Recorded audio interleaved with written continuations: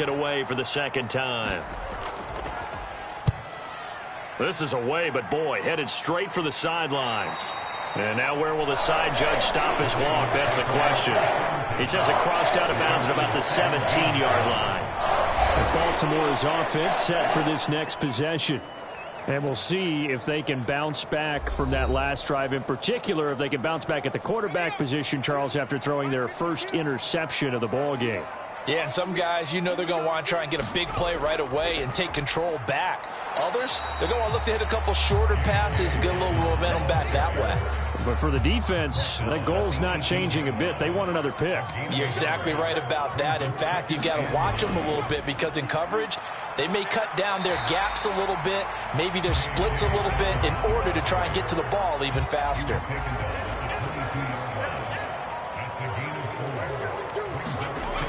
From the gun on third down. Gallagher. Oh, he tries to force it in, and it's intercepted. And he's going to return it to the 21-yard line. Well, holding on to the lead at this stage in the second half, those are the types of plays you really want to try and stay away from. And when you're a rookie, keeping your focus is something that you still have to work on all the time because there's so many distractions around you between the crowd noise and your coaches and your teammates. But the other part, you've got to learn how to finish. The 2 F's for a rookie quarterback. And they'll send the tight end in motion here. On 1st and 10, it's Etienne. Give him 5 on the carry there, and it'll be second down.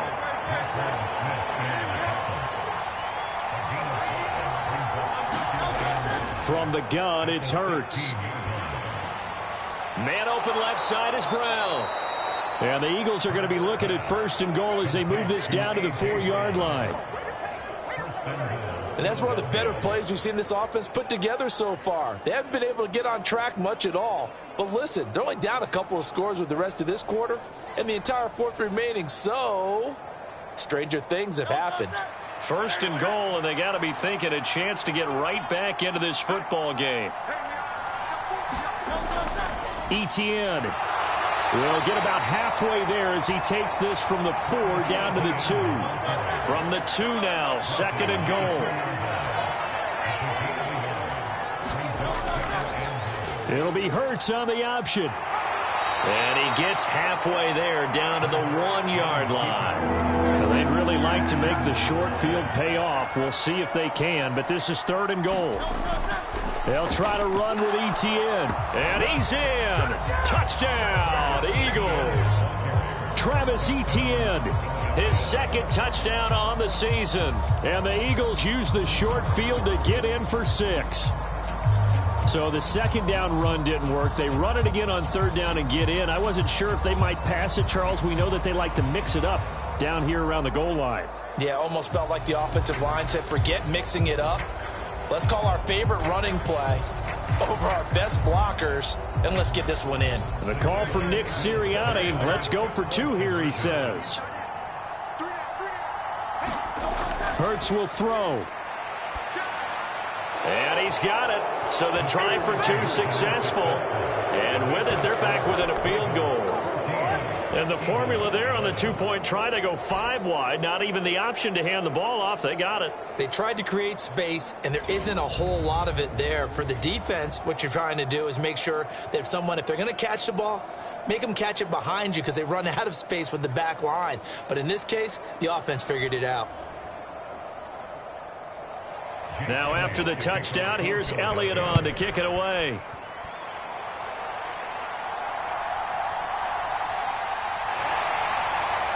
And a nice return sets him up pretty good here right at the 30-yard line.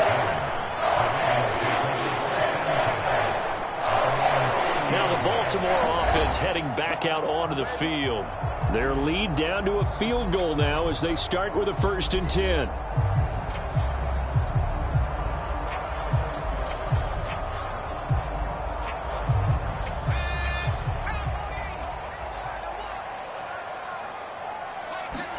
They go back to the air here after the INT on the last drive. That's complete. It's Rashad Bateman. And he'll take this to the other side of midfield before going out of bounds. 23 yards, the final tally. As they began this drive, I was wondering how they were going to attack since they're playing with the lead. Would they continue to try and push the ball downfield? Well, after one play, it appears that the answer is yes.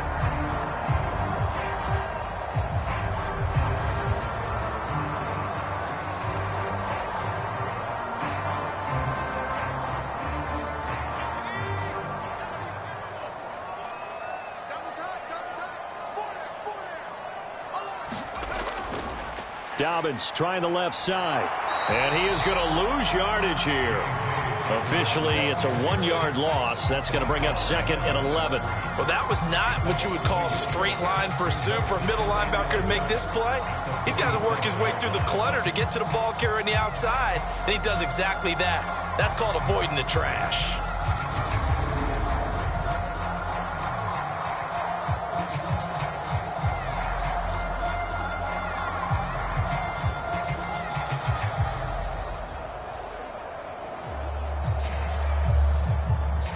So after the loss of a yard, they'll look to push forward here on 2nd down and 11.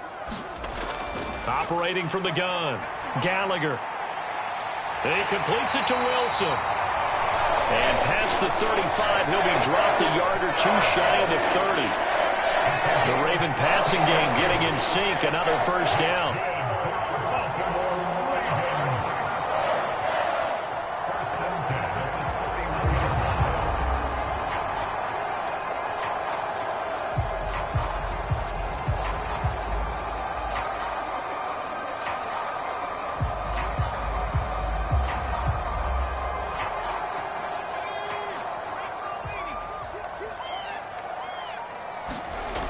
Operating from the gun, Gallagher breaks a tackle, and he's got this down almost to the 20 before he's dropped. Give him 10 that time, escaping the danger, running with it, and picking up a first down. Well, Charles, in the past, a lot of people called this offense one-dimensional. I think you did. Well, I think it was you. I'll be honest, I did. I think the fan base is hoping with this young rookie that they can put some wrinkles in this offense like we just saw. I think you're exactly right, because we did have that discussion that what we've seen in the past from them, they needed to broaden, and they have done it here. Look at what he's bringing to their offense, and now as a defensive coordinator, you've got some extra work to do to prepare for him and their offense. On 1st and 10, Gallagher. Nowhere to go here. He lost the football.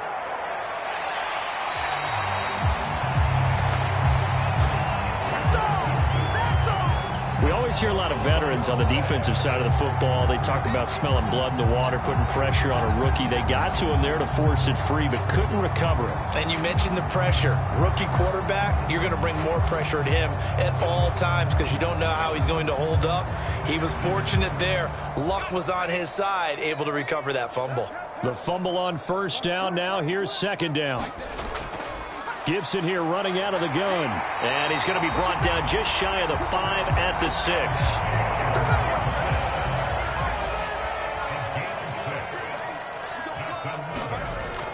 They'll run with Gibson. And he gets halfway there from the 6 to the 3 on a gain of 3. So the ball position now at the 3. Here's 2nd and goal. They'll let the fullback try and take him home. And they'll get him down just shy of the goal line at about the 1. So a little extra time to ponder this 3rd and goal as we played 3 quarters. This is the National Football League on EA Sports. A lot of tired bodies on that field, but this is a big play, 3rd and goal. Off play action. Gallagher, and they're going to get to him, a sack. Sacked back at the 9-yard line. A nightmare on 3rd and goal. He's sacked, and multiple players broke through the line to get him. Well, we saw him score on the ground earlier in the ball game. This time, the defense says not so fast. Yeah, that's good scouting and good awareness, isn't it? Because you always have to be wary of him keeping it himself, especially in this part of the field. Because if he doesn't like what he sees, you know he'll take off and try and go for it himself. So here comes Justin Tucker in a big spot. This to swell the lead to 6. Tucker's kick is good. And the drive will wind up yielding 3.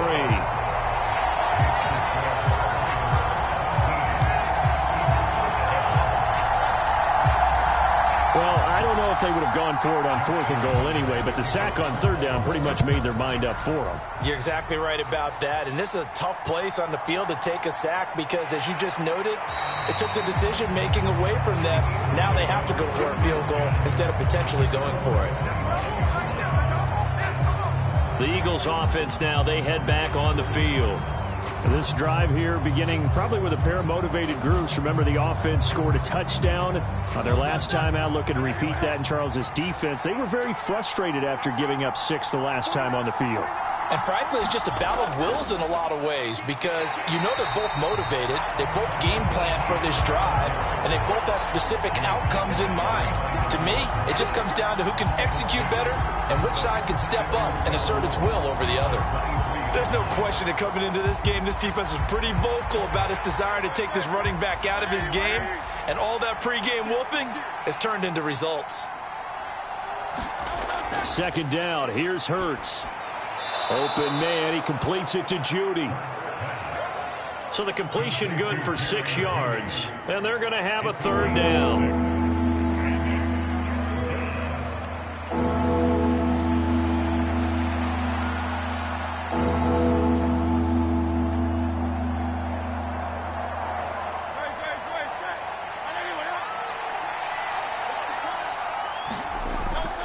Now back to throw.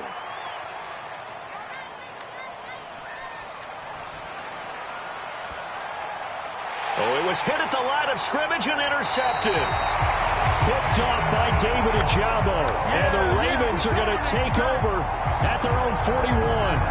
Partner, I think this one went awry very simply because he overestimated his arm strength and his ability to fit it anywhere he wants to. A lot of quarterbacks do that and often pay the price. Baltimore about ready to go on offense. Another important 4th quarter series coming up. That last INT helping to maintain their slim advantage.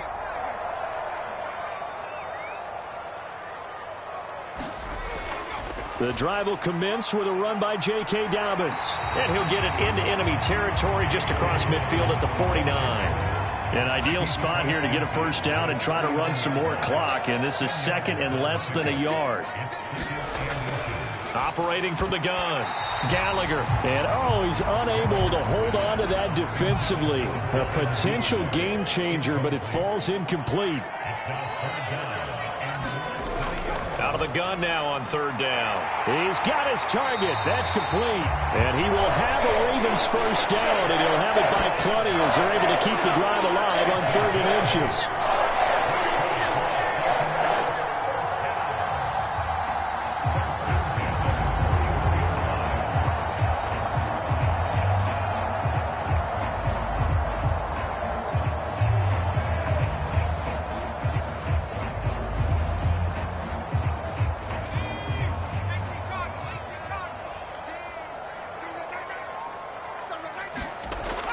On 1st down, Gallagher looking for Bateman. He's got him complete. They'll wind up getting 7 on the play, and that will bring up 2nd down. A give up the middle to Dobbins. A pickup of about 3 yards as he's taken down at the 31. Here comes 3rd and the length of the football.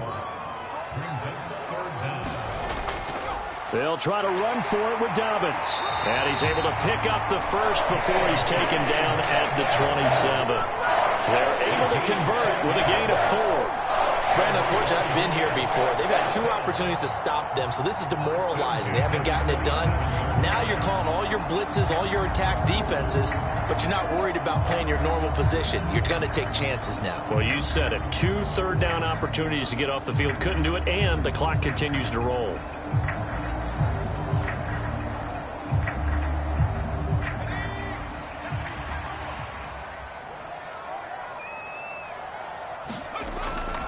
On 1st and 10, it's Dobbins.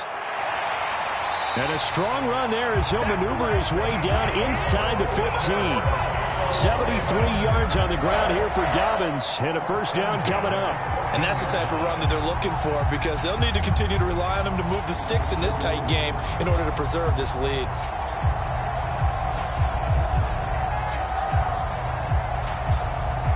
Here's a 1st and 10 at the 14-yard line. Now they'll switch it up here and look to throw.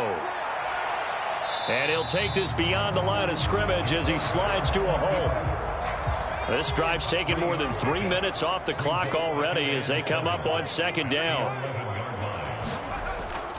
A give up the middle to Gibson. And he'll be brought down right on the edge of the goal line at about the 1-yard line. 9 yards on the play there, and it'll set him up 1st and goal. Some good strong running right there. Some power and some explosiveness just about got him into the end zone.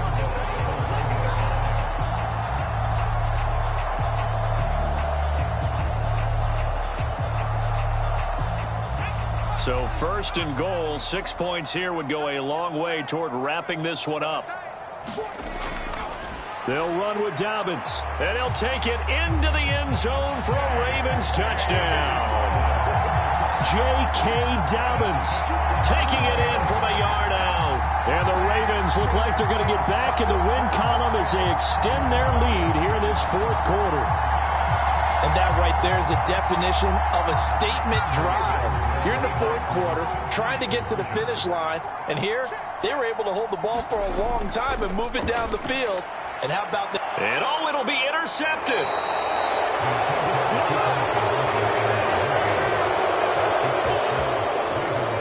Well, as most teams do in their 2-point attempt, they pass the ball. Instead, it gets intercepted. And remember, if you pick it off, you got a chance to take it all the way back, get 2 points yourself, right? Yeah, not the case there, but that's why you got to be really careful with those throws, especially to the outside.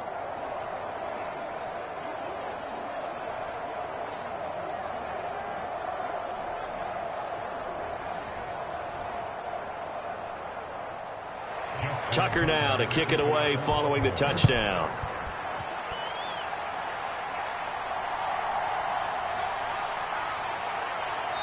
And he takes this near the 25. Just a little pass there. Call it the 26. Eagles set and ready for their next offensive drive. And you figure after giving up that last touchdown, they trail by 2 scores here in the 4th quarter. This drive becomes very critical. Hurts and the Eagles come up here 1st and 10 at their own 26. Trying to shake off the interception. He'll look to throw. And that is incomplete. Oh, the coverage a little too good there, and it's 2nd down.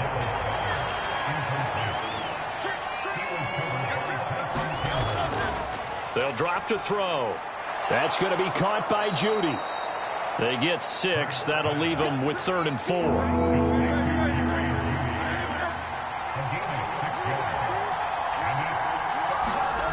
Throwing from the gun, it's Hurts. Able to find the open man. That's complete. And he is going to have an Eagles 1st down. They needed 4. He doubled that. He wound up getting 8. 4th quarter, every drive's so critical, and you figure may only get one more shot after this, so a touchdown's imperative on this drive. It is, but you also have to think to yourself in play calling, don't hold anything back. Don't save it for the 2nd touchdown. You've got the 1st one for the 2nd one to even matter.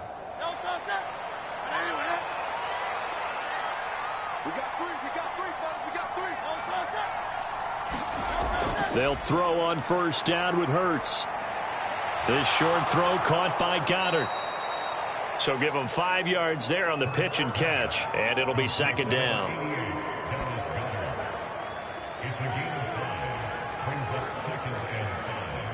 At the 45-yard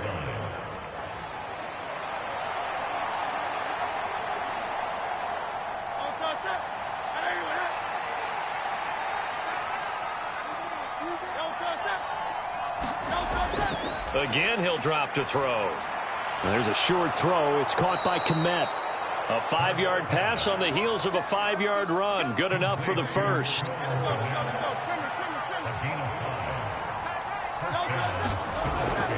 They go play action with Hurts. A quick throw there is incomplete. An incomplete pass on 1st down. That leads to a 2nd and 10.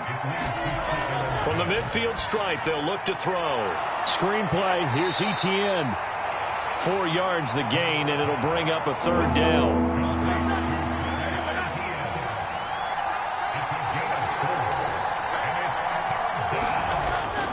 Sports. This short throw caught by Goddard. And he won't quite make it. He needed 6. He got about 5. 4th down.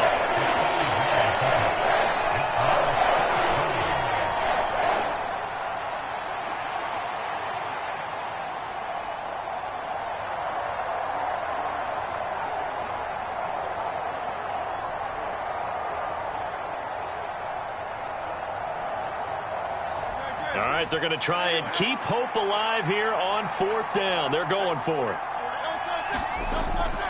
Going for it, here's Etienne. And he will have a 1st down here at about the 40.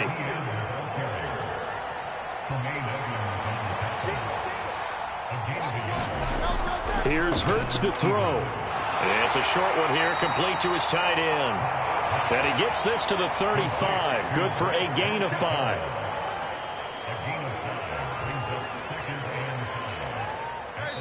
2 minutes left to play in this football game here on EA Sports. So it's Eagle football here as we get you reset. Here comes 2nd down and 5. From the shotgun, he'll look to throw. This short throw caught by Goddard.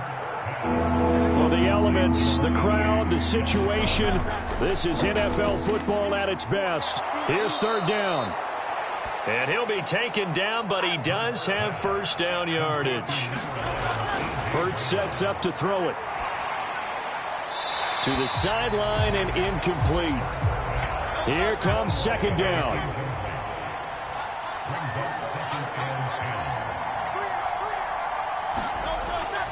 They'll stick with the passing game as he looks to throw. Buying time to his left. And he works his way past the line of scrimmage and then slides to a halt. On 3rd down, he'll drop to throw. And incomplete on the deep ball. The decision made for him. They've got to go. It's 4th down. As expected, they're going for it to keep the drive alive. And it's incomplete. They cannot convert, and they turn it over. They had to go for it with such little time remaining. And this long drive is going to wind up yielding nothing. So with that, we can just about close the book on this one, Charles. Yeah, what's the old expression about slim and none? Well, Slim just left town on that They're one. down to none? Yes, exactly right.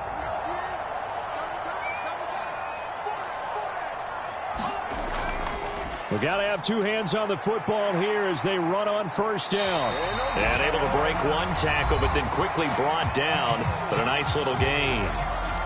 The Eagles going to take the first of their timeouts as they'll stop it with just over 40 seconds to go in the game. Another run on 2nd down, trying to cover up. Now a timeout called for by the defense as they stop it here with just under 40 seconds to go in the game. Here's 3rd and a few inches.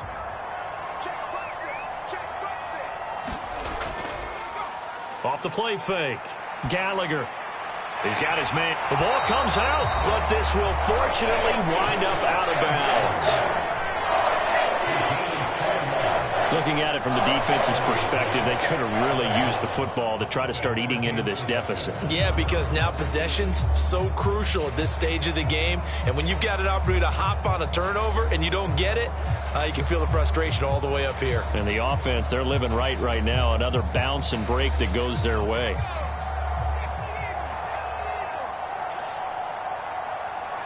The D can only stop it one more time as they take the knee. The Eagles will take their 3rd and final timeout as they'll stop it with a little over 30 ticks to go in the football game. And they will take a knee here. And there it is, the standard symbol. Taking a knee means that one team won and the other one obviously lost the ball game. But now that team that won is 2-2. After the first 4 games, I think they're okay with a 2-2 start. Not overly happy, but at the same time, not depressed either. You mentioned to me breaking down a season in quadrants. So the first quadrant is kind of a check, as you said, for okay. Not great, not bad. Yeah, right now they're just holding serve. They look forward to their next 4. Maybe they can make a surge there. That'll do it for us. For Charles Davis and all our hardworking crew, I'm Brandon Gaudin. You've been watching the NFL on EA Sports. For more, find us on Twitter at EA Madden NFL. The Ravens are victorious here as we say so long from Baltimore.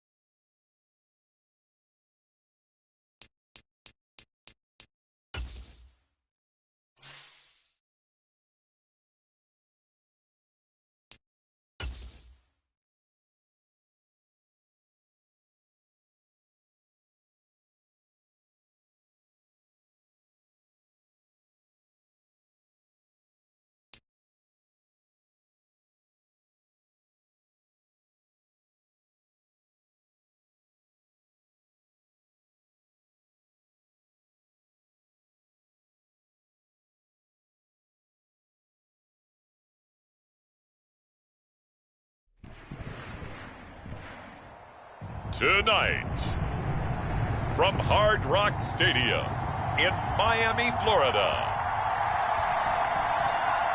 it's Week 4 of the NFL on EA Sports.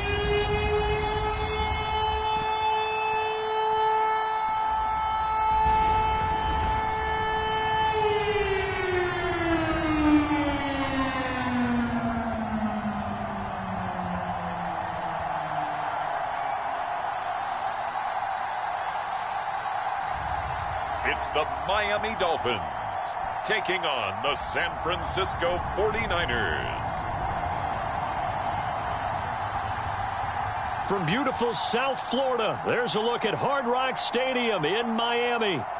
Tonight, we've got a great Sunday night matchup on tap, as it'll be the San Francisco 49ers taking on the Miami Dolphins.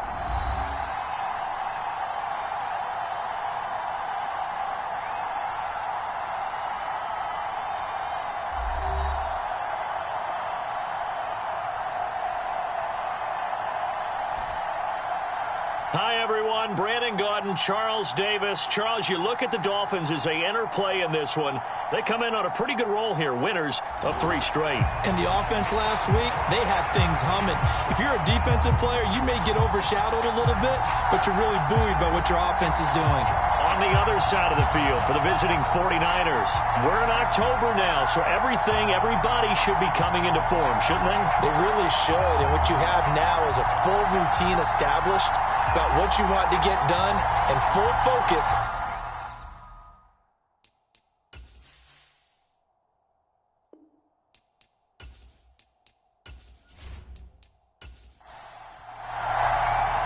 Seems like we were just starting training camp, but here we are in October, and off we go on EA Sports.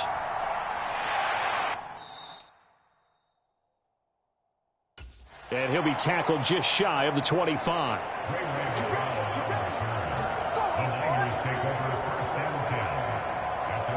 So here's the first drive now for the 49ers. And a glance here at their shifty mobile signal caller. If you ask coaches at any level to design their ideal leader of a team, I think they're going to check every box with this guy. He's got the poise to handle responsibility. He stays calm under any kind of pressure, and he brings out the best of his teammates each and every week.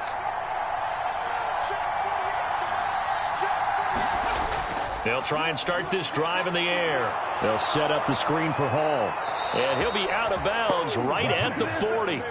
16 yards on the game's first play and a quick first down. And as you're game planning as a staff, you go through all the different ways you can neutralize the other guy's pass rushers. Extra linemen, leave a tight end in, bring the running backs back in to block. Or you can do this, a little simple screen pass, and it works to perfection. So quickly all the way up at the 40-yard line. First carry for the Iowa State man, Breece Hall. And he's going to be met at the line of scrimmage and taken down. Here's 2nd and 10. They'll set up a throw. That's complete. It's Brandon Ayuk. And he's got another first down as he's brought down at the Dolphins' 45-yard line. 15 yards there on the catch and run. And early on, they're picking up right where they left off last week. And I know a lot of coaches say each game is its own. You don't really have carryover. This feels like carryover. So much confidence from the previous game that they're using to their advantage now. So now 1st and 10 as they've crossed into Miami territory at the 45-yard line. They'll look to throw. That throw taken in by Jamison Williams. And he gets it inside the 35 and just shy of the 30. They'll look to throw now on first down. Man open, that's Deebo Samuel. This will be stopped about 2 yards shy of the marker. 8-yard gain, 2nd and 2.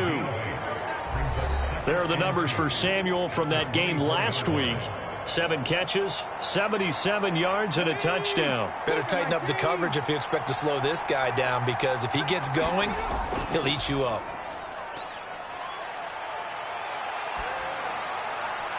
That pass caught. It's Williams. And they work this near the 5. He'll be stopped at the 6.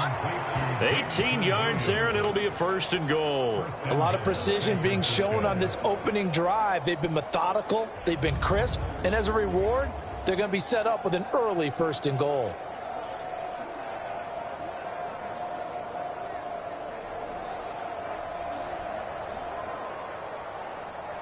First and goal, a chance for an early statement here on the road. They'll run with Hall. And hit behind the line. He lost the football. It's loose. And this is picked up by the Dolphins. And to the 12. That's where it stops. The return is halted at the 12-yard line.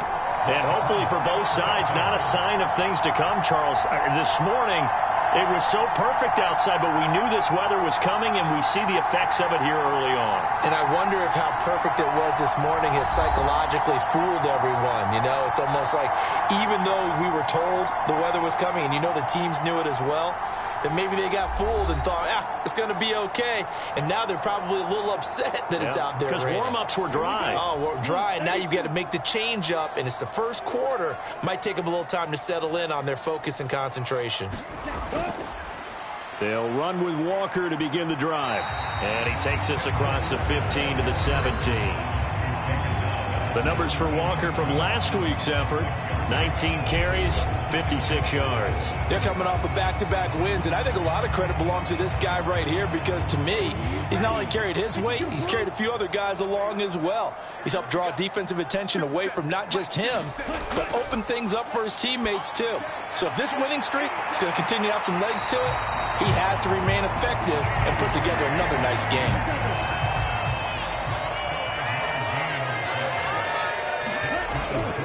Walker now on 1st and 10. And some strong running. And he'll get it up to the 33-yard line.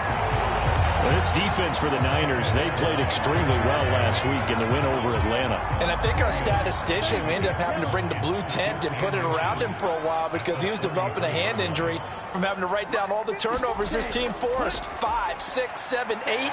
Absolutely unbelievable. I hope he'll recover. And he'll get it up near the 35, right at the 34 here. From the 34 now, here's 1st and 10. Back to throw. Elam. And he can't get rid of it. He's taken down. That one will set him back nearly 10 yards here on 1st down on the sack. You've called plenty of games in your career. Do you believe in momentum, my man? I do, and I think we're seeing it right here. Oh, there's no doubt about it. The run that he's been on, how about that? 3 sacks in a game a week ago, and another one right here. Oh, he's feeling it in a big way.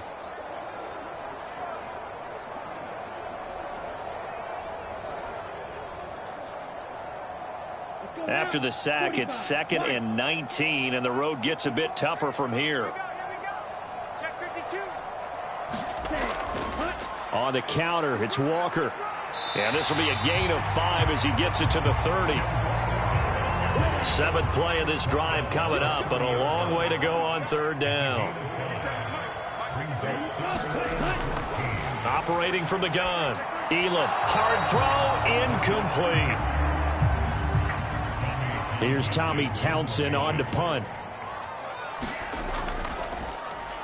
He was called on 3 times in the win last week as his first one here's away. Just 34 yards on the punt there, no return. And the Niners will go on offense, 1st and 10. Back out there comes the 49ers offense ready for their 2nd drive. And so close to hitting pay dirt last time, fumbling down near the goal line. Now, how does that affect their psyche this time around? It's a tester, that's for sure, because to be that close and come away with no points is really disappointing. And he loses the football a 2nd time. And this is picked up by the Dolphins. And they will take over at the 29-yard line. Okay, after those first 2 drives, I think there's a head coach who's going to be called for CSI. They're going to want some forensics on this. What is going on with this ball club? Unable to hold on to the football and take care of it. They have 2 straight fumbles for them to start out. Yeah, you would think that this team would come in ready to go. Sometimes just mentally not prepared, and it shows up in these types of plays.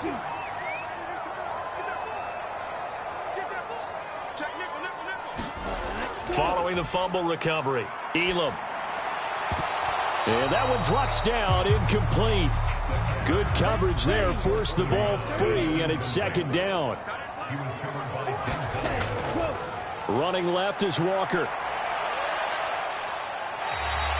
5 yards, now it's 3rd and 5.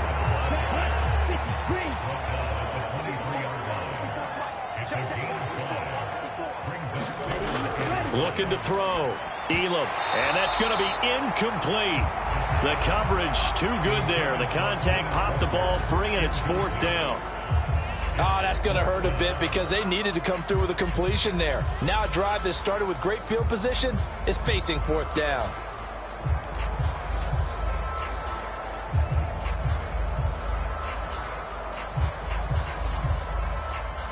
Out is Carlson now for the Raider field goal. This a 40-yard attempt from the left hash. Carlson able to put this one through. And the Dolphins will jump out to a 3-0 lead.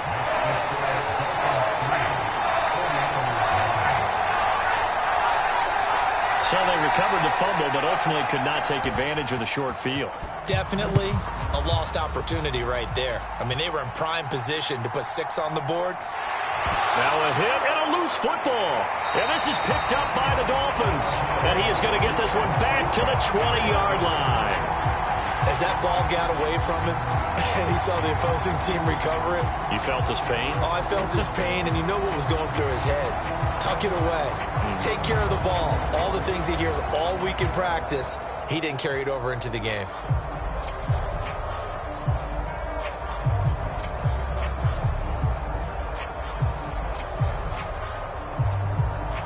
They had to settle for 3 last drive, hoping this second go-around ends in 6. In good position, 1st and 10. Throwing to start the drive. Elam over the middle, complete. That's Walker. This will be a 5-yard pickup as they move it from the 20 to the 15. Here's a 2nd and 5. Up the middle they run. It's Walker. And able to get him down, but he does reach the 5. They picked up 5 yards last time. Now they double it and get 10 here. Well, they're making an effort to get the ground game going tonight. So far, it's working. I like what we're seeing from the offensive line. They seem to have the leverage going, and they're controlling things and reestablishing the line of scrimmage, moving that defensive front backwards. But also like what the runner's giving us, too. It appears that he's been waiting all day long to get out here and take off. Here's Walker. And he will take it in for a Dolphins touchdown. Kenneth Walker, his 5th rushing touchdown now on the year, as his guys are able to extend their lead. A strong, determined run there, Charles, to get in for 6 points. This is why it's such a team game, isn't it? And I know that sounds really generic and it sounds almost trite, but the blocks were made up front. Offensive line, collective victory at the line of scrimmage and downfield. And how about the finish to the run all the way into the end zone? Now for the extra point, Daniel Carlson.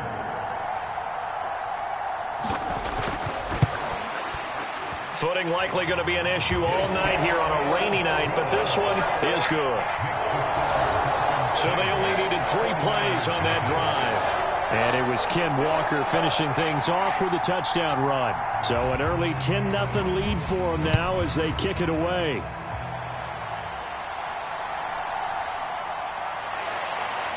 And beyond the 20, but not by much. In fact, just a yard pass there to the 21. Out on the field now, here come the 49ers. And job one here, Charles, just keep possession of the football. 2 drives, 2 turnovers to this point. You're exactly right, Doctor. Hippocratic oath. First, do no harm. And right now, they're harming themselves on offense. I like that. No one is mistaking me for a doctor, though. But thank you, Dr. Davis. Oh, he tried to fit it in on the slant, and it's intercepted. And they're going to be set up in the red zone right around the 17-yard line. So more problems here in this first quarter. Already 2 scores down, and here they give away the football. And if I'm the head coach, I think it's time to start lighting a fire under some of these guys. Now, you have to do it within your personality. They can't perceive it as fake. But I'd go get after some guys because they don't look ready to play to me. They look flat, uninspired. It's time to get moving. So from the 17 now, here's a 1st and 10.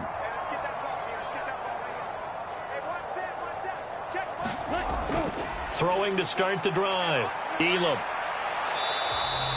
He'll get just a yard on the scramble. It's 2nd down.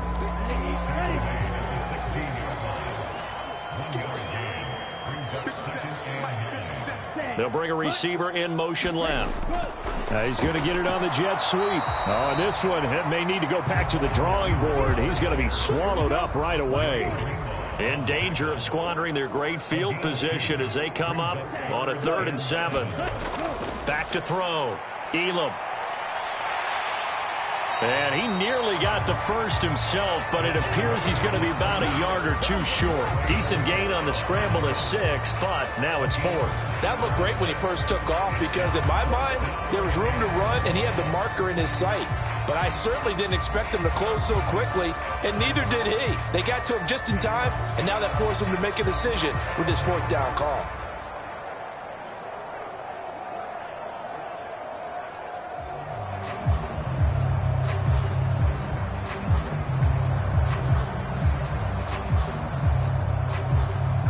Mike McDaniel dialing up the risk here a little bit on 4th down. They're going to go for it.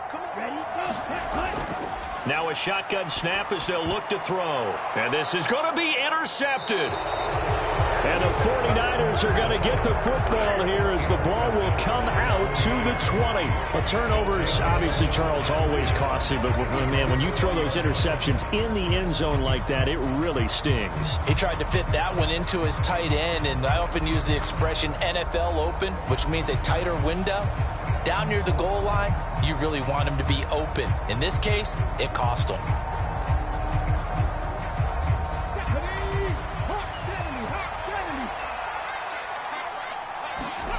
Trying to shake off the interception from the last drive. He'll look to throw. And they're able to get this one across the 35. This drive starting off on the right foot. 18 yards. Right after the turnover, they come out throwing. And that means it's a sudden change situation. We used to practice it on defense. Sudden change, get out there, stop the offense. But you typically run out there a little bit unsettled. I think that's why he came right out throwing the football, hoping to catch him off balance. And he did. From all the way up at the 38 now after a good start to the drive. He'll look to throw. This pass out wide to Hall. So the completion good for just 3. And it'll be 2nd down. They're going to look to throw. They'll get this into the hands of Ayuk. And able to break one tackle, but then quickly brought down. But a nice little gain.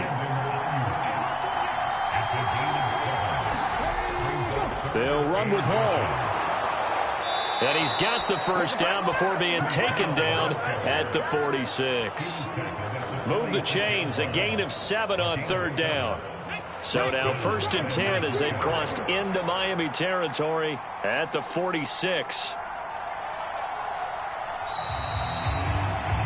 10-0 the score after 1 on EA Sports.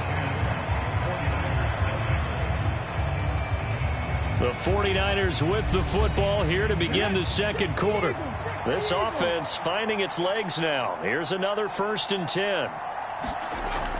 On 1st and 10, it's Hall. And a pretty good burst right there as he'll take this down to the 33. He'll get a dozen there, and it's a 1st down, 49ers. Another good run there for a guy who, remember, on Wednesday was named NFC Offensive Player of the Week for what he did a week ago. Yeah, and you know it takes some solid runs and some extra special ones in order to win that type of an award. I think he's locked in and wants to get it done a 2nd time. So they'll come up 1st and 10 now from the 33. Back to throw here. Man open, that's Ray McCloud. And they'll get him down after a pickup of 8, 2nd and 2. But that's what you're looking for when you want to throw the ball downfield. You want one of those guys who can play out on the perimeter, can play out wide, who can not only get open, but when they're covered, can uncover themselves downfield and create catches. From the 25, here's 2nd and a couple. Off the play fake, he'll look to throw. toward the back corner of the end zone, but he could not get the feet down. This will wind up incomplete. They were maybe hoping for a little bit of a back shoulder fade there, and that's a play that's been in vogue the last few years in all aspects of football. But they couldn't get the hook up there. Kyle Shanahan doesn't care much for that last call, so out comes the red challenge flag. They're taking a peek at whether or not those feet were in bounds, and obviously a big call here in the end zone. And not just the feet. How about the hands? How's the ball possessed while the feet are hopefully getting down in bounds? That's what they're trying to look at to see if it all comes together.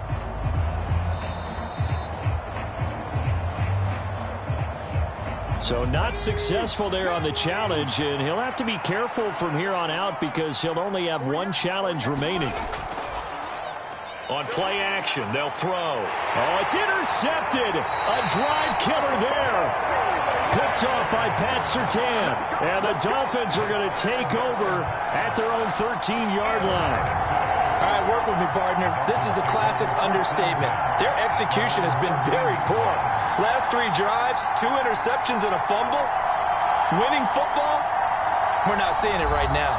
Kenneth Walker headed back out there. First month of the season, those numbers pretty solid. Does he continue that? I think so, because when you come out of the gate this strong, that means that you have planned for it and you like the results that you're getting. So I wouldn't have any doubt that the head coach, offensive coordinator actually called him in and said, look, you're our guy, okay? We're going to continue to stick with this as long as we're winning games. You ready for the challenge? And then they presented it to the rest of the team. And I think we'll see plenty of that as this season moves on. And I'm sure he said challenge accepted. 4 yards the gain, and it'll bring up a 3rd down.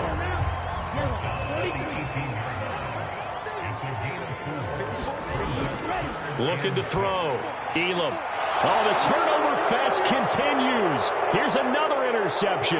And into the end zone. A pick 6 for the 49er D as they score the touchdown. Well, it turns out it's not their offense who gets him on the board first, CD. It's the defense coming through right there with a pick 6. And I know from experience throughout the week when you go against the offense, you're challenging them all the time. You're letting them know, hey, don't worry about scoring this week. We'll take care of it. We'll get a few pick 6s and score ourselves. You're just kidding? But how about what he just did right there? Laid it out for the rest of the game. We scored. Hey, offense, can you keep up with us?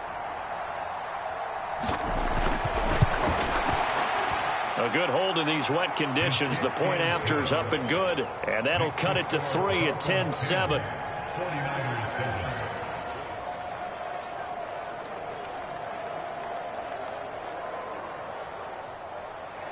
So they'll get another shot on offense following that pick 6. And now the kick is away. And they'll get him down inside the 30 at the 27.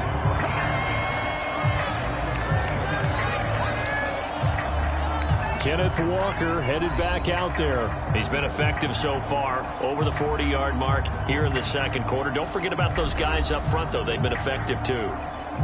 The leverage game has been in their favor. They've been the ones who've been able to bend their knees, drop their hips, and get a little bit lower than the guys on the other side of the football. And they've moved them out of the way for the runner. Sometimes that's tough for those big fellas. Not an easy thing for them to do. From the 33, here's 2nd and 4. Sticking with Walker on 2nd down. And he'll be brought down shy of the 40 at the 38-yard line. A gain of 5, good enough for the first down. But, partner, if the defense isn't going to adjust and they keep giving them those 5, 6, 7-yard runs over and over, they're likely to run it the whole way to the end zone. They'll be more than happy to take the yardage available and save some of their other plays in the playbook for another time. And he'll work this forward for about 3 at 2nd down.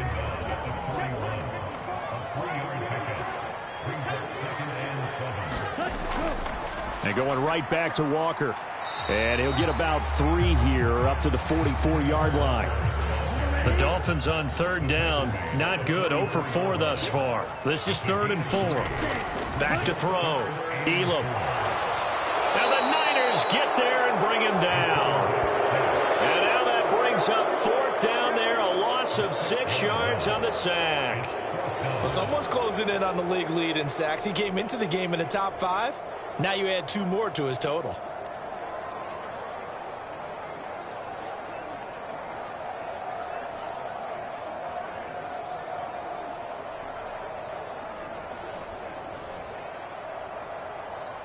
Here's Tommy Townsend now as he'll punt it away for the second time. And now a high kick here as they'll try to cover this one.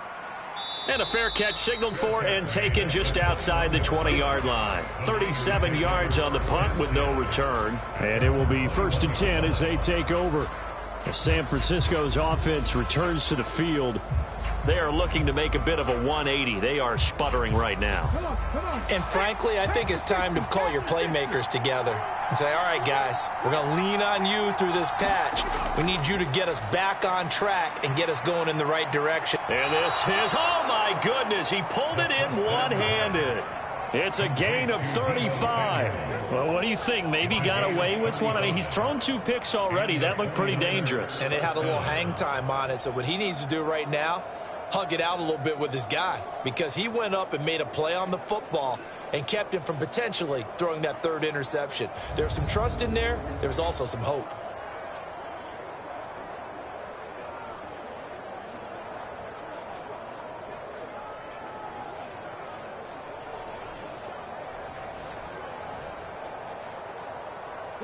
So the big play moves him all the way across midfield. It's 1st and 10 from the 45. They'll look to throw here. And he's going to go down. Back near midfield at the 49. It'll be a loss of 7 on the sack, and it brings up 2nd. So a nice bounce back there defensively after giving up the big play. Yeah, you can either get down on yourself or you can get motivated. And that time, they dropped him for a loss. So I would say that they got motivated and made the play.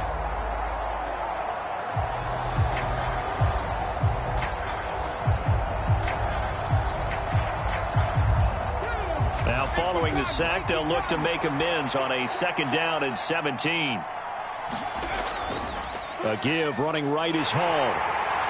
And he's across midfield and into Miami territory. 3rd down and 13.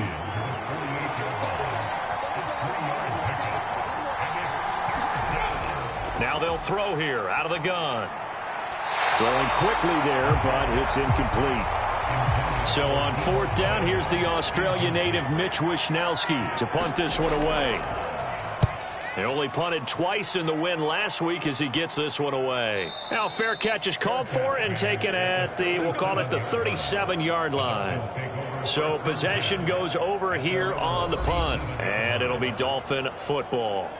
Kenneth Walker headed back out there. It may just be the 2nd quarter, but he's in his zone, well on his way to eclipsing that 100-yard mark. And when a back has a game, as we're witnessing right now, his name's going to be in the books. But it's really a collective deal, isn't it?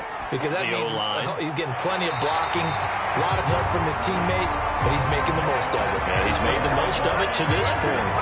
17 yards is the pickup there for number 17.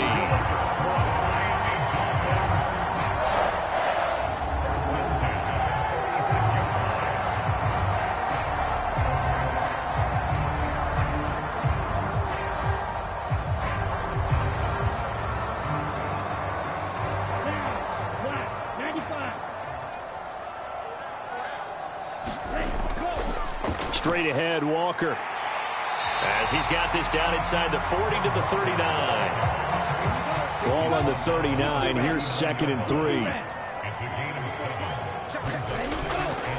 Looking to throw. Elam over the middle. That's caught by Metcalf. A gain of 5. Good enough for the 1st down.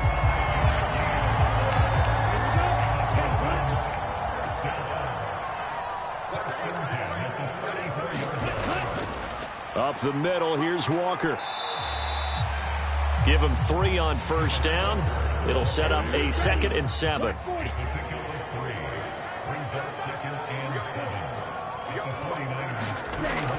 Back to throw. Elam. Firing quickly here, and that's complete. The result, only 4 yards there on the play. And now we've got a 3rd and 3.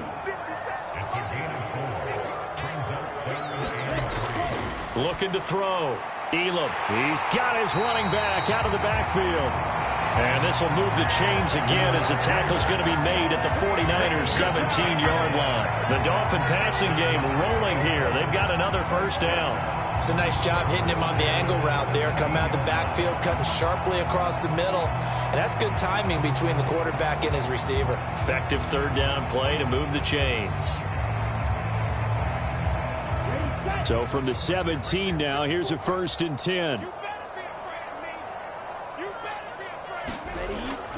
Now to the ground, here's Walker. And he'll go down here at the 12-yard line. This 2nd and 4.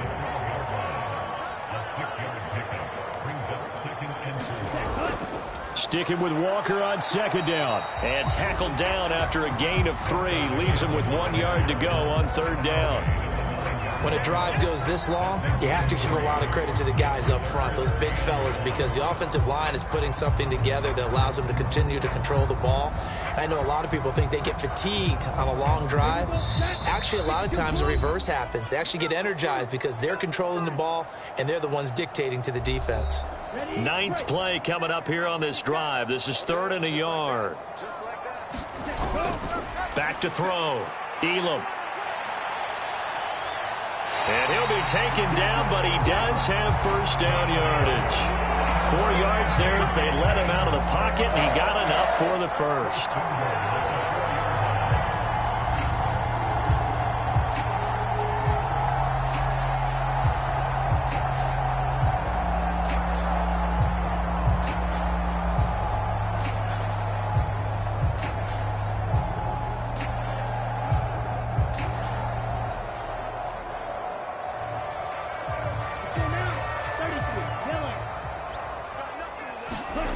Operating from the gun, Elam. And he's going to be intercepted for the 3rd time thus far. And the Niners are going to take over here on the INT at their own 5-yard line. Partner, there's no other way you can describe it because that was absolutely just gut-wrenching for that offense. They were right on the precipice. Points were available. All they had to do was just fall forward, and they were going to put them up on the board. Instead, a long drive ends in heartbreak and a melancholy trip back to the drawing board. How you like it when I go a little bit lyrical for you?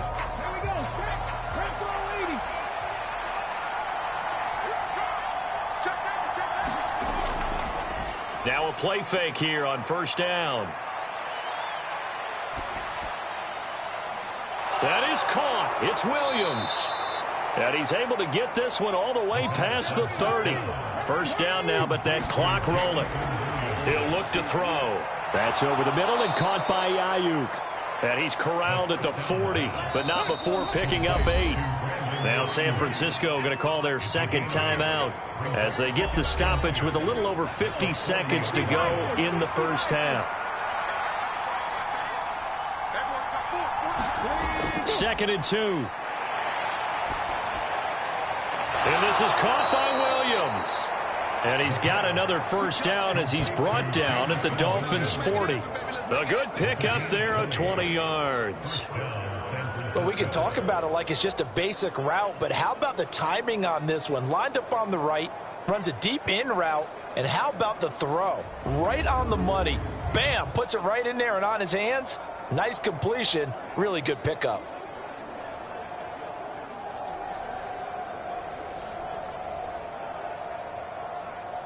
From their own 40 to the other 40. The gain of 20 leads to 1st and 10. Back to throw again. And there's Williams. What a catch. Touchdown, 49ers. Jamison Williams. His 1st touchdown on the year. And the 49ers will take the lead here in the final minute of the 1st half. That could be an important swing right there. A touchdown in the final minute of the half to take the lead. And I like the point you just made there. Could be an important swing because now that they have the lead, if they can carry that into the locker room at the half, they'll feel really good about what they accomplished in the first 2 quarters. An extra point try now for Moody.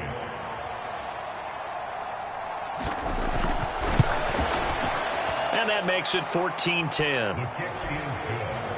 So that drive, 4 plays. And it was Jamison Williams wrapping things up with a touchdown. So following the touchdown, here's Moody back out to send it away.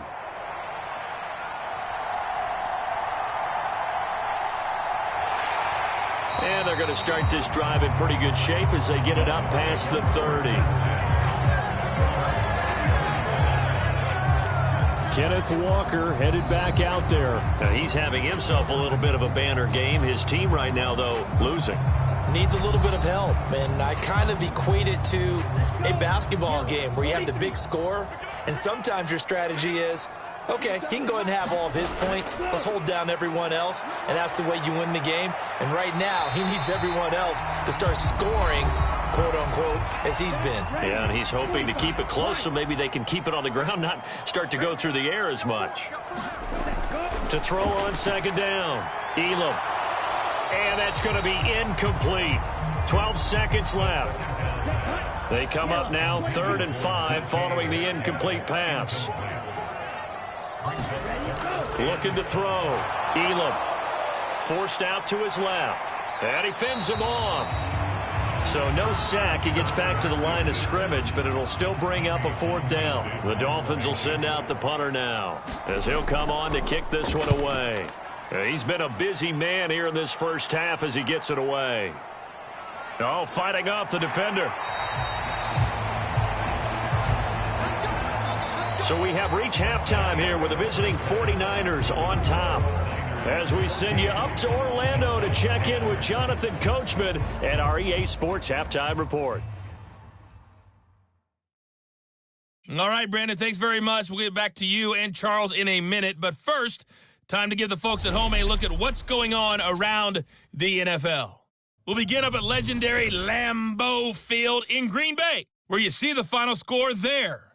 Roshan Johnson, 2 touchdown runs to lead the way. From there, we'll head to Pittsburgh to check on the Steelers at home at Acrisure Stadium. And they were winners in that ball game over the visiting Cleveland Browns. Kenny Pickett, sharp in the victory, as his guys bounce back from a tough start to the year to claim victory number 1. And finally, a good one on Monday Night Football between the Denver Broncos and the Kansas City Chiefs.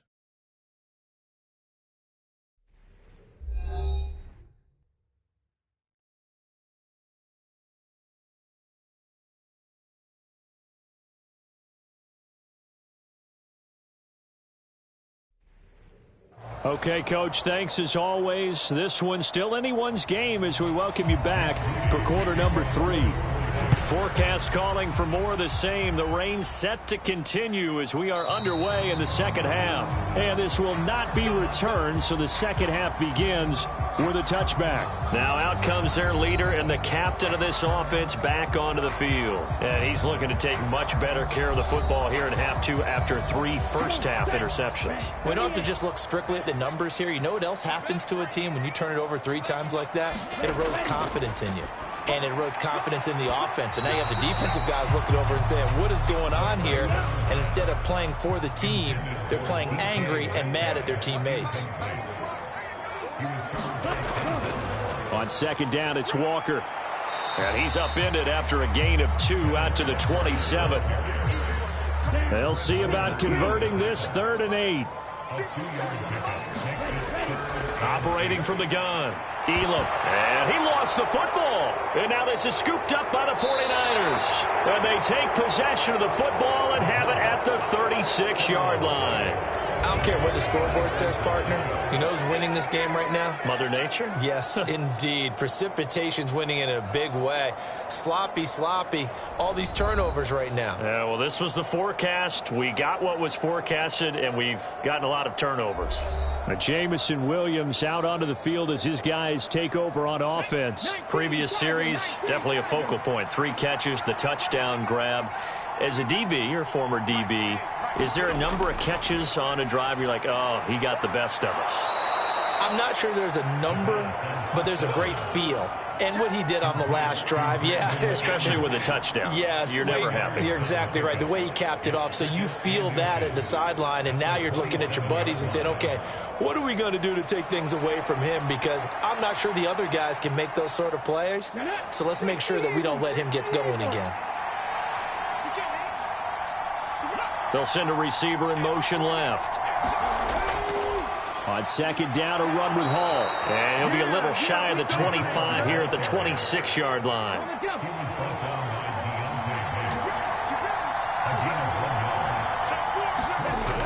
On first down, right back to Hall. And a tackle there by C.J. Gardner-Johnson. From the 21, here's a 2nd and 5. They'll go again with Hall. And he's taken down after a gain of 3 as they move it from the 22 to the 19. 3rd and 3. On the counter, it's Hall. And brought down, but not before they get it inside the 10 to the 7. They're able to convert on 3rd down, and that sets up a 1st and goal. So far this season, this is an offense that's proved its ability to move the football. I mean, they're in the top 5 in the NFL and picking up first downs, and they get the conversion here. And I think a lot of that is due to how they win on 1st and 2nd down, because that leaves them 3rd and short, 3rd and manageable. A lot easier to pick them up then, isn't it?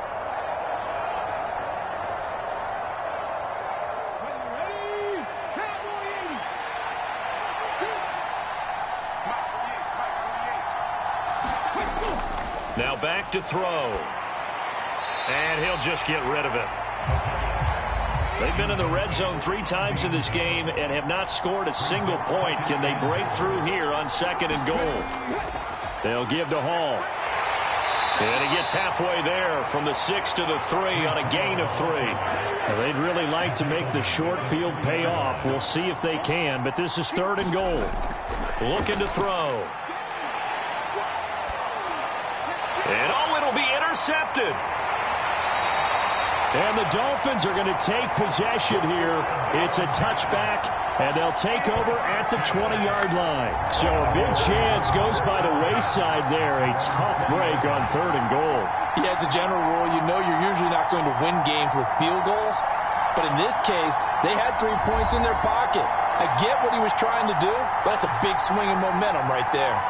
And out come the Dolphins now. And a fumble last time. Ball security. Talk about it all the time in the National Football League. They've got to be better at it on this drive. Don't you think that when every team gets together for the first time, I don't care if it's OTAs, mini camps, first day of camp in the regular season, ball security comes up about, what, the 2nd sentence of the coach's address? And those are so many drills focus on that. All the time, and they do drills to make it even tougher to simulate game situations. Doesn't always work out, though. Sticking with Walker on 2nd down. And they'll take him down at the 31-yard line. Line of scrimmage, the 31 now on 1st and 10.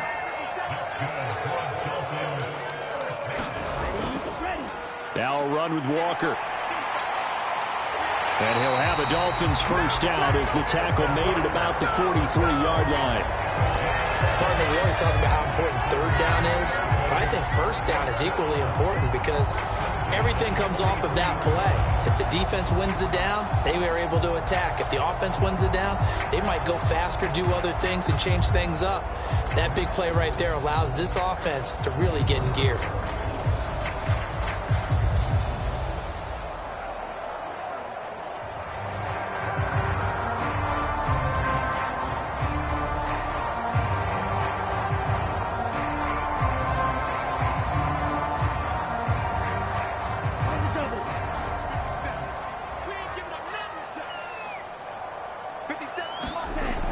Now they'll switch it up here and look to throw. Oh, he's got a man wide open, complete.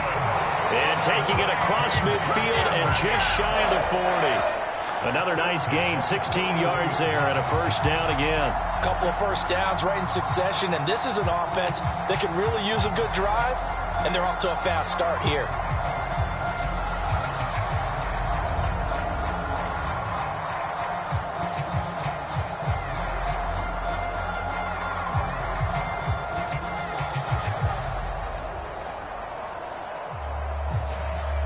So from inside Niner territory now, this is 1st and 10 at the 41. Running right, here's Walker.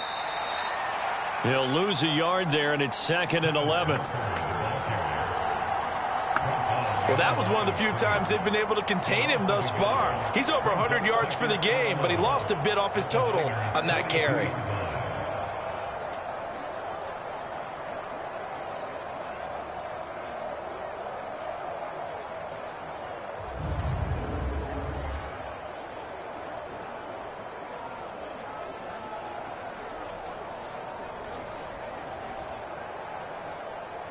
Looking at a 2nd and 11 now after the loss.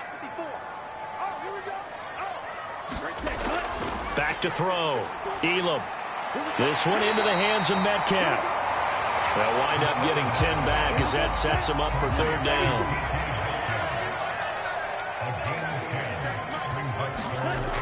They'll try for the first with Walker. And they'll be inside the 25 now at the 24. 114 yards rushing now as he's done it on 22 carries. There are a lot of different formulas to winning football, but one constant over the years, winning on 3rd down. That pickup there was big because they'd struggled throughout this one.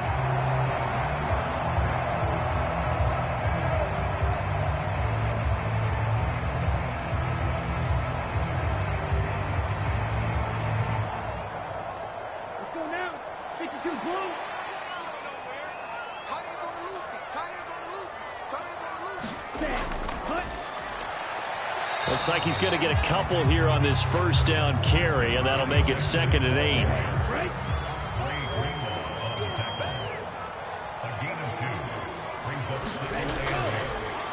And they'll give him another shot here on the ground. And he's going to have this pretty close to a 1st down as the tackle is made at the Niner 16. This drive is turning into an extended one, and the guy carrying the ball, he's becoming more like a body blows guy. Every carry is putting some damage on the defense. So after a while, I'm not too sure how many guys are going to want to run up and tackle him. And for the 4th time tonight, it's an interception. Picked up by Denzel Ward.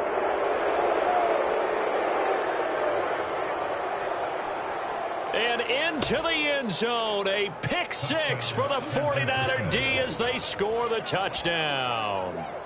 So what a turn of events there. You're driving to take the lead in this 3rd quarter, but then one mistake, and you're watching the ball being returned for a touchdown. Certainly a great example of how focus has to be there on every play, doesn't it, partner? You can't get complacent, and I think that he did. He's got him moving downfield, but that's a play where he just shouldn't have thrown the football. And that ultimately could wind up costing him the ball game. Moody good with the extra point, and that makes it a 21-10 game. So the defense creating some points, not only getting the interception, but then returning it to the end zone for the pick 6. So they throw the pick 6. They'll get another shot at it now as this one's in the air. And not willing to risk another fumble. He'll sit on this one. It's a touchback. Kenneth Walker headed back out there. He's been a good workhorse. I know we use the word workhorse a lot, but he's been a good workhorse for him in this one. No doubt about it, and there's nothing wrong with that. That's what you're looking for if you're a back, because that means everything's come together for you. The big guys up front have created space. You've run through it. You've probably gotten some help even from the wide receivers who want to catch passes as opposed to block, but they're helping out too. Yeah, everyone's pitching in. He's had a good game. They'll break the huddle, come up on 2nd and 8 at the 27-yard line. And maybe a measure of revenge there. He's had his way in this one, but this time they get him behind the line. That's going to go down as a loss of 5, and it brings up 3rd down. After seeing that, maybe time to go back to some downfield throws here. Yeah, anything. Change it up, because the teams that win, the best teams, they're the ones that make adjustments. Doesn't mean you can't come back to what you thought you could get done. Sometimes when you open things up a little bit, you can get back to what you wanted to do before. Now on 3rd and long, they'll look to throw. Dancing, nowhere to go here. He lost the football. And this is going to be 49er football. Well, that That's a down and distance coaches always talk about trying to avoid, isn't it? I mean, that's 3rd and long, and you just know they're pinning their ears back and coming after him, sometimes even with extra pressure. And he knew that. I mean, he knew they were coming. He just fumbled it. Yeah, he knew it. The offensive line knew it. Everyone did, yet the pressure was still there, and he ended up coughing it up. Well, the 49ers settling in for their next drive. And they are in an absolutely golden spot. It's 1st and goal following the fumble return. The defense gets him the ball via the turnover. Now can this offense cash in? 1st and goal. Quick hitter here. It's complete. Touchdown! George Kittle, his 2nd touchdown on the season. And the 49ers are able to strike quickly to add on to their lead. A good tight end is a heck of a weapon for any quarterback, especially when you're able to create some mismatches. Sometimes they work against a linebacker, sometimes they work against a smaller defensive back. But when they find it, they go to it, and it often results in touchdowns. Now Moody for the PAT.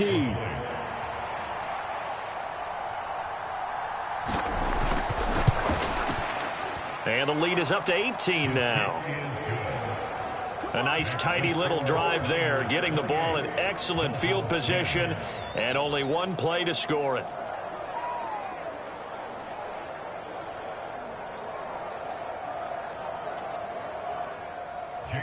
So after the made field goal by Moody, he's back out to kick this one away. And they will not get a chance to return this one as it's through the end zone for a touchback.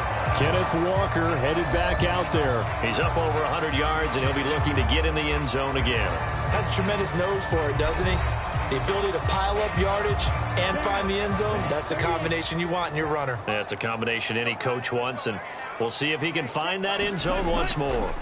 Here's Walker to start the drive. And this will be a gain of 5 as he gets it to the 30. Ball on the 30 now. Here's 2nd and 5.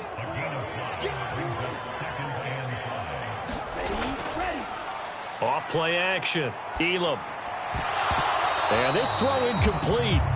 Well, the defender all over him that time, but it's going to lead to 3rd down.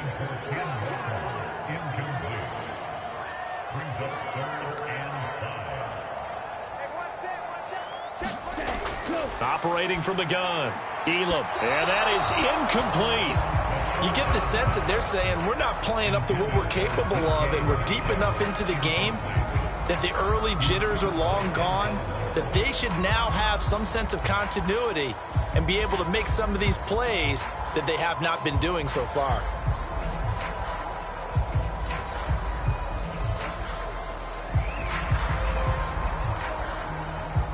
The Dolphins will send out the punter now as he's on to punt for the 4th time tonight. And now a high kick here as he'll try to hang it up there. Fair catch called for. No gimme in these conditions, but he's able to look this one in. That'll go for only 17 yards on the punt. And they will take over 1st and 10. Jamison Williams out onto the field as his guys take over on offense. Good day for him so far here in the 3rd quarter. He's hit pay dirt once, over 100 yards, but hey, it's the 3rd quarter. He's thinking, I want more, right? He wants more, and it just increases the confidence of his team because every play he makes, that means his quarterback is really feeling good about throwing the football. Probably feels like he can't throw an incomplete pass when he throws it to him right now. Yeah, he's looked really, really sharp. Straight ahead is Hall. And he'll get this down close to a 1st down at about the Dolphins' 42. I think we can safely say that those types of plays are the backbone of this offense. We know not every run's going to be a big hitter, but you know they'll take that type of result on each and every attempt. On 3rd down, here's Hall. And a good job of finding the open space to run as he's down close to the 30 here. The Niners have the 1st down on a gain of 11. When he runs, he seems to do a nice job of knowing when to be patient and find the hole, and then when the hole is there, he goes quickly. You're exactly right. He knows how to just take off, but you know what else? Brings a little thump with him, doesn't he? He does. He packs the boom at the end of the run and finishes it going forward. That's what you want to see out of your backs.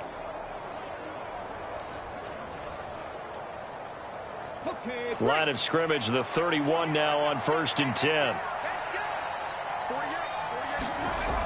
They'll set up to throw. And that is incomplete. He couldn't hold on through the contact. Brings up second down. In motion right, Debo. Hall ought to give up the middle. And he'll be taken down after a minimal pickup, and that will take us to the end of quarter number 3. 1 quarter remains here on a Sunday night. You're watching the NFL on EA Sports. Back now in Miami. The Niners on third down. They've hit it 50%, 3 of 6 to this point. This is 3rd and 7. They'll drop to throw. Connects. Oh, now he's stripped. He lost the football. There he goes, right side. Unable to corral him. He fights through. And they will finally get him as he's all the way down near the 40-yard line. All these years we've been watching the game, I start to get the sense that whenever it rains out, those guys who have to touch the ball and carry it, they're extremely resentful about that weather. Yeah, I'm just happy I'm not resentful that we have a roof over our heads. I know that much. Yeah, maybe we won't fumble our play sheets here as we just saw the fumble happen on the field. Out comes the Miami offensive unit now. They get set to take over. Remember, they have won 3 straight, but getting to 4 straight does not appear to be in the cards as they are in a big fourth quarter hole. Following the fumble recovery, Elam. Over the middle, it's complete. And he's going to get it down to the 33-yard line here. Options galore here, 2nd and a few inches. Looking to throw. Elam, and that's incomplete. They lead big, and a major part of that has been how they've taken their play to a whole new level this second half. No points allowed since the break, and you can add another incompletion to the total number that they've forced in this runaway contest.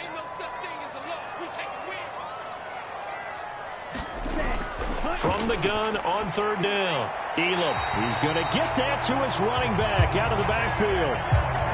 So signs of life in what's been a dormant offense in this second half. Here's 1st and 10. Now a draw play. It's Walker.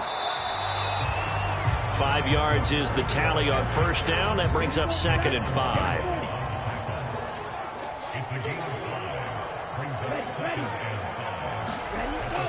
Out of the gun. They'll look to throw. And he'll take this beyond the line of scrimmage as he slides to a hole. They need 2. Here's 3rd down.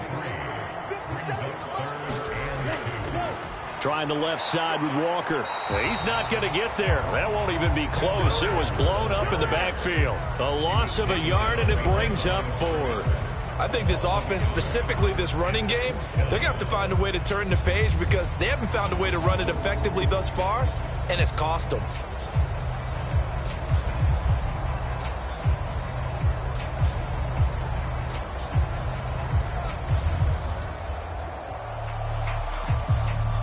Now to try the field goal, here's Daniel Carlson from the left hash. This from 37. The kick by Carlson is good, and that'll get the deficit down to 15.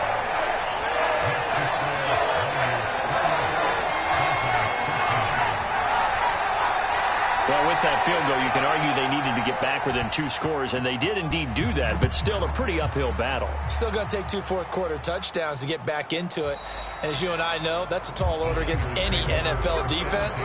They're going to need their own defense to make some plays as well to give them an opportunity. So here are the Niners to take over on offense. They've won 2 straight, and they lead this one as well as they come up on 1st and 10. Okay, ready?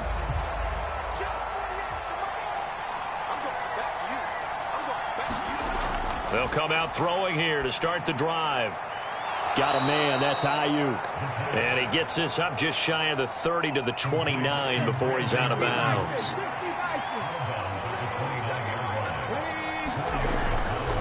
A give running right is Hall. And he'll scratch out a yard up to the 30, and that's all. Dolphins bring on an extra defensive back on 3rd down. Back to throw. Pass to the sideline and pulled in. And he'll go out near midfield at the 49. A 3rd down gain of 19. And that pickup of a first down That's going to leave a mark because they really needed to stop them there, didn't they? Oh, so frustrating. Defensively, you're a play away from getting that football back here, down late. Tough. Now they've got to find a way to create a turnover or takeaway. Otherwise, this one will probably get away from them.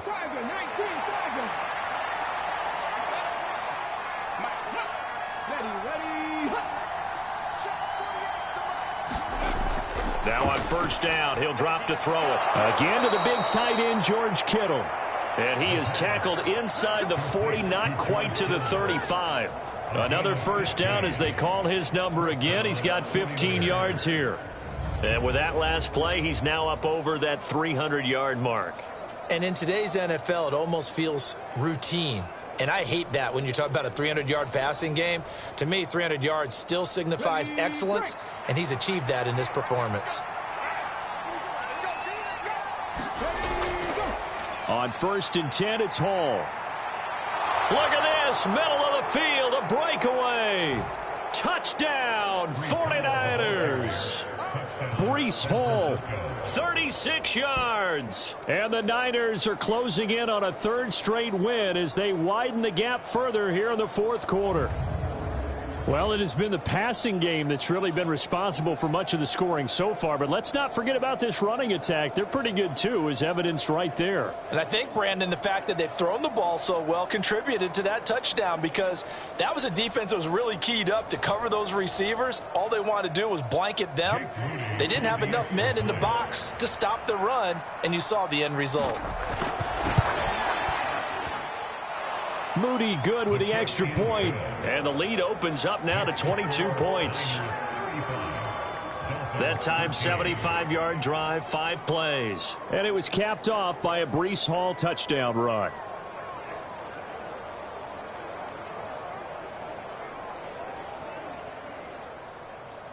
So here's Moody back out there now to send this one away.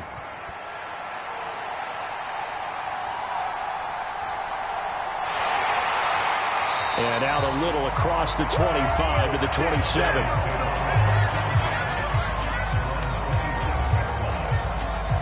Dolphins offense returning to the field.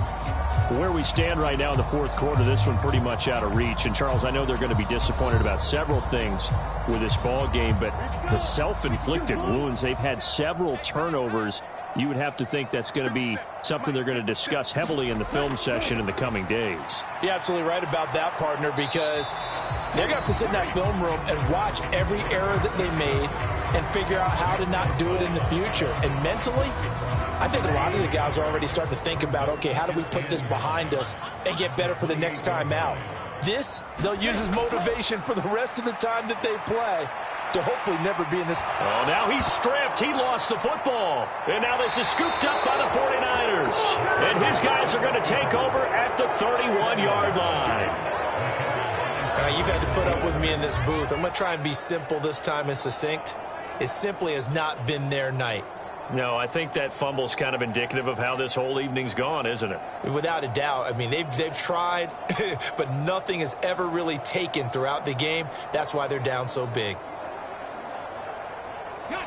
Line of scrimmage, the 31 now on 1st and 10.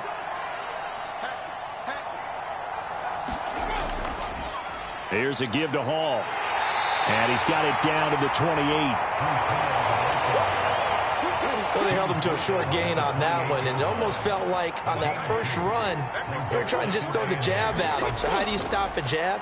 Get closer and smother it, just as they did on that last play.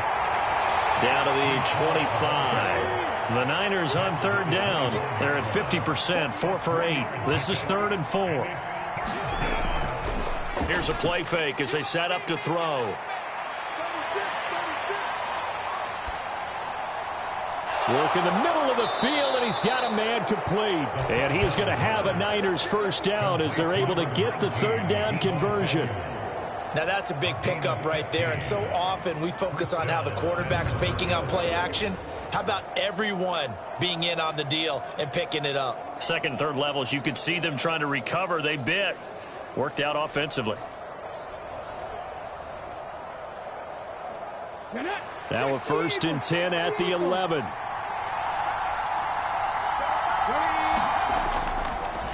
A handoff for Hall. And a short pickup there down to about the 9. 2nd and 9. They'll bring a receiver in motion left. Hall again on 2nd down. And he's going to ball his way down to about the 1-yard line. Here comes 3rd and about a foot.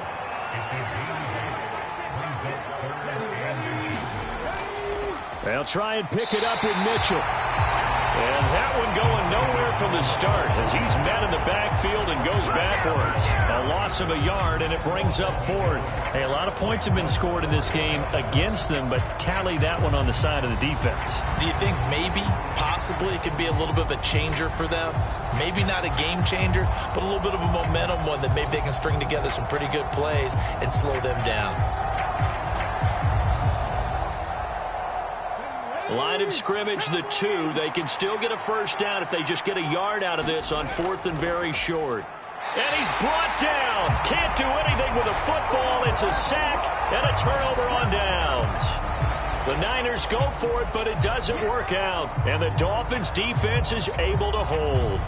So they were really trying to put the nail in the coffin there already with this lead here in the 4th, but they didn't get it. Guaranteed.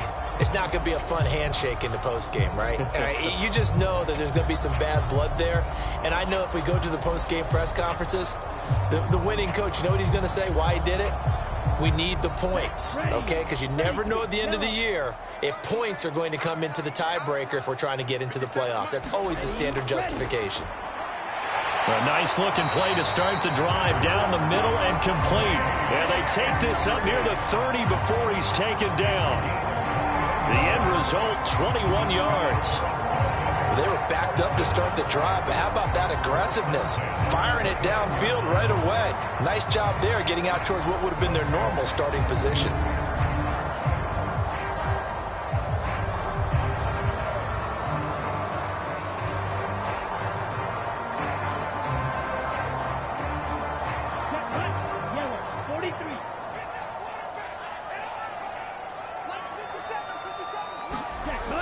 Throwing on first down.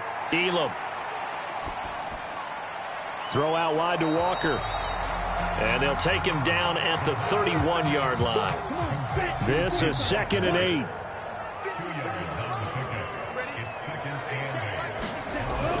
Operating from the gun.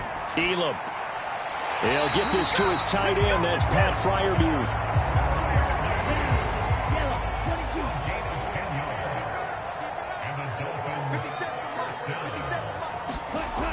They'll stick with the passing game as he looks to throw.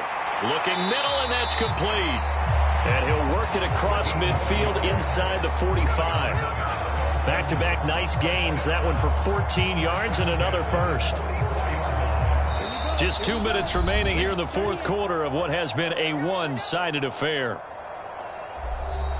So the Dolphins have it as we welcome you back in.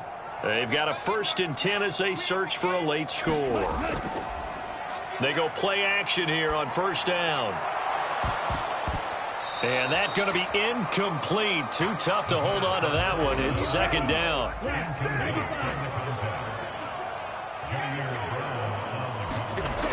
They'll look to throw again. Able to shake him off. And oh my goodness, here's a 5th interception. Picked up by Diamador Lenore. And the 49ers are going to take over once again at their own 37-yard line. Boy, they get him yet again, Charles. 5 interceptions in this game. You rarely see this, maybe a couple of times in a season, but this defense, they've been fantastic. It's certainly an example of watching a defense that is in the zone, right? We use that term so often, but most of the time, it's for people who are on offense. In this case, it's a defense as a whole, all locked in with each other, all ready to go. Now Hall to start the drive. And he'll take this ahead for about 4. 2nd down coming up.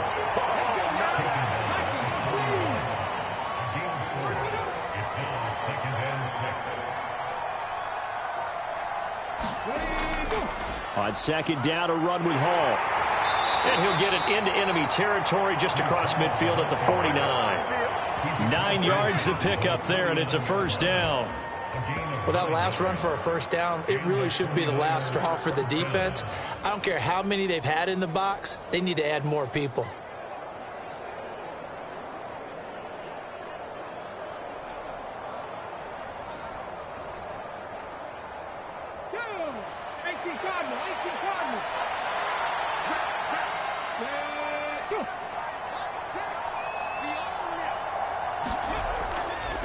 Here's Hall again. And the result here, a pickup of 8. Leaves him with 2 to go on second down.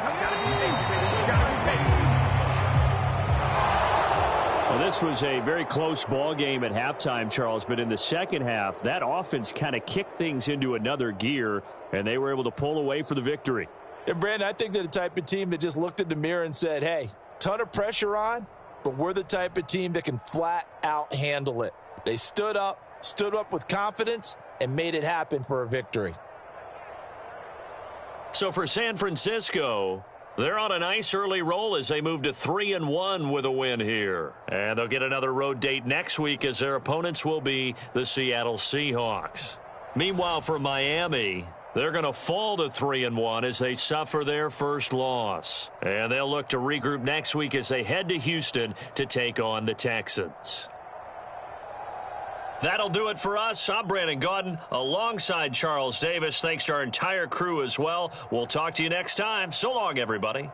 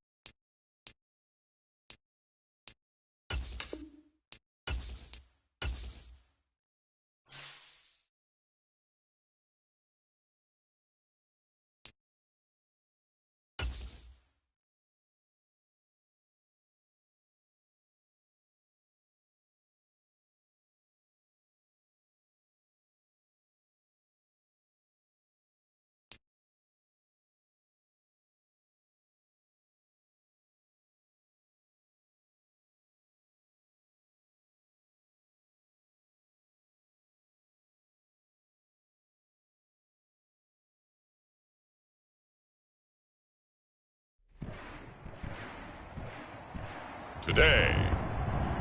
From Highmark Stadium in Orchard Park, New York, it's Week 4 of the NFL on EA Sports.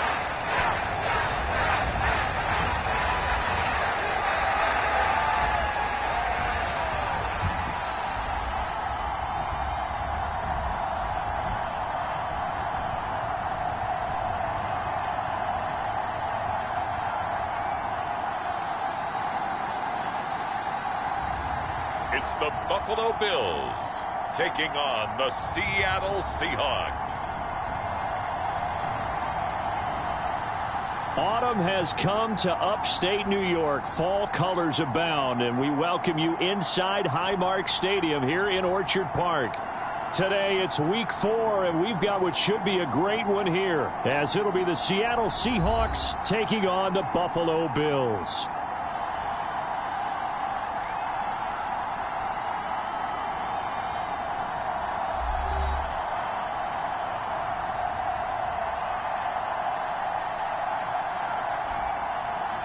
Hello, everybody. With Charles Davis, I'm Brandon Gaudin. And, Charles, you take a look at the Bills entering play here.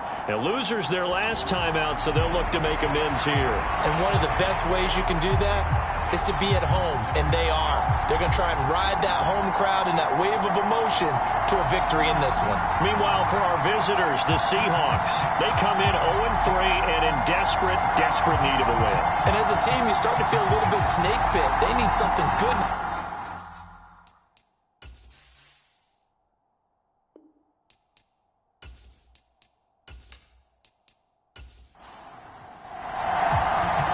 Seems like we were just starting training camp, but here we are in October, and off we go on EA Sports.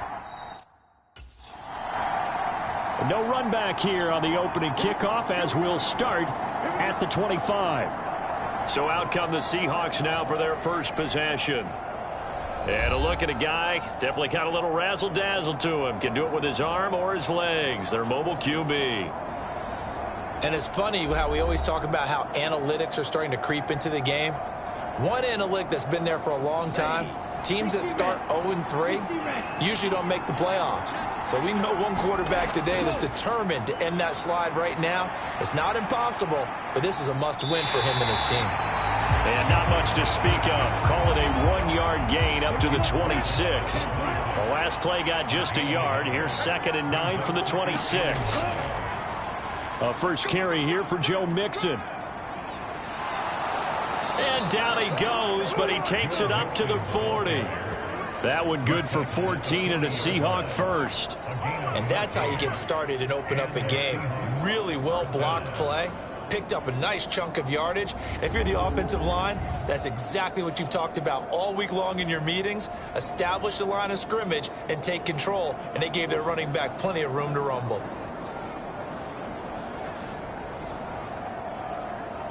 Okay, ready?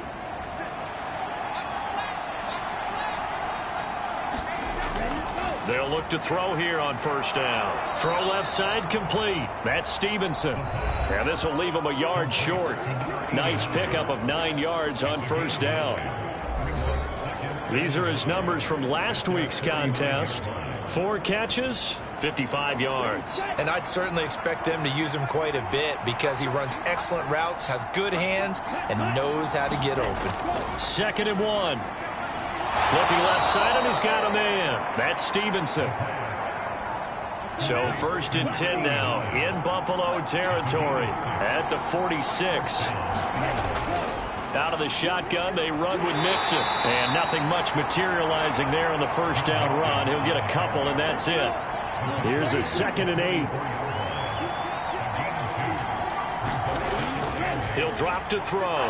He finds his man, Sky Moore. And he's got a first down as the tackle made at the Bills' 24-yard line. A good pickup there of 20 yards. They sure put the coverage guys in a stress on that one. They thought they were going deep. Ends up curling inside for a nice chunk of yardage.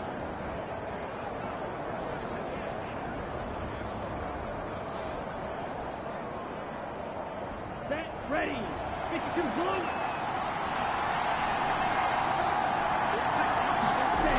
They'll look to throw now on first down. He finds his man, complete. It's Stevenson.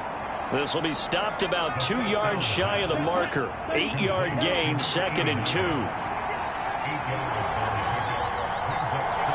And the slot man goes in motion left. And they're going to give it to him on the jet sweep. Oh, and this one may need to go back to the drawing board. He's going to be swallowed up right away. Play number 9 now on this pretty long opening drive. But this is 3rd down. They give to Mixon to try to pick it up. And he's able to pick up the first down before he's tackled right at the 10. Give him 6 yards, and they do convert on 3rd. With that last effort, he has reached now 10,000 career rushing yards. Congratulations. Big-time congratulations. That also means that his publicist can make sure all the information gets to every voter out there who has a say in the Hall of Fame. Fashioning together a heck of a resume. A terrific opening drive has them knocking on the door. 1st and goal. They'll set up a throw. Throwing middle, and it's complete. That's good for a gain of 6, 2nd and goal.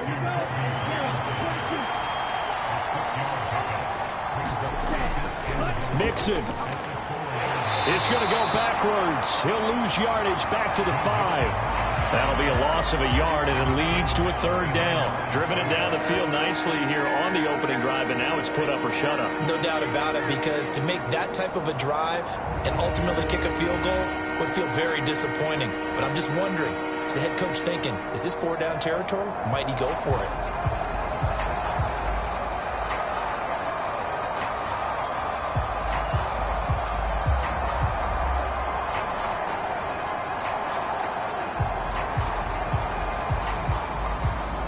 A very lengthy opening drive, as this will be play number 12 coming on 3rd and goal.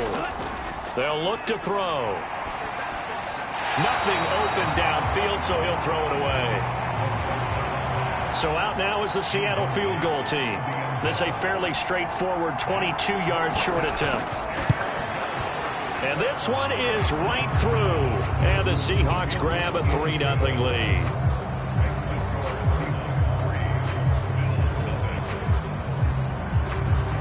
Well, after marching down the field, only getting 3 there, kind of feels like a win for the defense. And it does. They'll go to the sideline feeling a lot better that they didn't give up a touchdown after the march against them.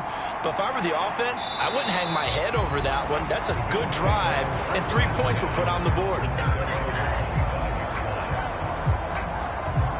So here come the Bills on offense for the first time. They'll be led out by the man from the University of Washington. This is Jacob Eason. A bit of a winding road to the NFL for Jacob Eason, including being only the 5th true freshman starter in Georgia Bulldogs history before finishing at the University of Washington. Plenty of potential with 6'6" height and a big arm to air it out well downfield. Has to show he can take some steps forward, going from reading college defenses and taking on the speed of the NFL and rise to the challenges that those defenses present. And this turns into a nice gain with a slide at the end. A nifty bit of scrambling there. 12 yards, 1st down.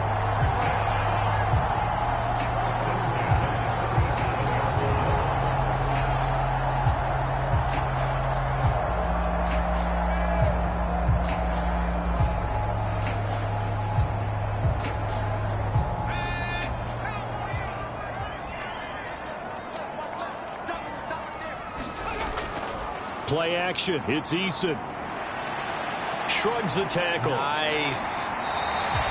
Nothing open downfield. He keeps it himself for 11 and a 1st down.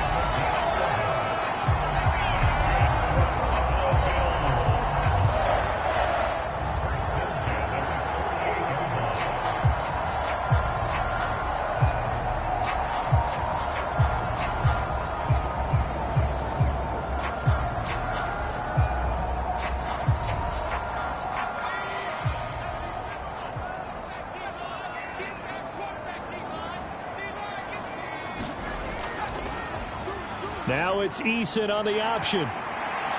And bulldozing his way through. And they'll get him down as he's inside the 40. Back-to-back nice gains. That one for 14 yards and another 1st.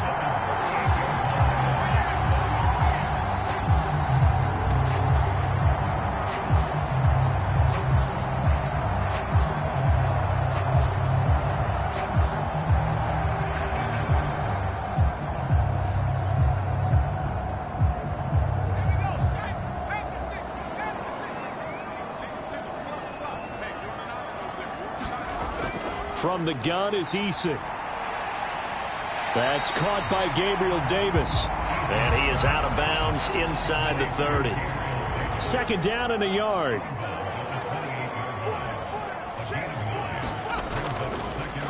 Now it's Eason on the option. And holding it may be the wrong decision as he stopped in the backfield. They go backwards there 2 yards, and 2nd and 1 is now 3rd and 3. Well, he'd had success earlier in the drive keeping it himself. Not here, though. And sometimes when you have that kind of success, you can fall in love with the option a little bit too much and not give the defense credit for making adjustments themselves. And that play starts to lose its effectiveness.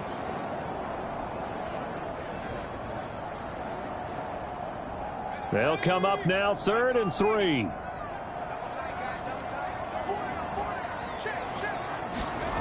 Now Eason. Pass taken in by his big tight end. And that'll wind up moving the chains again as the tackle's going to be made at the Seahawks 19. 11 yards for number 11.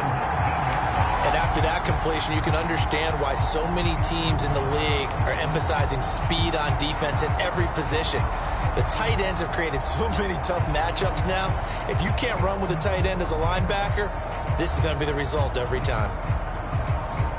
So here's a 1st and 10 now down inside the 20. They run for the first time with James Cook. And he'll get this down only to the 18. They work now on 2nd and 9. Eason going to throw it out of the shotgun. Throw right side, caught by Davis. And the Bills are going to be set up with a 1st and goal coming up as they get him down at the 6-yard line.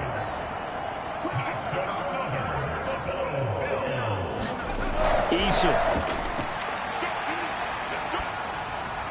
And that is caught. Touchdown, Buffalo. Justin Jefferson. His first touchdown on the year. And the Bills are able to answer the early 3 points and take a first-quarter lead. And in the red zone, I guess this is why you have a guy like that on your roster. Without a doubt, if you have him, you use him because he's a guy who's going to win just about every time. I don't care what the coverage is.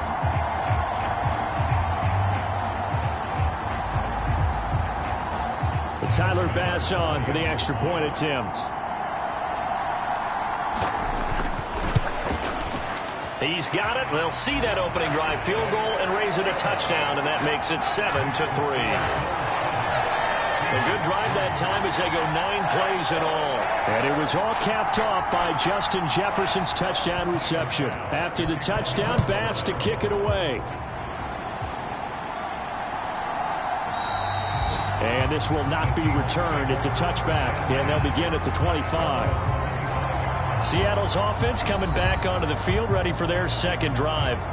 And last time they got 3 points, but it was a chip shot field goal. And when you go to the sideline after a chip shot field goal, maybe the offense not too happy. It's a balancing act, isn't it? Because you're exactly right. They're none too pleased that they didn't punch it in for 6 points. But they also have to remember they did put points on the board. 3 points is 3 points. And in this league, you take points when you can get them. Not easily done. Here's 2nd and 7 now from the 28. This is Mixon on the draw. And the big boys up front, they're going to stop him right at the line. 3rd and 8.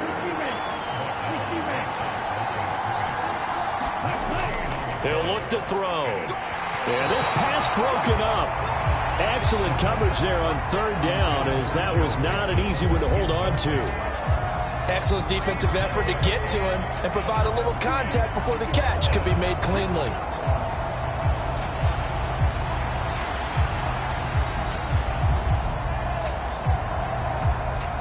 The Seahawks send out their punter as he's on to punt for the first time this afternoon. He punted 4 times in the loss last week as he gets this one away here. We'll call that a punt of 38 yards officially. And the Bills will take over the football with a 1st and 10. So here come the Bills out for their second drive. And they had the touchdown during the last drive, and I'm guessing that you like the balance they had on that last drive. And I loved it. Forget liking it. absolutely love what they were doing, because to be ahead of a defense that much, where every play call you have, run or pass, is working pretty well for you. Makes you look like a genius. It really does. It also lets you know that your preparation was pretty good, and now the defense has to do all the adjusting. On second down, here's the option. 4 yards there on the keeper, but still going to bring up a third down. Well, if you're going to run the read option, typically, you've got to keep an eye on the defensive end. And what does that mean? What are you looking for with a defensive end? Well, you want to play off of what he does. If he collapses inside towards the running back, then you pull it and take it yourself outside in. If he stays outside, you go ahead and leave it with the running back. In this case, pulled it and got good yardage himself. Second quarter now in Buffalo. It's the Bills in control of the football, as they've got it with a third down coming up. Eason sets to throw it. Looking for his man on the out route, and he's got Diggs. And he is going to have a Bills first down, and he's going to have it by plenty. Able to get 8 yards there on 3rd and 2. And the Bills at 2-1 now to start the campaign. And they were looking good until last week's loss took them from the ranks of the unbeaten. Yeah, I don't think anyone was expecting this team to push the 72 Dolphins, but still, you got to take a lot of positives from this first month. If they can bounce back and move to 3-1, they'll be pretty well set up for the remainder of the season to follow.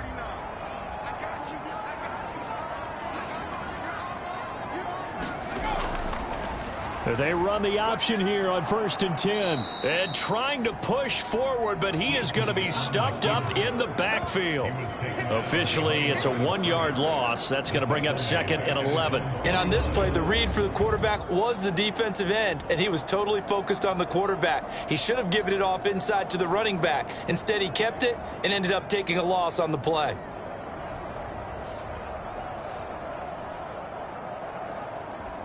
So after the loss of a yard, they'll look to push forward here on 2nd down and 11. Throwing is Eason. A quick throw, but incomplete. An incomplete pass on that last play, and that means they'll need to come up with something here on 3rd down. Here's Eason to throw. And that is incomplete. Oh, he had a defender right there with him to force that to the ground.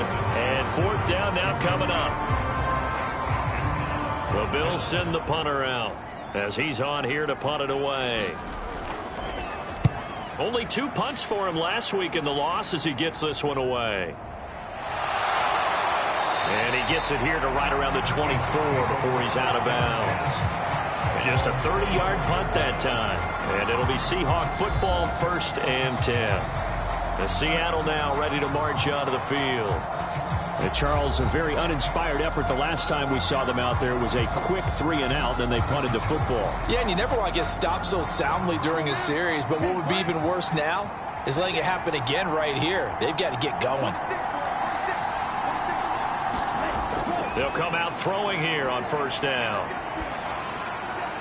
He rifles one, and that's going to be intercepted. And he'll bring this one back to the 29. He's on quite the interception run. He had 2 last week, another one here. Remember, he's not a DB, he's a linebacker. But how many of those linebackers started as DBs and pumped themselves up into being linebackers? So the ball skills are the same, right? The coverage skills and responsibilities are the same, and he is paying it off in a big, big way. So here are the Bills to take over. They're on the good side of this game right now with a lead, but they were on the bad side last week in that loss to Cincinnati, so now trying to make amends. On 1st down, Jacob Eason eluding the pressure right. And this turns into a nice gain with a slide at the end. I guess no need to force it when you can do that instead. 1st down, 18-yard gain.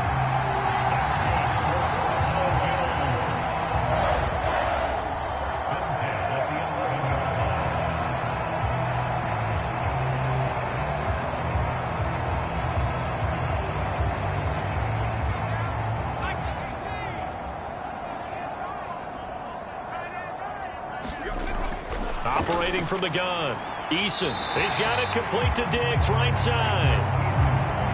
And it looks like he'll be just a yard shy of the 5 here as he's out at the 6. second down. Here's Eason. He'll end up getting 5 out of that, but now they're looking at third down.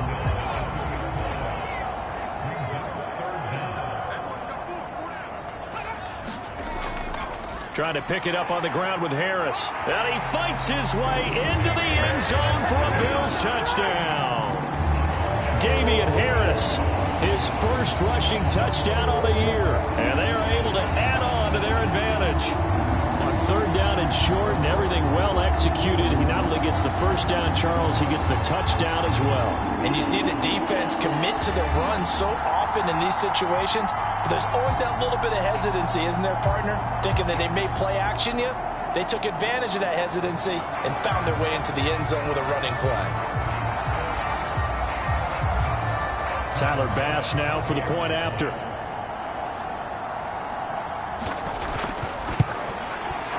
And this one's right through to make it a 14-3 ball game. A drive there of just 4 plays. And it was Damian Harris who finished things off with a touchdown run. After the touchdown, Bass to kick it away.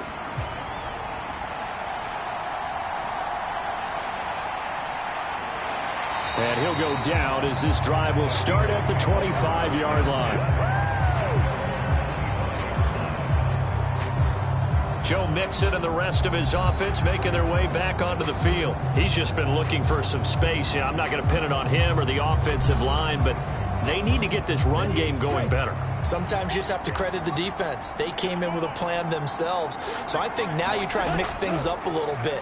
Get the ball in the hands of some other people, find some other playmakers, but always let the defense believe that he's still a threat. I was going to say, don't forget about it. No, don't take him totally out of the game. 10 yards there to start the drive, and just enough by about the length of the football for a first down.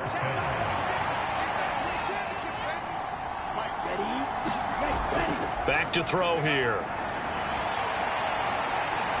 And that's caught inside the 35. It's a big play there for Seattle. 47 yards. You ask tight ends about their favorite routes to run, and surprisingly, this will pop up as one of their staples because they run so many routes in the middle of the field. How about this one? Starts downfield, bends it to the corner, great touch on the football, and they turn that one into a big play.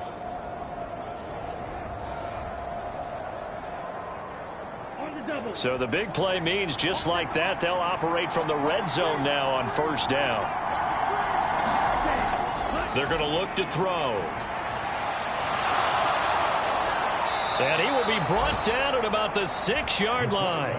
Nothing open downfield. He keeps it himself for 11 and a first down.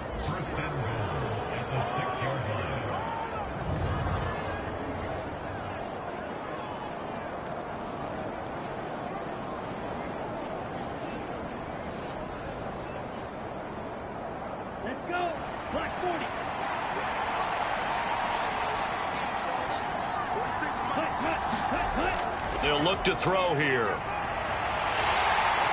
Under pressure, down he goes. Sacked at the 10. Ed Oliver able to drop him for a loss of 4 from his defensive tackle spot. Well, that's not how you hope to draw it up there on first and goal, CD, by taking a sack like that. Well, they tried to be aggressive, didn't they? They didn't want to try and work their way past the goal line. They wanted it right there on that play. Unfortunately, it backfired against them. Now they have to try and pick it up here moving forward. Moved back to the 10. They'll try on second and goal here. Inside handoff to Mixon. And he is met in his tracks behind the line of scrimmage. Officially, it will go as a 1-yard loss, and that's going to lead to a third down. Sometimes in the run game, you can make the argument that quickness beats size. And how about the example right here?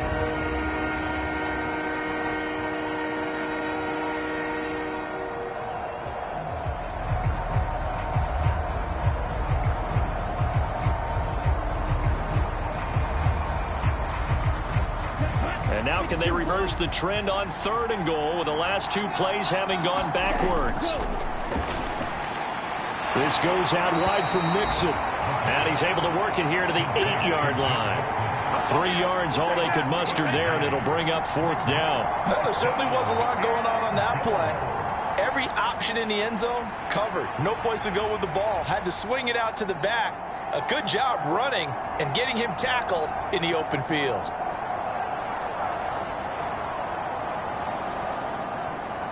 So out now is the Seattle field goal team. From the left hash, a chip shot here. And his kick is right there. It's good. And a second field goal here cuts their deficit to 14-6 now. That drive took him inside the 10. Good job defensively to hold him to 3. Yeah, I like how you did that. Give a little tip of the cap to the stop troops there because they didn't give up a touchdown in that situation, right? Made them kick the field goal. And, yeah, points went against them, but that feels a whole lot better running off the field. Yeah, here come the Bills. And they'll just simply be looking to build off the confidence of the last time out where they scored a touchdown. And confidence is powerful, isn't it? When you've scored once, you feel like you can go back out there and get it done again. Doesn't matter what the defense throws at them. They feel like they're in a groove right now, and they want to get out there and show it. Yeah, hoping to stay in that groove here this go-around. And past the 40 before he's out of bounds. The drive starting play, a good one. Give him 19.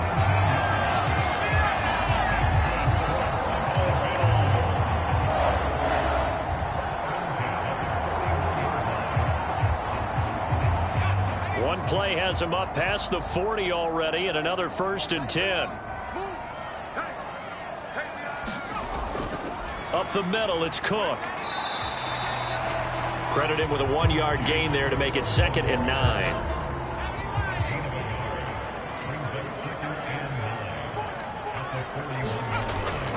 They run it again with Cook. And he takes this up right near the 45-yard line.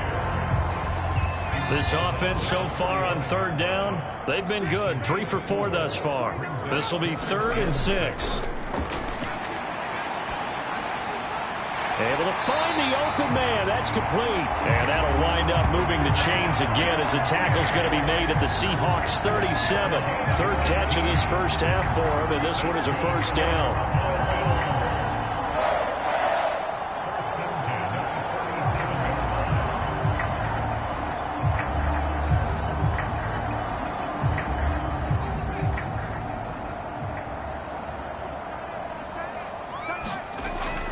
Back to throw.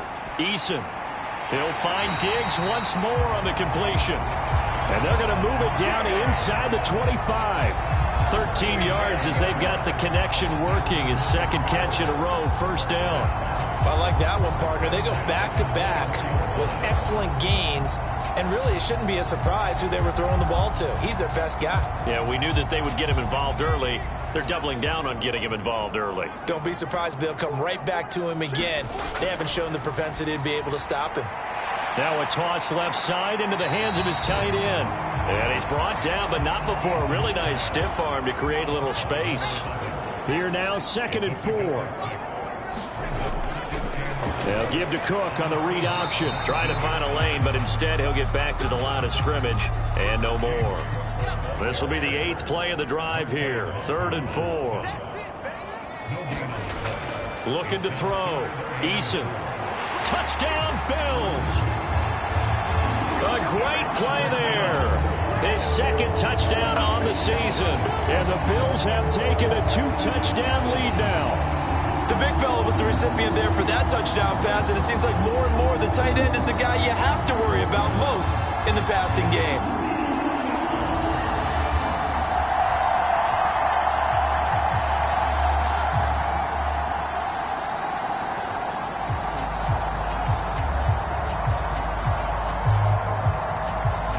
Bass on for the extra point.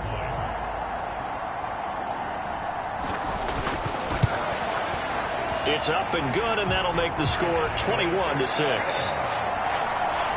So that drive goes 8 plays, and it ends in a Buffalo touchdown.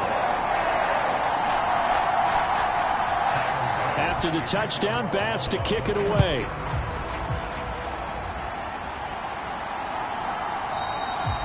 And he'll elect not to return this one, so they'll bring it out to the 25 on the touchback. Joe Mixon and the rest of his offense making their way back onto the field. They've given him some touches. They haven't had a lot of success on the ground. Do you maybe keep going to that well, or do you mix it up more? I think you mix it up more, try and loosen things up. Get the defense to react to other people, other plays, but don't forget about it. That's your horse. You know, Secretariat lost twice in his career. So educational. That's very true, kids. Look it up.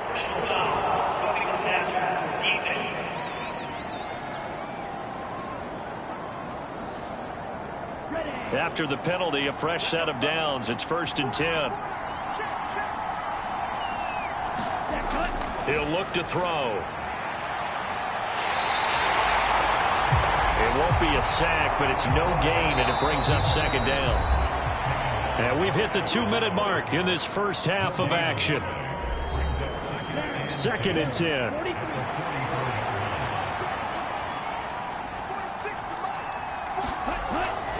Looking to throw. And the Bills are going to get him as he goes down. Brian Burns flying in there and dropping him for the sack. Well, if the goal is to get back into this game, the offense is certainly moving in the wrong direction. This is certainly a case where one team needs big splash plays right now, but unfortunately, it's the other team that's getting them.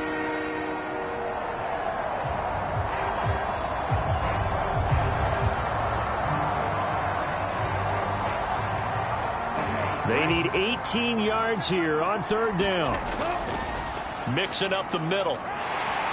And he'll get this up to about the 38-yard line. Now the Bills are going to use the first of their timeouts as they'll head to the sideline and talk over what to do next. The Seahawks send out their punter as the drive goes backwards, so he's on to punt it away.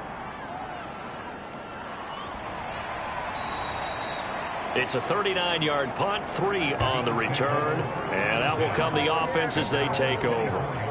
Time to see Jacob Eason and company go back to work. 5 for 5 that last drive. Touchdown pass as well. He was clicking. Receivers, I don't want to be cliche, but running really solid routes too. And what I love about it is when you look across any team, all right, the body types of the receivers are usually different. The way that they get open, different as well. Some of them use power to get open. Some of them use those head fakes and subtle moves. Some of them just use pure speed. And the really good ones, when they're established, they know how to push off at the end of a route, too. And they'll get him down after a pickup of 8. 2nd and 2. Creeping up on a minute to play in this first half. Eason on 2nd down. Looking right sideline. That's complete. Now the Bills will use the 2nd of their timeouts as the clock will stop with 55 seconds to go until halftime. So the big play means just like that, they'll operate from the red zone now on 1st down. Again, he'll drop to throw.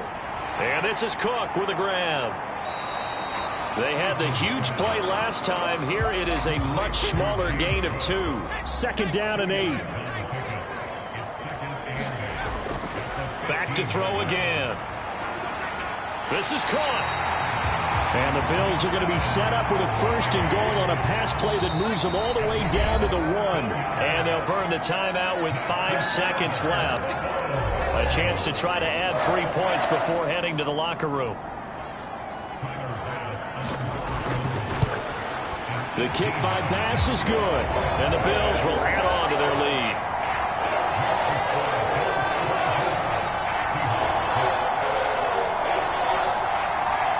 What do you think? Maybe a little disappointment there. They had a pretty nice drive going at the end of the half, and they have to settle for 3. Oh, definitely a little bit of disappointment there, because when you kick a short field goal, you shake your head a little bit like, could we have done a little bit more? Could we have gotten one more shot to try and get 6? But with what little time was left on the clock, I think it was a smart play.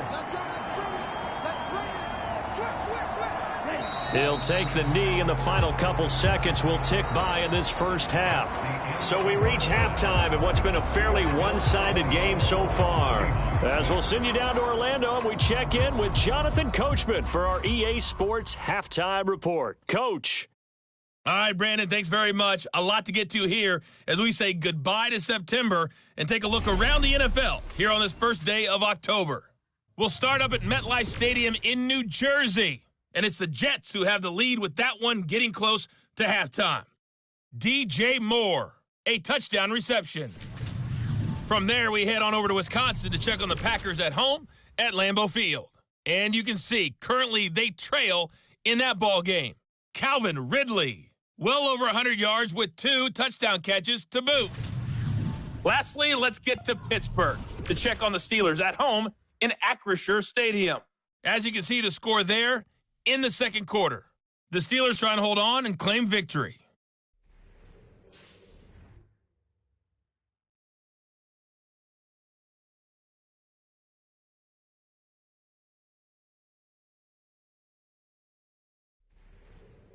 All right, Coach, thank you, and we welcome everyone back for quarter number 3. Bills with the lead, and they'll get the football first as the second half is underway. And he'll be stopped up at the 25.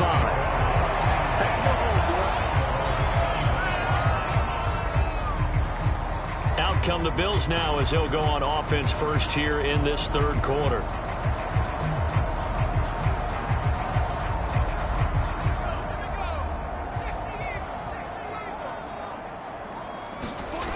They'll throw on first down with Eason. A quick throw going to be caught by Diggs.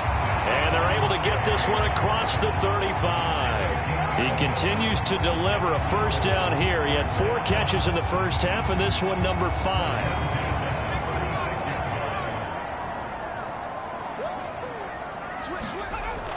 First down, here's the run with Cook. And able to get this one across the 45 before he's brought down. 11 yards there, just like last play. Those are the type of runs that we did not see from him in the first half, but a good start to the third quarter. And I know what everyone's thinking that's watching this. They did a great job adjusting at the half. Oftentimes you don't make adjustments. You just dial into your game plan a little bit better, and maybe they're starting to make some headway. Back-to-back good plays have them on the move on first down. Back to throw. Eason. There's Stephon Diggs for the catch on the slant. And they're well past midfield, just a yard or 2 shy of the 40. Back-to-back nice plays, 12 yards that time and a first down.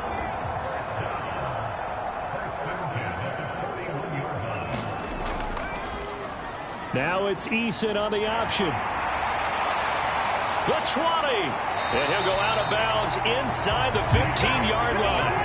A big-time gain there on the keeper, using his legs to hurt him. First down. And that's another big-time run.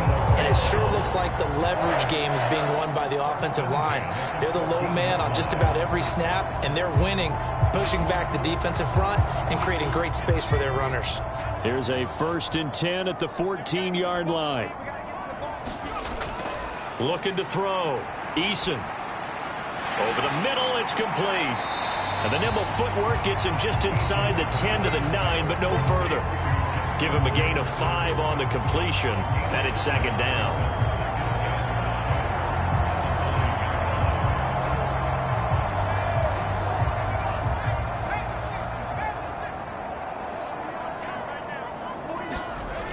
Operating from the gun.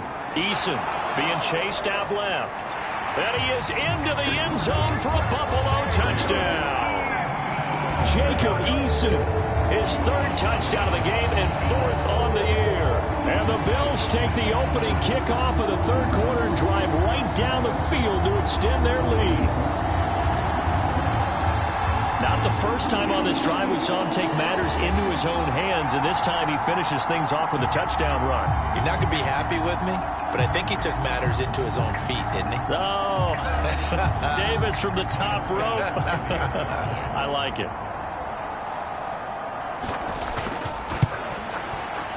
Extra point by Bass, up and good. And they open the lead up now to 25. So that drives 6 plays, 75 yards. And a 9-yard run on the end of it.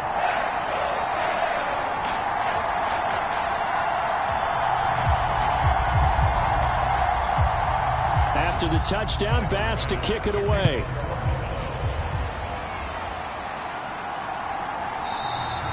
And no effort to bring this one out. It's a touchback. Now we'll see what this Seahawks offense has in store with their first possession of the second half. CD, they certainly know the hole that they face as they begin the second half. They have to do what precious few teams have done in NFL history. That's try to come back from a 4-possession deficit. And, partner, you know, as that team gathers, they're saying to each other, you never say never, right? Because if you're on an NFL roster, that's how you have to think. You can always come back and win a ball game. And let's face it, we saw a certain Super Bowl, a 25-point lead late. That wasn't enough to put someone away.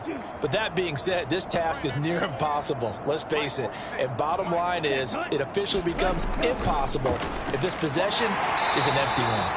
And down right around the 32-yard line, 4 yards on the pickup. Here's 3rd and 3. They'll set up to throw. Oh, had his hands on it, couldn't bring it in. Pretty symptomatic of how this game's been going. And there's another stop. One of the league's best defenses is certainly bringing it again this week. The Seahawks send out their punter as he's on to kick it away.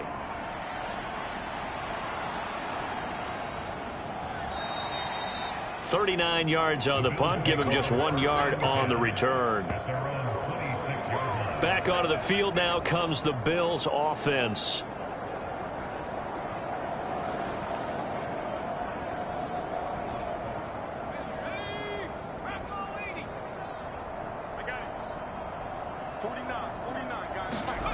First and 10, Eason.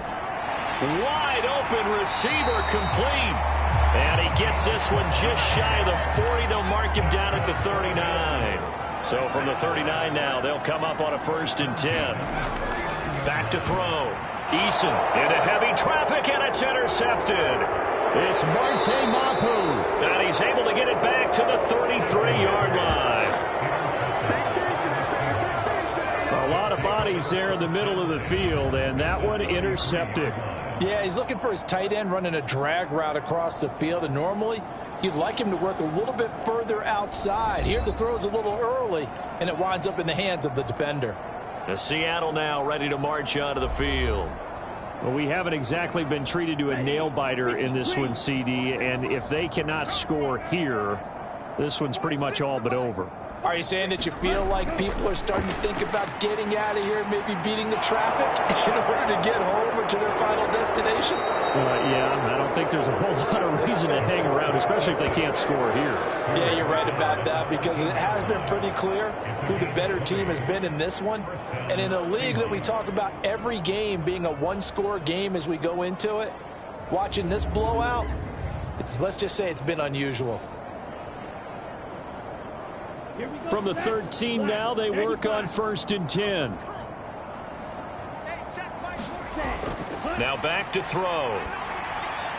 Looking middle, and that's complete. So 5 yards here, 5 on the play, and it'll be 2nd down. Back to throw. And he'll be brought down right on the edge of the goal line at about the 1-yard line.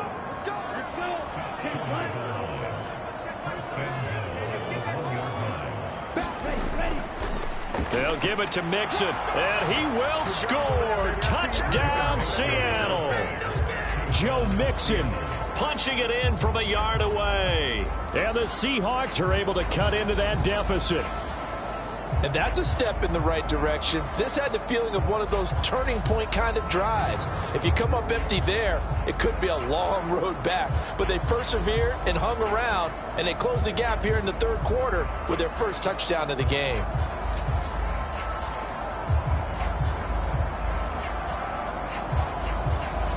Now for the point after.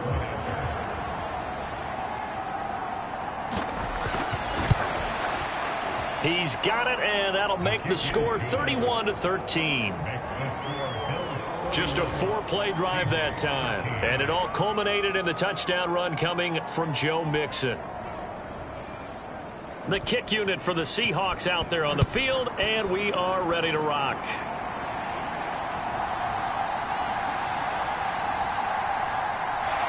And a nice return sets him up pretty good here right at the 30-yard line. Here's the Buffalo offense now as they get set to take over here. Still operating with a comfortable lead despite the score a moment ago as they begin 1st and 10.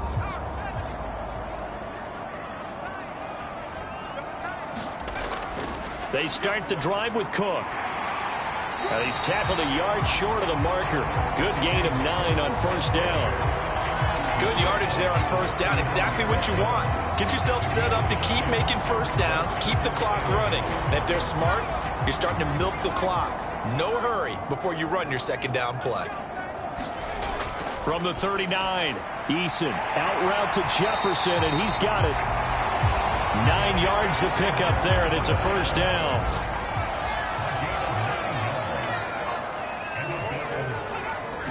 Now they'll try and set up the quarterback draw here. And he's taken down at the 50 after a short gain of 2. Ball right on the 50-yard line. Here's the 2nd and 8. Cook up the gut. And he's going to be stopped up at about the 47-yard line. 3rd and 5. Now Cook, he's got it off the draw. And great blocking downfield as he's got this almost to the 35-yard line. 11 yards and a Buffalo 1st down. I definitely like the play call. You don't expect it on 3rd and 5, 3rd and 6, do you? You expect a pass play. Had a little courage there to call the run, and boy, they were successful.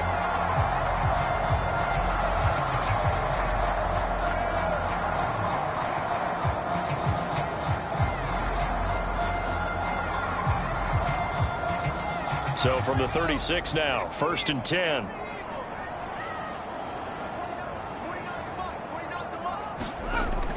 Again, it's Cook.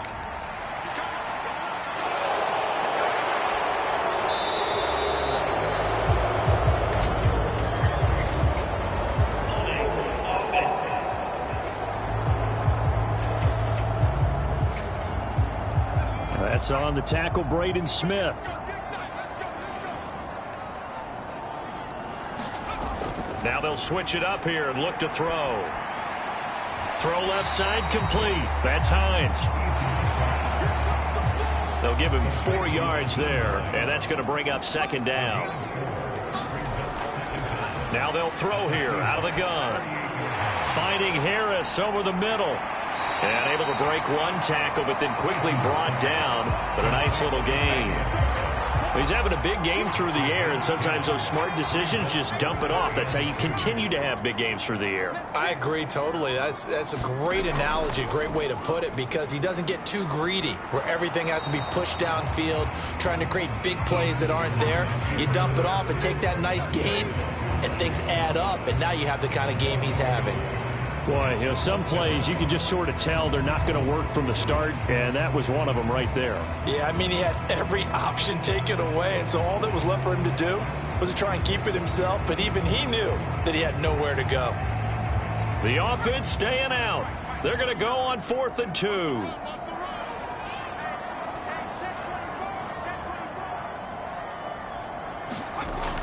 Looking to throw. Eason. And down inside the 15 he goes. Opted to run for it. The decision a good one. Picking up the first, getting 14 yards on the scramble.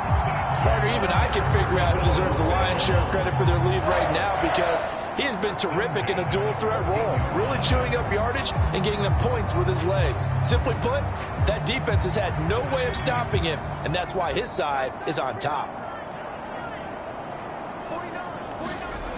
On 1st and 10, Eason. And he works his way past the line of scrimmage and then slides to a halt. Give him a couple on the scramble. It's 2nd down. And this is a rarity in the NFL, a 100-yard game on the ground for a quarterback.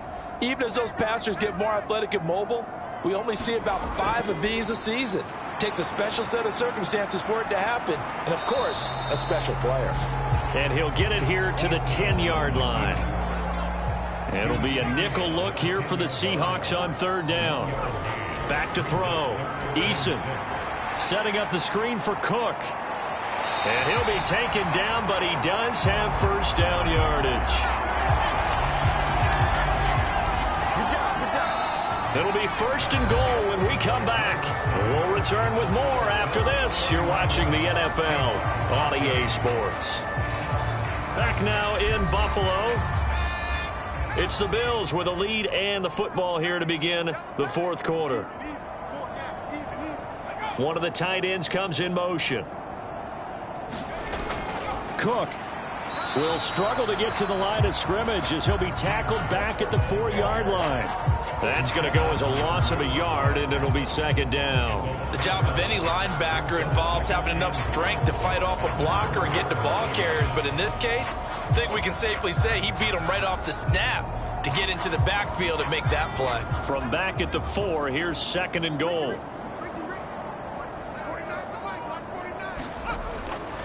Looking to throw. Eason.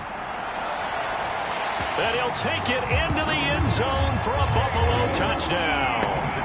Jacob Eason taking it in from 4 yards out. And the Bills look like they're going to get back in the win column as they extend their lead here this 4th quarter. The quarterback run has eaten him up all game long, and there he goes again, this time into the end zone. And what I like about what I'm seeing, absolutely running almost with impunity. He's not worried about his body. He's not worried about sliding. He's not worried about protecting himself. He's worried about getting yardage. If you're on the defensive side of the ball, you've got to start figuring out what these blocking schemes are and finding ways to defeat them. The extra point by Bass, up and good. And they open the lead up now to 25. That one was an extended drive, 14 plays all told, and it results in a 4-yard touchdown run.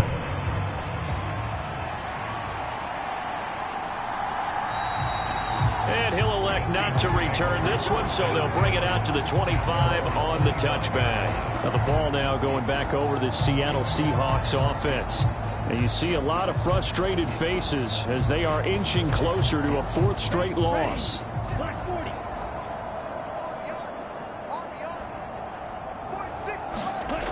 They'll come out throwing here to start the drive.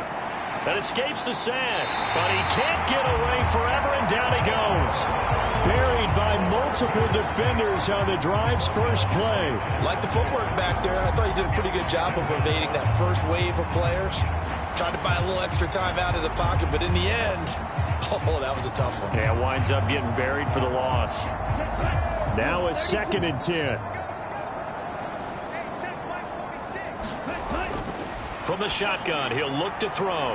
That's into the hands of Parkinson, the tight end. And he's upended at the 33 following a good pickup of 8. The Seahawks on 3rd down. They've had their troubles, just 1 for 6. This time they face a 3rd and 2. And this pass broken up. And the contact well timed there, and now 4th down. They run for it with Mixon. And nowhere to go. He's going to be stopped behind the line.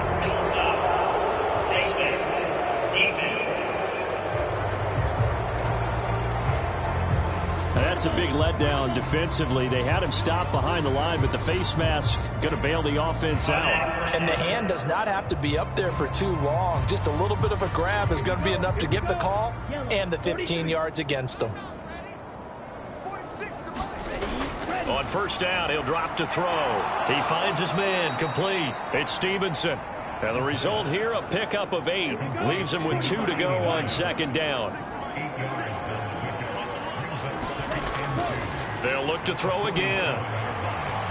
And his throw's going to be incomplete. At this point in the game, they've got to continue to try anything they can. They're still working at it, even though this one feels like a lost cause. After the incompletion, here now, 3rd and 2. They'll stick with the passing game as he looks to throw. And that play goes nowhere. Taken down, losing yardage at the 50, right at midfield. It'll be a loss of 4 yards on the play. And that's going to make it 4th down. If you're a selfish player and you're throwing the ball, you're cool with the completion. Maybe not so cool with the yardage loss, though. Huh? Yeah, you went backwards on the yardage. And it kind of works like a sack for the defense there. Yeah, it's a really big play for them, right? Able to figure it out, sniff it out, and finish it off. Oh, that's into a sea of bodies, and it's intercepted. picked up by Jalen Johnson. And the Bills are going to take over here up near the 40. Well, I guess an interception at this point on fourth down is just as bad as an incomplete pass. Either way, the ball goes over the other side. Yeah, it's a tough spot to be in this late in the game, and there's not a whole lot he could do there. And he winds up giving the ball away. So good starting field position for him here as they come up 1st and 10 at the 39-yard line. Here's Cook as they begin on the ground. And he'll maneuver his way forward for about 4. 2nd and 6.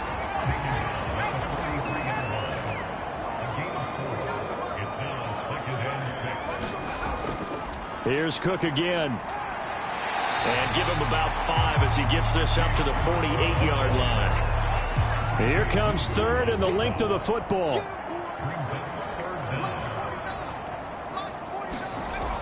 Now a shotgun snap as they'll look to throw. Work in the middle of the field, and he's got a man complete. And they go backwards here, losing yardage back at the 48-yard line.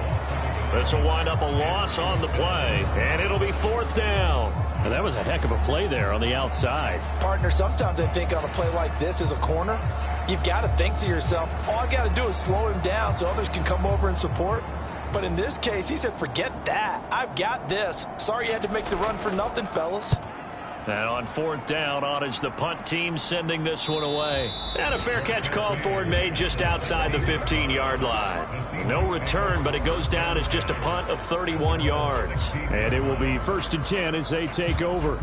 And we will get another look at Seattle's offense. Well, we said it at halftime that they would need a nearly perfect second half to erase that deficit that they were facing, CD. But unfortunately, the second half has pretty much been a carbon copy of the first. Yeah, that early lead was almost insurmountable the way their opponent was playing. And, partner, they do have some good news, though. This one is getting close to being over, and they can try and hit the reset button starting tomorrow. And he's going to be intercepted a 3rd time. Jair Elam makes it quick, but he'll take this back down inside the 20. Well, just another reason to celebrate there on the defensive side with the interception, and this is a game that they clearly have firmly in their grasp. Yeah, a lot of handshakes, a lot of hugs, a lot of smiles. It's been their day.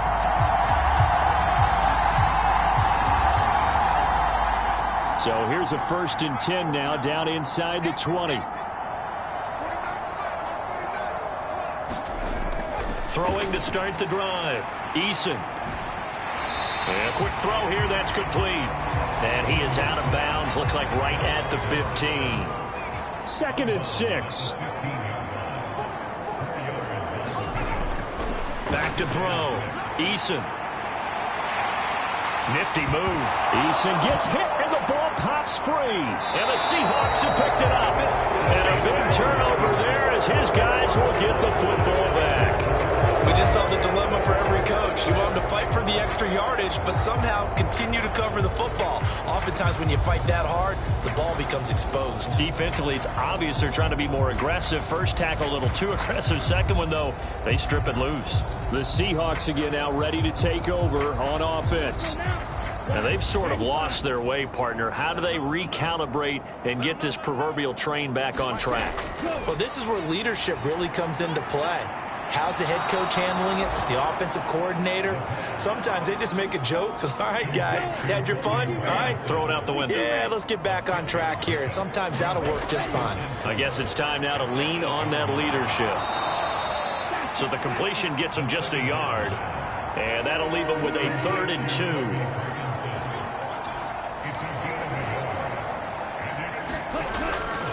They'll set up a throw. And brought down, but not before they're able to get it up to the 25. A nice job there on the escape and scramble. A 1st down, a 16-yard gain.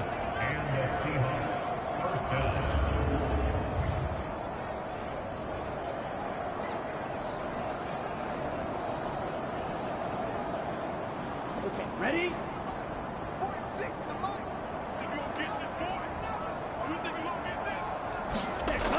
They'll look to throw. He'll drop this one down to Mixon. And they get him down, but not before he takes it across the 40-yard line. The catch and run, good for 18 and a first down. Good route, good pickup for first down yardage, and that is a tough one to cover. The angle route, because a running back getting out of the backfield, if you're trying to cover that, especially if you're in the linebacker spot and you're seeing this play develop, he heads out towards the flat first, and that often gets you to overcommit running in that direction. Then he cuts back up inside you into the middle of the field. That's what we just saw there for a nice pickup.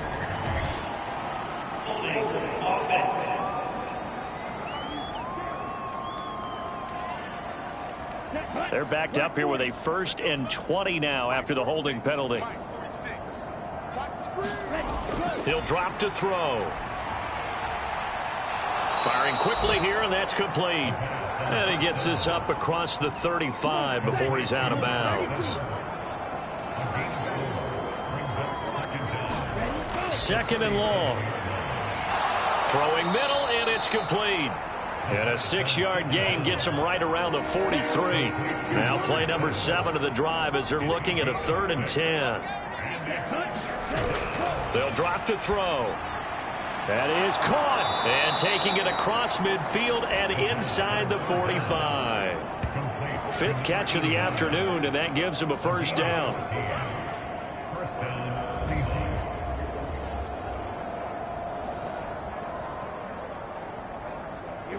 Here we go. 33, yellow. You ain't got nothing. Hey, check Mike 46. Out of the gun, they'll look to throw. Dumps it off to Mixon. A minimal gain there on the 8th play of the drive. From the 41, here's a 2nd and 8. He'll look to throw. Quick slant, complete to Turner. And he's got a first down as the tackle made at the Bills' 29-yard line. And we are inside of 2 minutes left in this lopsided affair. So it's Seahawk football as we march toward a conclusion. They've got a 1st and 10 as they search for a late score. Now a throw here to his running back.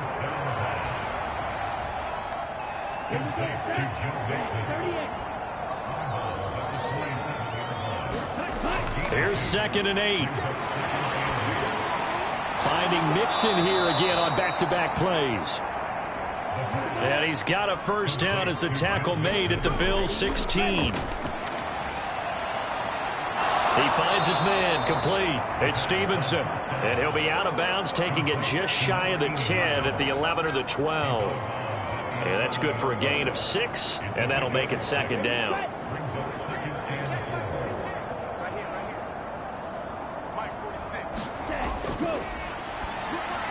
This will be caught at about the 6. Touchdown, Seahawks. An 11-yard touchdown. And the Seahawks drive the entire length of the field, 99 yards for the score.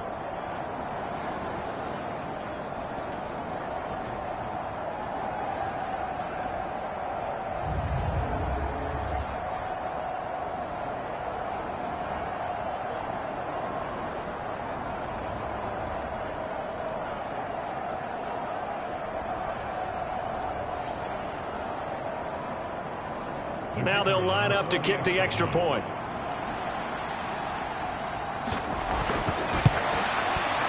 And that'll cut the lead down now to 18. So that drive spans 13 plays. And the Seahawks capping it off with a touchdown.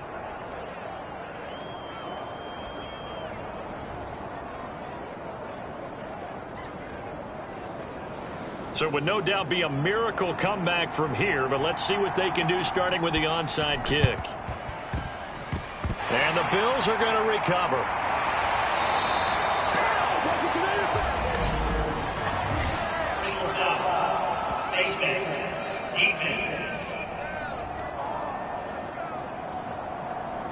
So that a free 15 yards. And it's always a tough one as a defender because a lot of the penalties that you commit, pass interference, holding, when they happen, you actually know what you're doing. But a face mask penalty, a lot of times it's inadvertent, but it still costs you the same amount of yardage. They'll try the middle with Cook.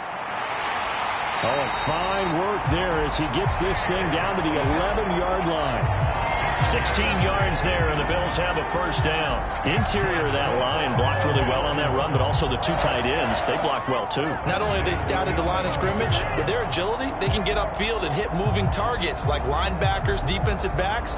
They do a really good job helping out the running game. Now a 1st and 10 at the 11.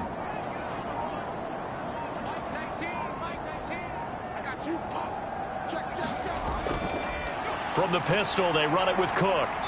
And here he'll get it down to the 7. Call it a gain of 4 on 1st, and that'll make it 2nd down.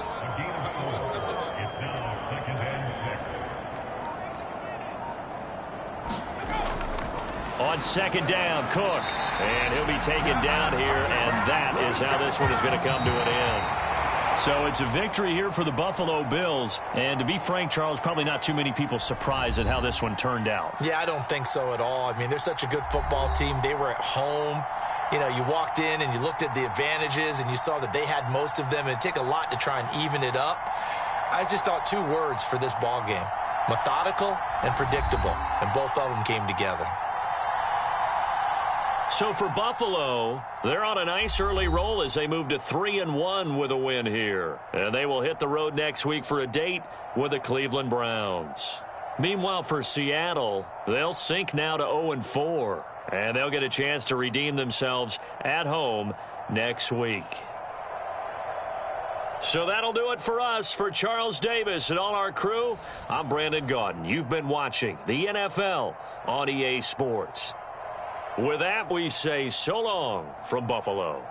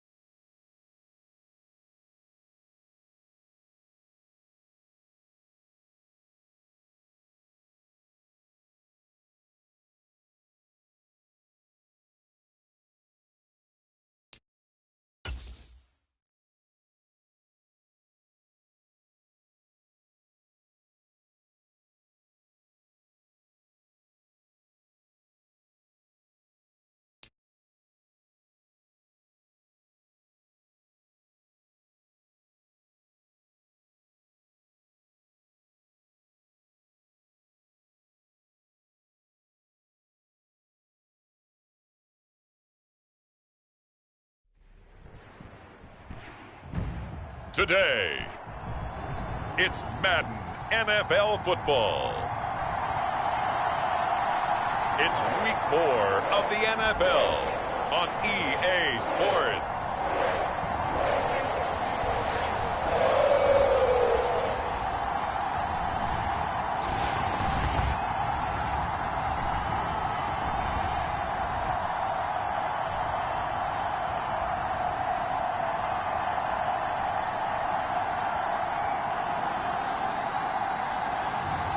It's the Cincinnati Bengals taking on the Tennessee Titans.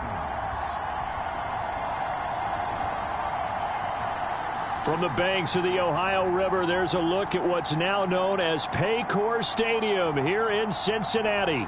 Today, it's week 4, and we've got what should be a great one here, as it'll be the Tennessee Titans taking on the Cincinnati Bengals.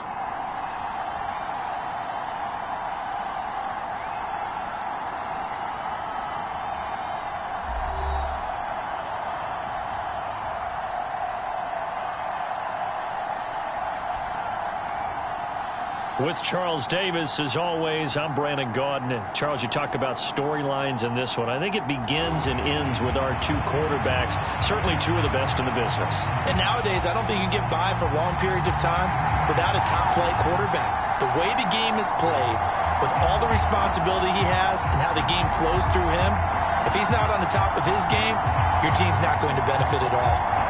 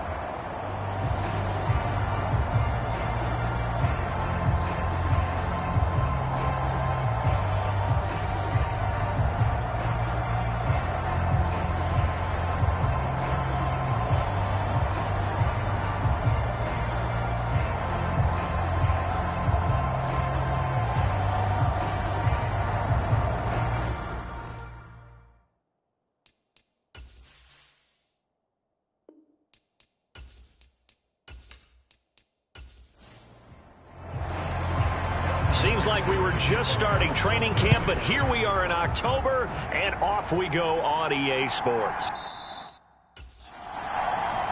And we will not get a run back here to start. It's a touchback, and it will come out to the 25. So the Titans set to go to work for the first time. They're led by the #1 overall pick in the 2021 draft, Trevor Lawrence. And you want to talk about enormous expectations being placed on a quarterback. How about what Trevor Lawrence faced coming out of college? But the good thing for him, he's used to it. He had the same type of expectations leaving high school and going to Clemson. They always expect him to be a franchise savior, whatever team he joins. And to his credit, he shouldered those expectations and is doing everything in his power to follow through. And not much to speak of. Call it a 1-yard gain up to the 26. The numbers on the ground for Henry last week. 25 carries, 88 yards, and a touchdown. And we all know he had a big workload last week, so I'm eager to see if they decide to back him off a little bit. Personally, I hand it to him 20-plus times again. When a running back's locked in like he is, I want him to keep touching the football. So here's a 1st and 10 at the 38. They run the option left with Lawrence. Give him 10 yards on the keeper, and it'll lead to a 2nd down.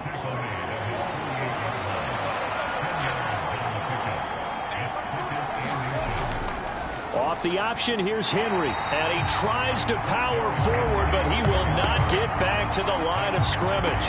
That backs him up 1 yard and brings up 3rd down. You talk about this Bengals defense. They were terrific last week against Buffalo in that victory. And what I saw on film was nearly an unstoppable pass rush. They had 5 sacks last week, plenty of hurries. So now do you just max protect on offense, keep everyone in, and run, 1 or 2 receiver routes to make sure your quarterback stays up? We'll soon find out. Here now, 3rd and a yard. They'll try to run for the first with Henry. And he's got the first down yardage before being taken down at midfield. I like his focus there because he wasn't thinking about breaking that one big. All he thought about was, I need one. Let's go get that. Ended up picking up 2.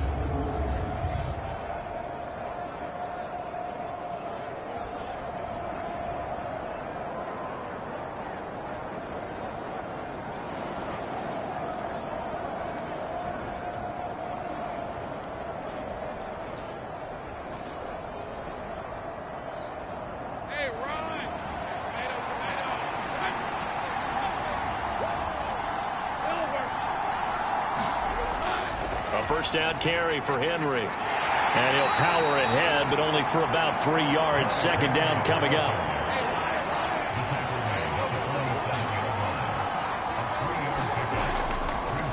They'll run for the first time here with Brian Robinson. And he stopped immediately there. So it's 3rd and 6, and this will be the 8th play of the drive. Now Lawrence to throw. That's into a crowd and intercepted. And a huge return as he'll take this one all the way down inside the 30-yard line. A part of why they came to this week with a winning record is that they feed off of mistakes like this, and now it's a prime opportunity. Just moments in the game to get a short field touchdown off of their big defensive play. Now on the other side, they were already the underdog in this one. They just made their uphill battle just a little bit tougher. So now the Bengals offense, they'll start with great field position. And a glance here at their shifty mobile signal caller. I tell you what, when he is on schedule for that week, secondaries take notice because you've got to stay alert back there on every snap. A truly powerful arm, one is capable of challenging any level of the defense on any given play. That's why so many scouts preach arm talent when preparing for the NFL draft. A quarterback with arm strength to make every throw in the book, he's an asset to have in any offense. Now a 2nd and 6.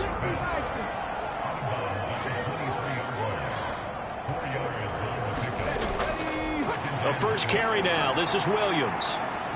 And he is going to get this close to the first down markers. He's brought down at the Titans' 18-yard line.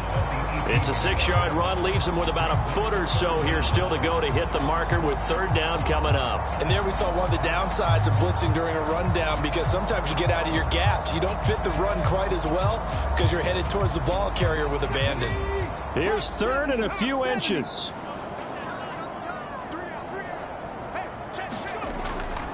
They'll try and run for it. Here's Williams. And he picks up the first down yardage as he takes it down to the 16. If you make the stop there, maybe you hold him to 3 on this opening drive. They didn't get the stop. Yeah, new set of downs now. Now you're worried about, just as you pointed out, not just giving up 3, possibly giving up 6. Let's see what they decide to do here because they've got to change up what they have been doing. It hasn't been working.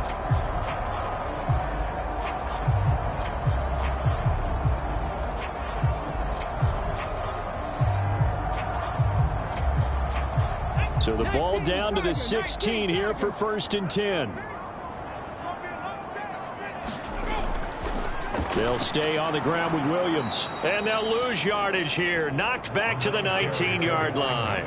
2 yards the loss, 2nd and 12. I think there's one element that just keeps increasing on defense in the NFL, and that's speed. They want it in every position, and we just saw there some linebackers who can go sideline to sideline, run past that trash, go past people, and make tackles near the sidelines. And not only near the sideline, but also in the backfield there for the loss. Now they contend with a 2nd and 12 after the loss. Oh, he tried to fit it in on the slip. Now he's hit on the return. It's a loose football.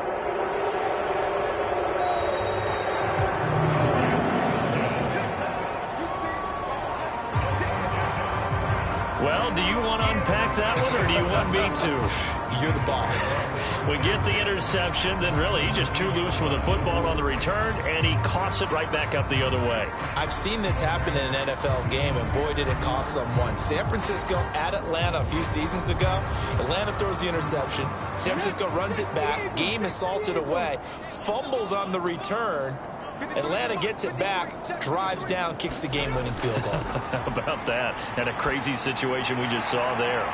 And he will be brought down at about the 6-yard line. Here we go now on 1st and goal.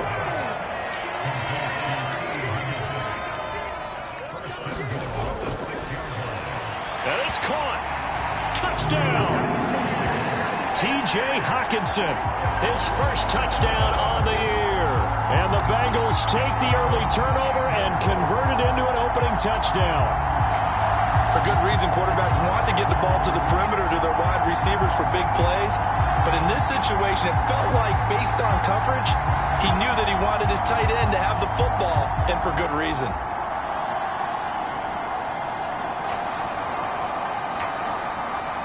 Evan McPherson now for the PAT.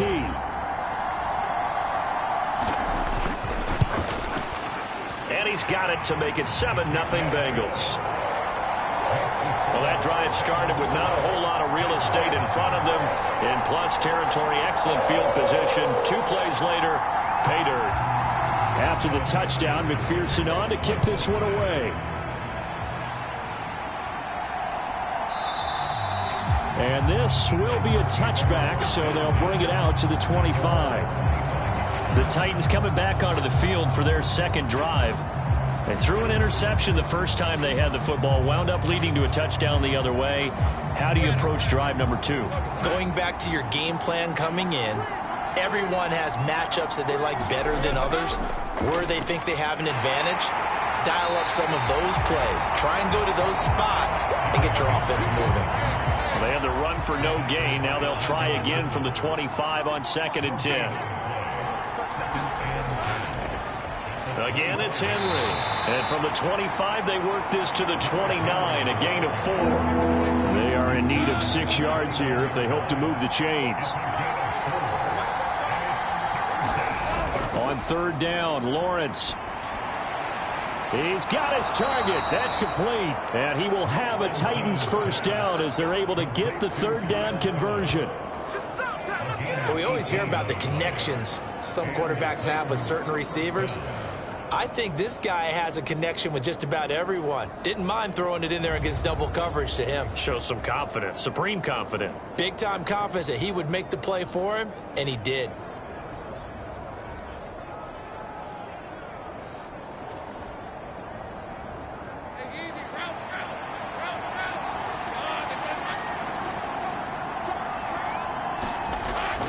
A shotgun handoff to Henry.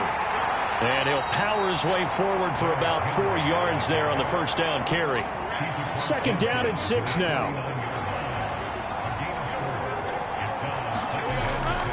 Inside handoff, Henry. And this time he's not going anywhere. They'll get him down right at the line of scrimmage.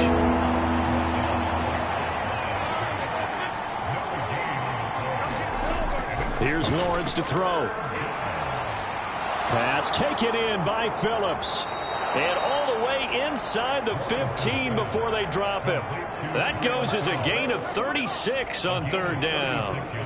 I know we love our jobs, and pretty much any play we see, we're pretty, excited about. But big plays, let's face it, that's what we absolutely live for. How about that one? That was great. And what our camera missed was the fist pump from the sideline after that catch. They're fired out. That's a big gain. So how about this for field position after the big play? Inside the 15 now as they come up on 1st and 10. Looking to throw, Lawrence. Oh, and his early struggles continue. Here's another one intercepted. It's Brian Branch with it.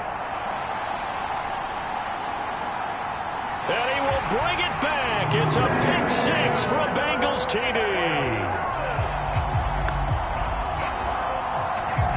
Well, we went from scoreless to 13-0 in a hurry. First, their offense had the touchdown, and now the defense comes through with one. You can't get a better 1-2 punch than that. Follow up a touchdown offense by getting one on defense. If they keep that effort up, you'll take the other sideline out of this one very quickly. And McPherson on for the extra point.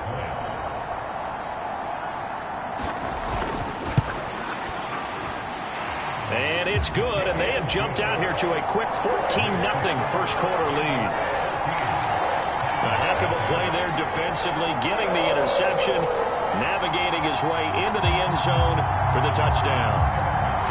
So they'll get another shot on offense following that pick six. And now the kick is away.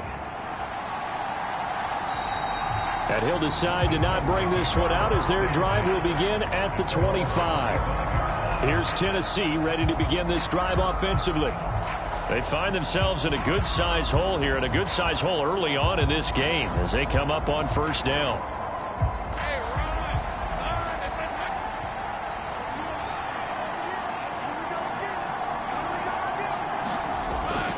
They'll start on the ground. It's Derrick Henry.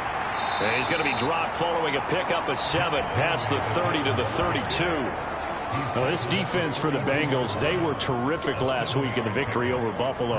And what I saw on film was a nearly unstoppable pass rush. 5 sacks last week, plenty of hurries given up.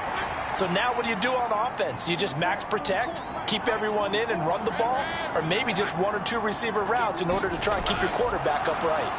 A snap to Lawrence as he taps this forward. And this won't be enough to pick up the first. A gain of 2, 3rd and 1.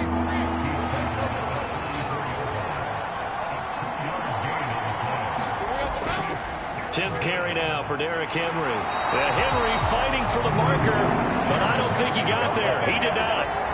No gain on the play there. A nice job defensively, and it likely forces a punt situation on 4th.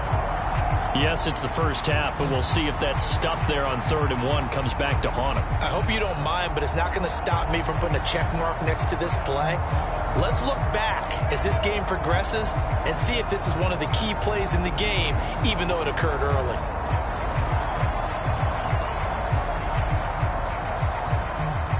Here's Bryce Behringer now. He was only asked to punt once in the victory last week as he sends this one away. 42 yards on the punt, just 2 on the return. And the Bengals will take over here 1st and 10. The Bengal offense now gets set to head back out onto the field. They've got things going their way early. 14-0 lead and the football. 1st and 10.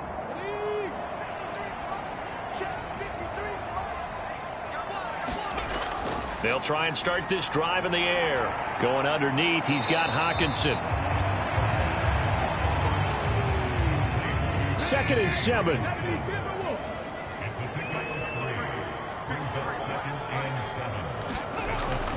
Back to throw here. Looks again for T.J. Hockenson, and he's got him again. A busy first quarter. His 3rd catch of the afternoon is a first down. 14-0 the score. This is the NFL on EA Sports. Ready for the second quarter from Cincinnati. It's the Bengals with the football here as they've got it with a 1st and 10. They'll look to throw here. And that is incomplete. Oh, the coverage a little too good there, and it's 2nd down. They're going to look to throw. This pass complete to Higgins. That'll leave them with a 3rd and 2 coming up. They got 8 yards there.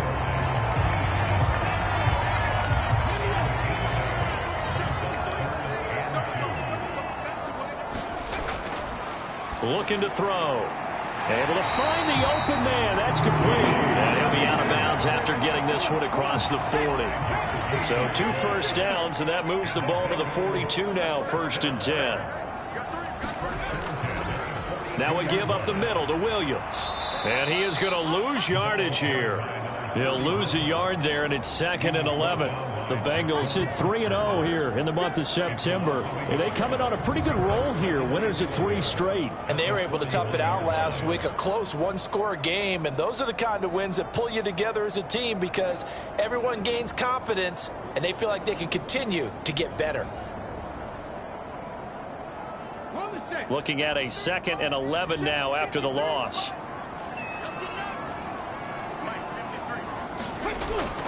He'll look to throw. Man open, that's Jamar Chase, complete. The 8th play of the drive coming up. It's 3rd and 3.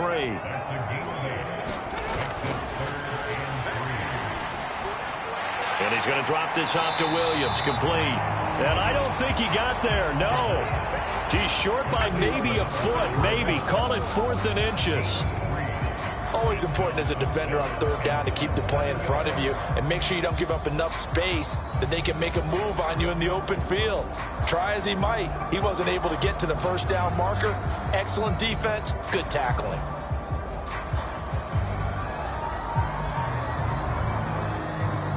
Blake Gillikin on to punt now on 4th down. Kyle Phillips deep for Tennessee.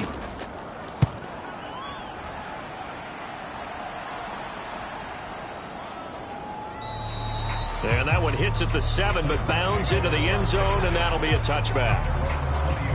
Derrick Henry and the rest of the Titans offense about ready to roll again. He's had a good chunk of carries. Problem is for very little success. I don't want to put it all on his shoulders, but that's a big reason they're losing right now.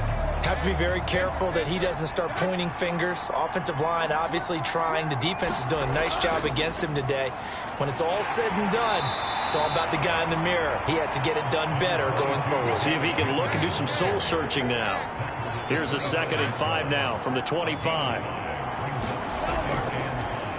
They run the option left with Lawrence, and he'll be brought down right at the 30 here. That's now consecutive 5-yard carries to pick up the 1st down.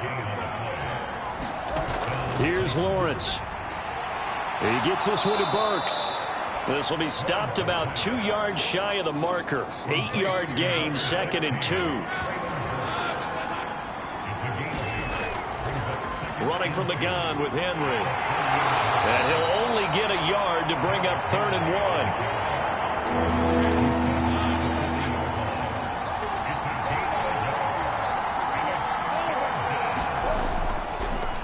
1. They'll try and pick it up by running the option to the right. And he's going to have a 1st down as he's brought down at the 44-yard line. 4 yards on the pickup, good enough to extend the drive.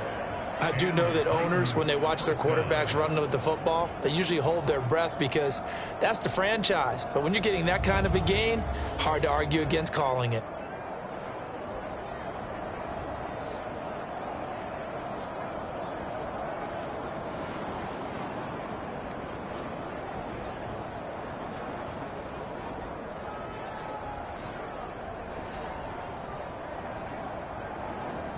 A pair of 1st downs gives him a 1st and 10 up at the 44. Now Lawrence. And he'll be taken down by the Bengal pressure. Max Crosby has now recorded 10 sacks on the season. Well, last game he had 2 sacks. Got another one here picked up right where he left off. Brandon, he spent the entire offseason working on new moves, new techniques, trying to add to his arsenal of pass rush moves. Certainly paying dividends in what we've seen so far. And they need to work to at least get some of this yardage back after the sack. 2nd and 19.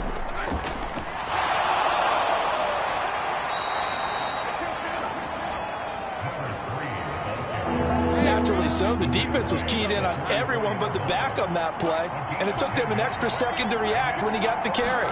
It's still a tough 3rd down to pick up here, but a lot more manageable after an excellent carry on 2nd down. And he gets this to the 48, but no further. Well short of the line to gain. He did his best to just get 4 out of that, but not enough. And now 4th down.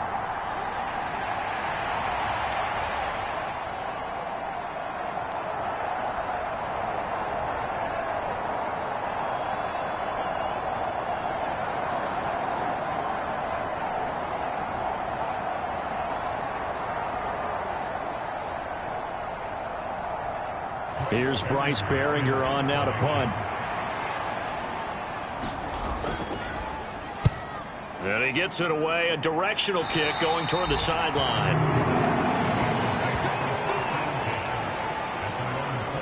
So here are the Bengals set to take over. They're on a 3-game winning streak and right now looking good in this one as well.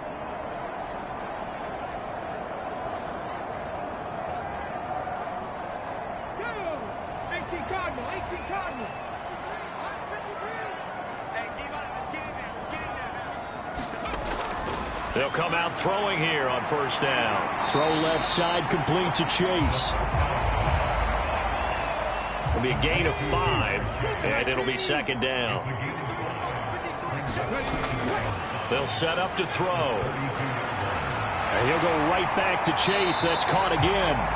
And they bring him to the ground just shy of midfield. Third catch of this first half for him, and this one is a first down. Well, he's been a busy man in this first half. They've targeted him quite a bit, including both plays here to start this drive. And until that defense starts reacting a little better, they may just keep going back to him.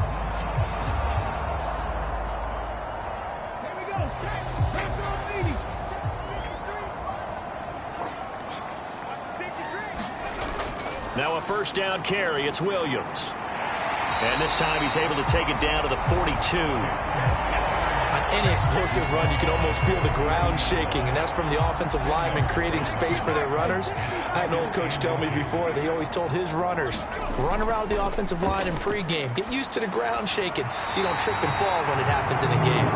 And he's going to have another first down as the tackle's made at the Titans' 30.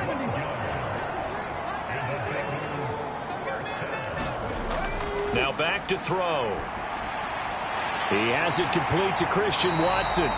And he's down into the red zone at the 15 after a gain of 15. First and 10.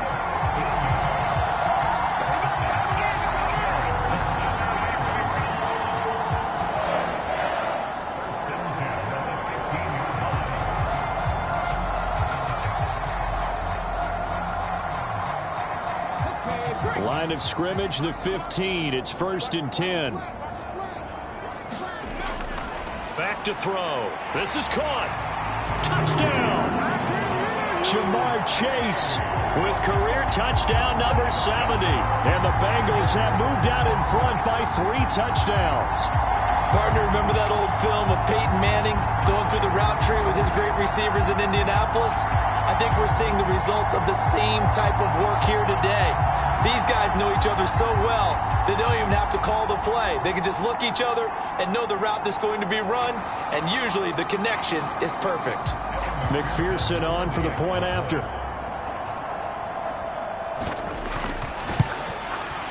And it is now 21-0.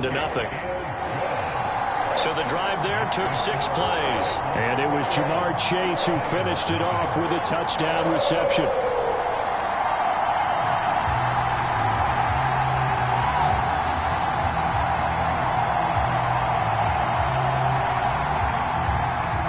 After the touchdown, McPherson on to kick this one away.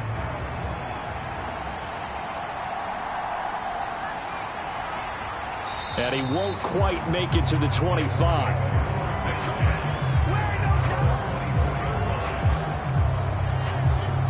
And here comes Tennessee as they get set to take the field. Well, CD, you kind of feel like they're in a bit of a danger zone right here because now you're down 3 scores, and I know we're in the first half, but the way this offense hasn't been able to generate anything, you feel like they probably need to get something going on this drive, right? Yeah, and sometimes I overuse that this is an important possession. But I think this has to be the possession where they come up with an answer because only a few teams in league history have ever come back from a 4-score deficit. And if they don't score here, that's what they could be facing the next time they get the ball. And he is going to lose yardage here. He'll lose a yard on the play, so now they need 3 yards on third down. 2 minutes remaining in this first half of football. 3rd and 3.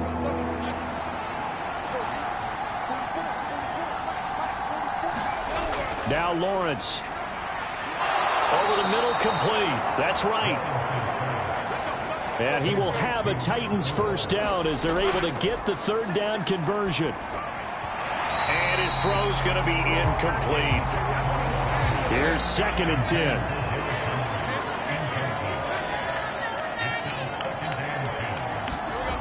Lawrence will throw. And this complete to Henry over the middle. And down he goes at the 49, a 3-yard pickup. Now 3rd down and 7. Ball had his hands on it, couldn't bring it in. Pretty symptomatic of how this game's been going. On now is the Titans punter as he'll come on to kick this one away. He's been a busy man here in this first half as he gets it away. Their quarterback in this offense heading back out to the field. He had a couple of touchdown passes in that game last week, and he's matched that with 2 in the first half here as his guys start 1st and 10.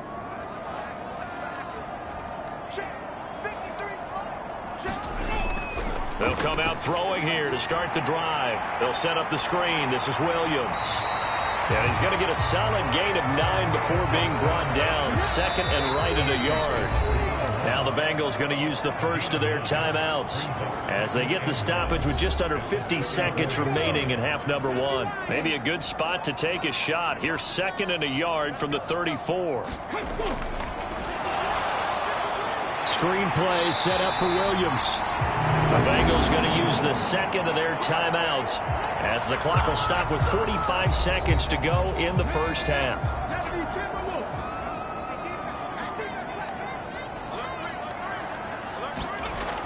On 1st down, he'll drop to throw. Oh, the turnover fest continues. Here's another interception. And the Titans will have solid field position here as they take over at their 45-yard line. So that potentially an important takeaway here in this second quarter. Because what it does is give their offense a chance to put a drive together. They've got nothing on the scoreboard so far, so you have to think that they need something before the break. And now they have an opportunity. The Titans going to go back on offense here late in this first half.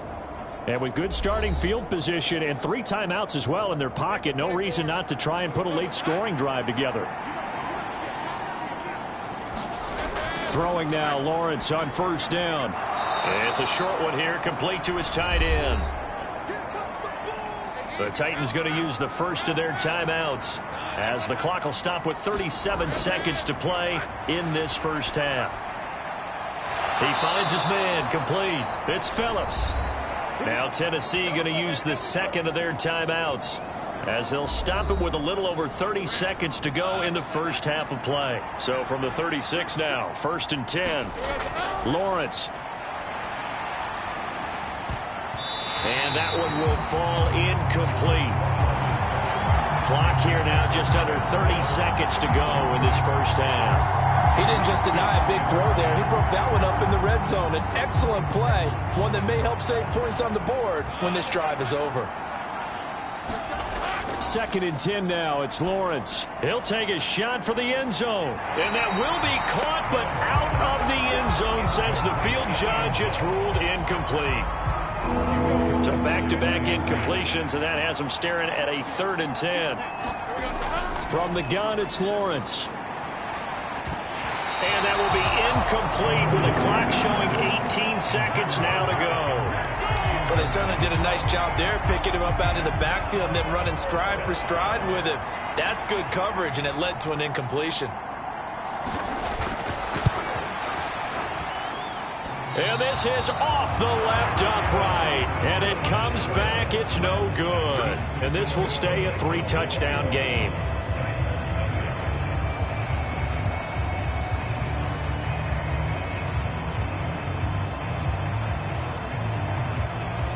And now 2 problems as I see it. First, you missed the kick, which granted was a long one. But second, you set the other guys up with great field position and enough time to maybe get downfield and get a field goal attempt of their own. Now this will leave them a yard short. Nice pickup of 9 yards on 1st down. 2nd down and a little more than a yard here.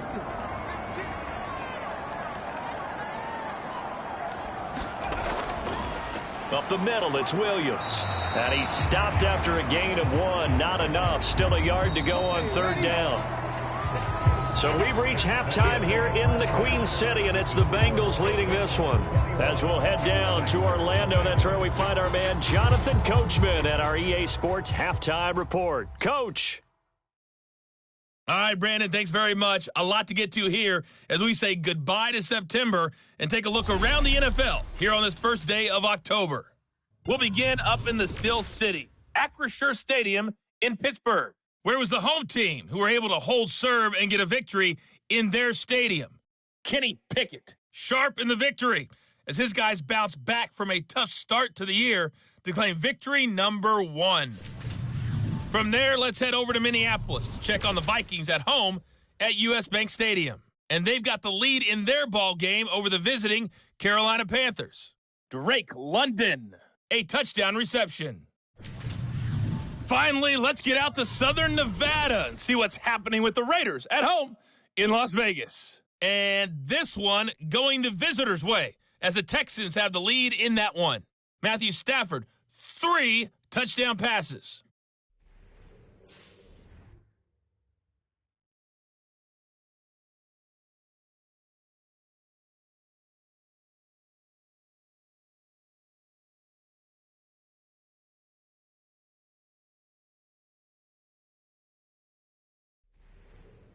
All right, Coach, thanks very much. Fine work as always as we welcome you back for quarter number 3. The Bengals set to receive. They have the lead and the football to begin quarter number 3. From a yard or two deep, here comes a return. And he'll get it up past the 20 to about the 22.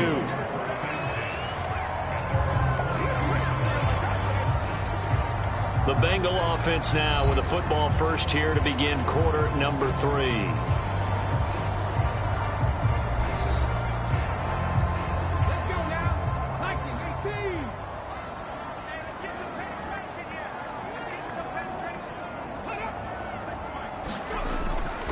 They start the second half here with Williams. And he'll get about 6 up to the 27-yard line. Ball on the 27. Here's 2nd and 4. Off the draw. Here's Williams. And he'll get it up near the 35, right at the 34 here. From the 34 now, here's 1st and 10. They'll look to throw. Going underneath, he's got Hawkinson. And he'll get nothing out of that one. Here's 2nd and 10.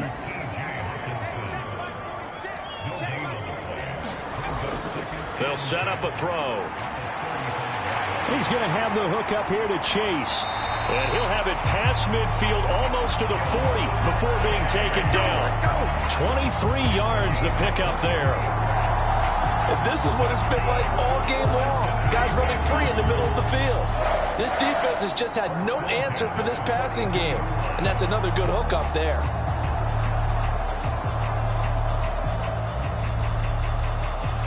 So 1st and 10, and if they score on this drive, might have to start digging in our second half blowout material.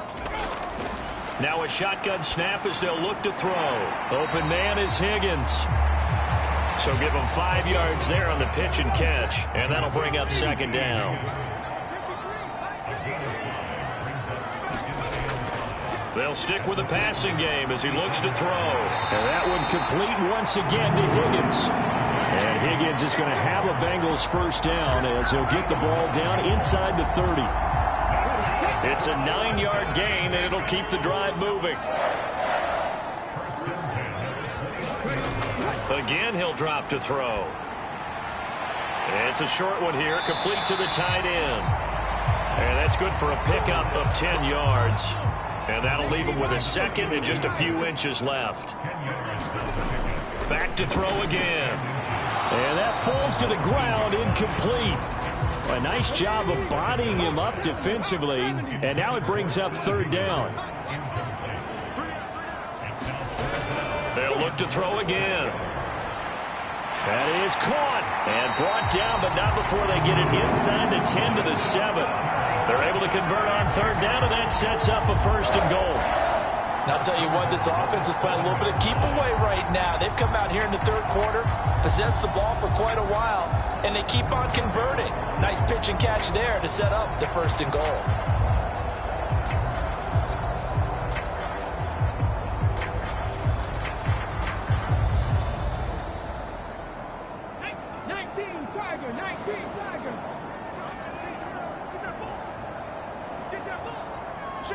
Slot man moves right. And they're going to give it to him on the jet sweep. A good pickup there, 7 yards, and it's going to be 2nd and goal now.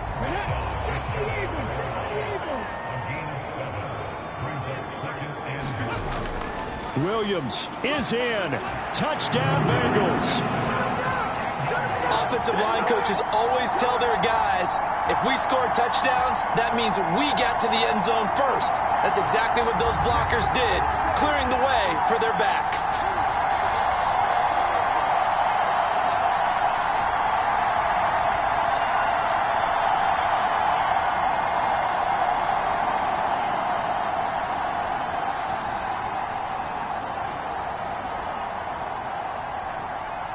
McPherson now for the extra point.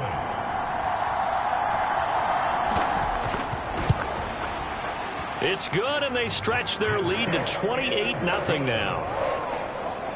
So that one a long 11-play drive, and it ends with a Bengals score.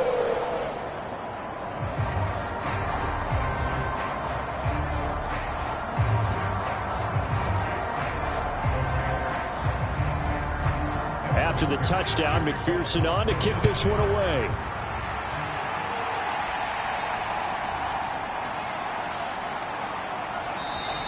And they'll get him down inside the 30 at the 27.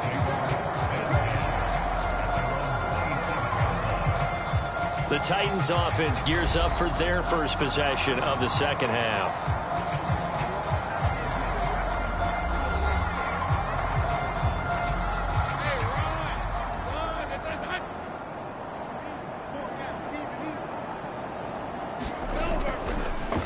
They'll start by running the option to the right. And he's going to lose yards. They take him down at the 26. Officially, it's a 1-yard loss. That's going to bring up 2nd and 11. And not a lot of success to be found there. Oh, you got that right, partner, because if you're trying to make guys miss about 10 yards or so downfield, that's a pretty good play. But if you got to do it in your own backfield, I consider that a problem. That doesn't work too well. A loss of a yard there to start out. That leads to a 2nd and 11. Looking to throw. Lawrence. This will go to Henry out wide. And he will lose yardage and be backed up to the 24. 3rd down, now even tougher. 3rd and 13 after that loss of a yard. Well, that play really didn't fool them. They completed the screen pass, but for lost yardage, a really nice play by the defense. 3rd down and 13.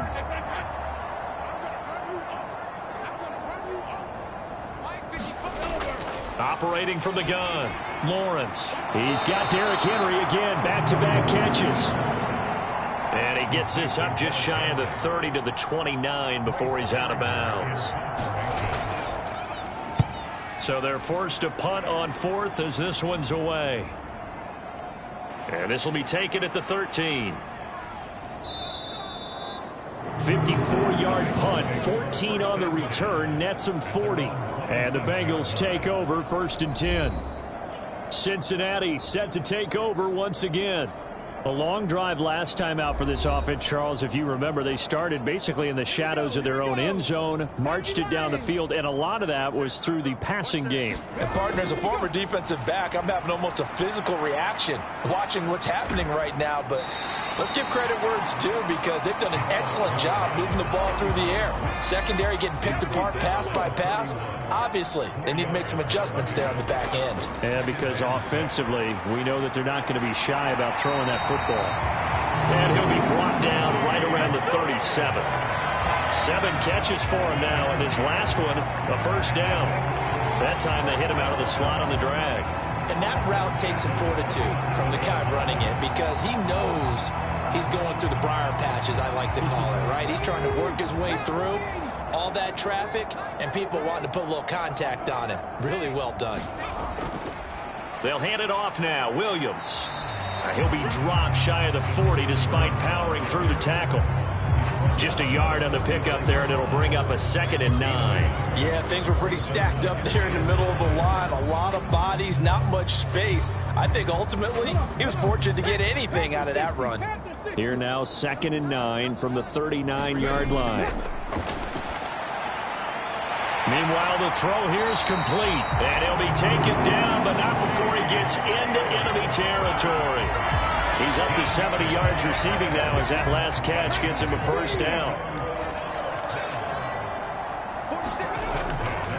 here's a play fake as they set up to throw. It's Williams on the catch. And he'll get it inside the 40 to the 39. And that's good for a pickup of 10 yards. And they'll be left with a second and about a foot. They go back to the ground with Williams. And they'll be inside the 35 now at the 34-yard line. A gain of 5, good enough for the first down. Well, they've certainly been successful throwing it around in this game, and that's allowed them to move the ball on offense. But I've got to tell you, to watch them run the football and successfully, I'm not taking sides. But to see the ball in a running back's hands, oh, that's football for me. Gets by him at the 25. And this turns into a nice gain with a slide at the end. Good coverage downfield led to him taking off, picking up the first down on a 13-yard run. The defense did its job of taking away a quick throw, but that's only half the battle because they've got to get to him before he can make a run for it. A little bit late containing him there, so he makes a nice gain out of a play that looked like it was in trouble.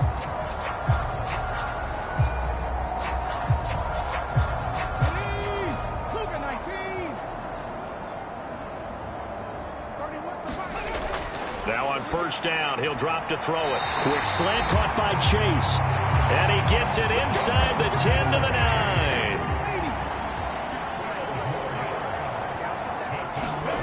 9. He'll look to throw. Looking end zone, but it's incomplete. Another shot from the 9 on second and goal.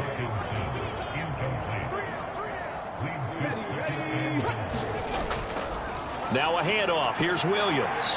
And he will take it on in for a Bengals touchdown. A great effort there with his 4th rushing touchdown on the year. And the Bengals open the lead up to 34-0. Well, let the natural light of today reflect that he is now getting into the end zone 2 times. Look at you. You're a little Ralph Waldo Emerson, is that his name? No, I was just going with the meteorologist. Said it was a day game. I'm here.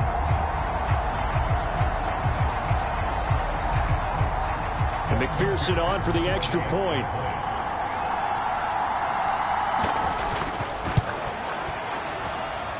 And he's been a busy man, 5 for 5 now as he knocks another one through to extend the lead. So that one a pretty time-consuming 10-play drive and a 9-yard run on the end of it.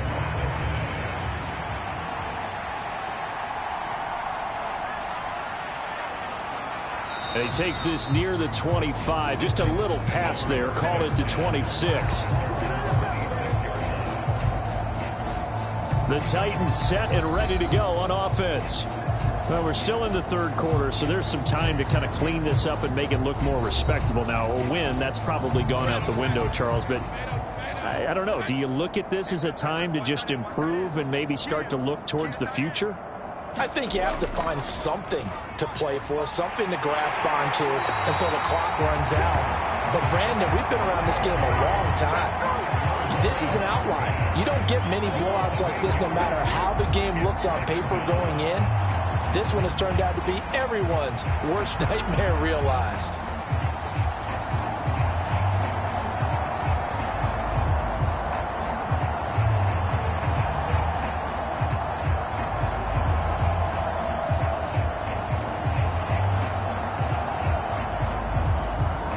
Gotta imagine the pass rush will be equally intense here on second down following the sack. It's 2nd and 18. Henry up the middle. He is taken down at the 21 after a short gain of 2. These guys have punted 4 times already, and they're staring at a 5th, barring a conversion here on third down. He dumps it off for Henry. And he gets it here to right around the 24 before he's out of bounds. 3 yards, all they could muster there, and it'll bring up 4th down.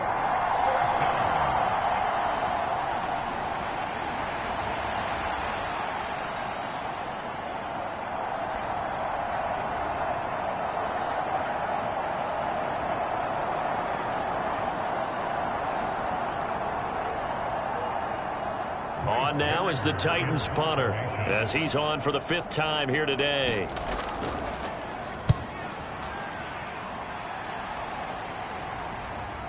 Pulled in at the 24.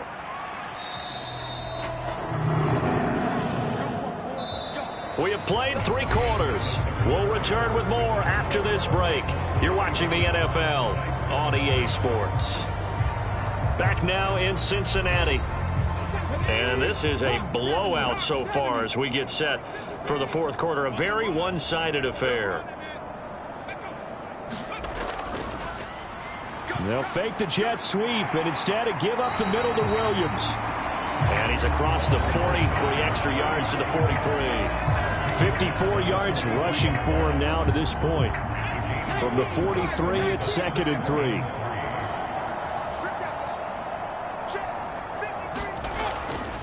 They run it again with Williams. And he'll be brought down right at the 45-yard line.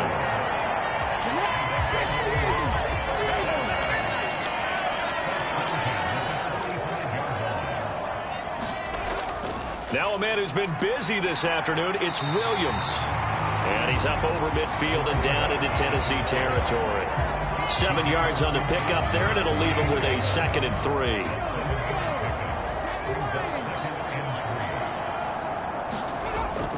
Now they'll switch it up here and look to throw. And this won't be enough to pick up the first. A gain of 2, 3rd and 1. Only a short game there, but that's okay if you're the offense. They brought a lot of pressure at him, and he uses athleticism to at least get back to the line and make 2nd down a lot shorter than it was looking for a moment. They'll try and run for it. Here's Williams. And he will have a first down as they get him to the ground at the 37. It goes as a gain of 9, and it moves the chains.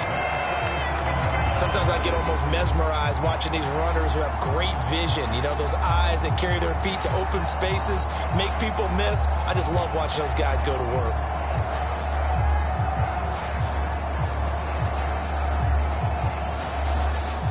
All runs on this drive so far. It's 1st and 10. From the gun, it's a run for Williams. It's a 6-yard gain on the ground, and that'll make it 2nd and 4.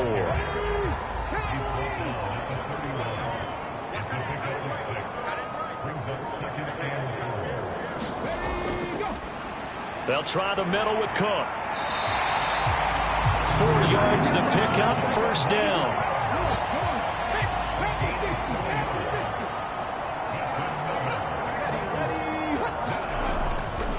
Williams.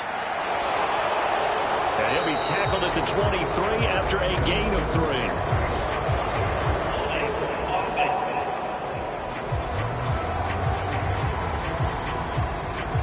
So that time they get the tight end on the hold. Normally he's a pretty good run blocker, but this time he just didn't get his arms extended and let go quickly enough. The flag came out as a result. And he'll be brought down inside the 20 at the 19. Now 2nd and 3.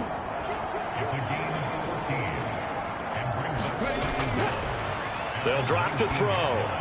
He's going to get this one down to Cook. And he'll get him inside the 15 down to the 14-yard line. A gain of 5, good enough for the first down.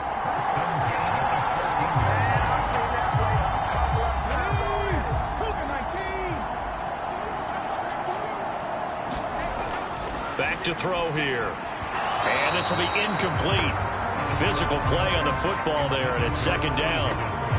Well, up big here in the fourth quarter, up really big. That pass and incompletion, I don't think they needed the completion, but, Charles, this is an offense right now that they're just having fun. They're clicking on all cylinders. Yeah, you're right. They didn't need a completion. They certainly don't need any more points, but they're not going to turn them down. They're going to continue to run what they have in their playbook, and they still want to run it efficiently. Out of the gun now on 3rd down. He's got his tight end over the middle, T.J. Hockenson. And, oh, he's just going to be short here, barely, maybe by a half a foot. It'll be 4th and inches.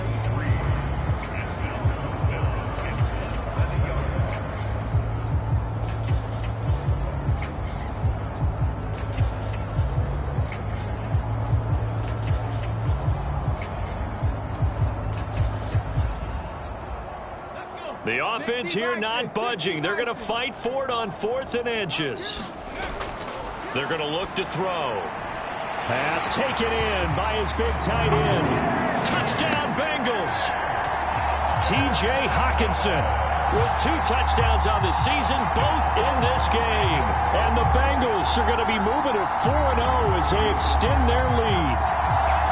CD, it'll go into the books as just 1 win, but this is a really impressive win. They've done it on defense, and here they continue to do it on offense. Another score in the 4th quarter to widen that advantage. I like where you were going with that one. Would you say, partner, it was really 3 victories today? Landslide on the scoreboard, emphatic victory on either side of the ball. They really got it done. Extra point by McPherson, up and good, and it is 42-0. So that one a 13-play drive in total. And it was T.J. Hawkinson who finished the drive with a touchdown reception.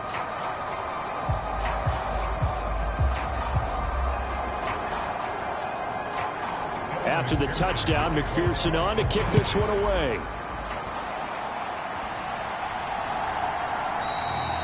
No run back here, down to a knee, and this drive will start at the 25. Here's Tennessee ready to begin this drive offensively. At this point, partner, things looking pretty bleak. They still haven't scored here in the 4th quarter, facing the big deficit. What silver linings, what can they look to do here offensively? You know, it's funny, I talked about this with a coach in the offseason and kind of had this scenario, like what feels good to you and what feels good to your team. You're down big. You really have like 1 possession left, and you're trying to put points on the board that don't matter. But do they? And he told me they actually do matter. And in this situation, he's going to try and run the best offense he can run to have at least a little bit of confidence to take away from that game. So right now, they're going to try their best to get something up on the board and not get shut out. Max Crosby able to disrupt yet another pass play. That is his 3rd sack of the afternoon. Well, it's obvious, but I can't help but say it here. It's never a good day when the opposing defense has more sacks than you have points. The win seems likely, but this defense is still playing for something here. They see that 0 on the scoreboard, and they don't want that to change. How to approach this. 3rd down and 16 yards to go. Here's Lawrence to throw. Under pressure, they got him again. Miles Murphy, he's the one to get him this time, and back-to-back sacks brings up 4th down. Let's go ahead and put check marks by it all, partner. No points. Down by 4 touchdowns. Haven't had anything going today on offense. Why not add a late sack to the mix? Obviously a day to forget for all involved. Let's give plenty of credit to this defensive effort. They've been excellent from start to finish. On now is the Titans punter, standing about a yard deep in his own end zone.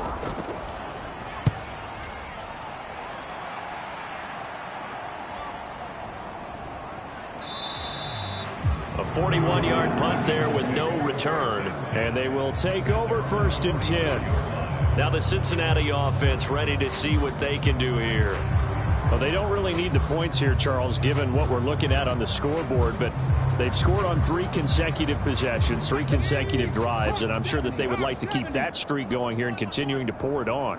And things have gotten that way in the NFL, haven't they, partner? Because in the old days, people would have, they'd get off the gas a little bit, right? But now, people continue to accelerate. But we'll see what they decide to do as they come out for this one. But the way that this game has gone, they've got to be awfully happy with their execution overall. Williams going to get it again on 2nd down. And he's up over midfield and down into Tennessee territory. The offense on 3rd down tonight, they've converted 4 times out of 6. Not bad. They're looking at 3rd in the nose of the football. They'll stay on the ground with Williams. And he will have a 1st down here at about the 40. They get 6 on the pickup there as the drive continues. A dependable running back is a coordinator's best friend, someone you can trust in those situations to push forward and get the yardage you need, however possible.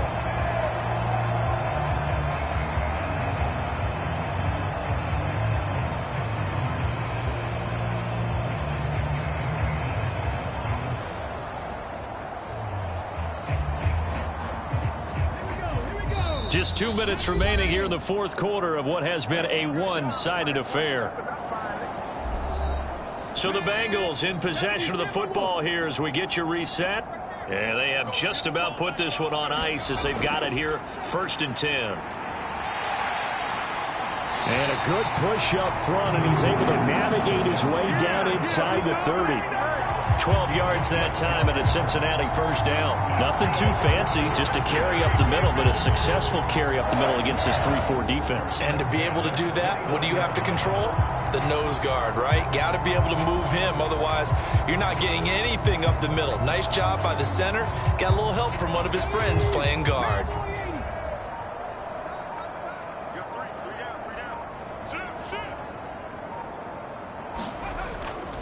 They'll run it with Williams. And he's going to take this ahead for right around 3 yards, but no more than that. Second down.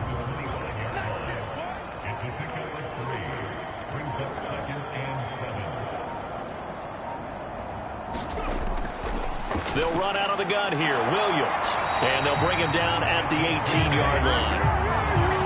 120 yards rushing now for the ball game on 24 carries.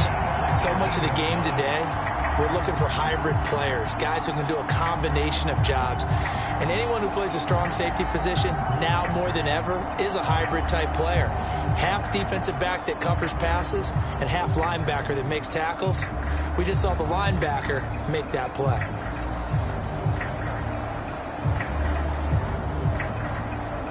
So from inside the 20, here's 1st and 10 at the 18.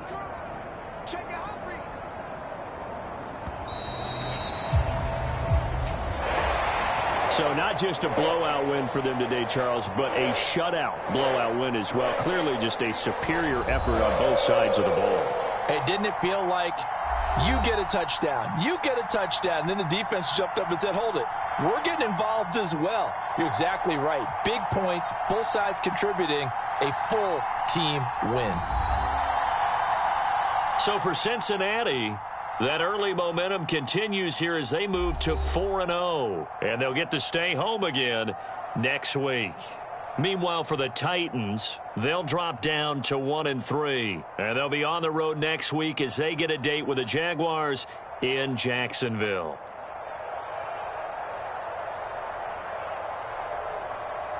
So that's a wrap. For Charles Davis, I'm Brandon Gaudin. And this has been a presentation of the NFL on EA Sports. For more, check us out at easports.com. It's a win for the Bengals as we say so long from Cincinnati.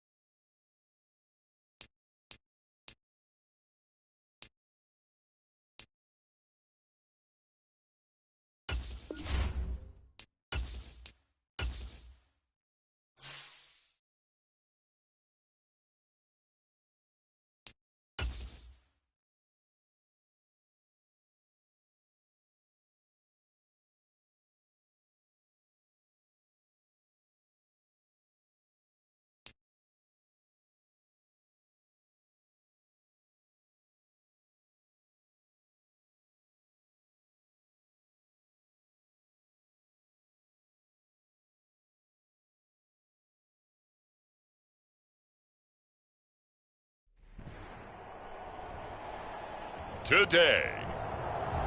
From Los Angeles, California,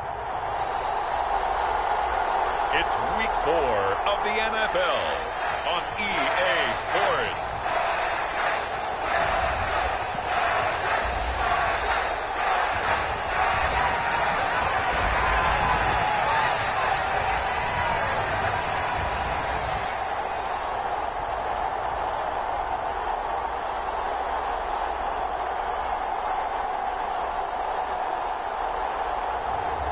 It's the Los Angeles Chargers taking on the New Orleans Saints. We are just a couple miles east of the LAX airport, just off the 405 and the 105 at the beautiful SoFi Stadium in Inglewood. Today it's Week 4, and we've got what should be a great one here, as it'll be the New Orleans Saints taking on the LA Chargers.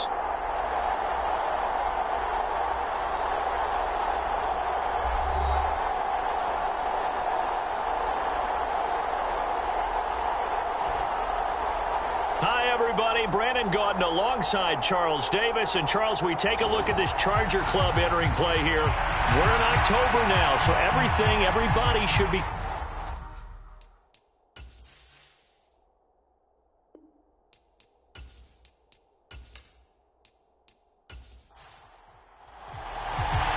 Seems like we were just starting training camp, but here we are in October, and off we go on EA Sports. They had no run back here, so they'll bring it out to the 25. And here come the Saints for their opening drive. And they will be led out by a man in his sophomore campaign as the quarterback. And there's a word that constantly gets thrown around with this guy when you talk to anyone in the building. Potential. They are sky high on what they believe he can grow into in the role of a starting quarterback. In addition, there are plenty around the league who think that as well. And years from now, he can still be leading this offense out.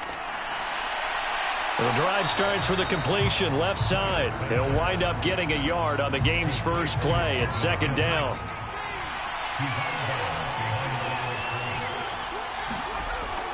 Back to throw. Turner, the hook up on the right side to Hopkins. And he's taken down but able to slip across the 35. The receiving numbers for Hopkins a week ago. 7 catches, 74 yards. And they think they have a matchup advantage in this one. They're going to try and find some space for him to work and make sure he touches the football. To throw is Turner on first down. And they're going to have this across midfield and inside the 45. Well, they had a gain of 10 last time, now a gain of 20 here. To win any route, you've got to break down the defender, and that's exactly what happened here on this really nicely executed curl route.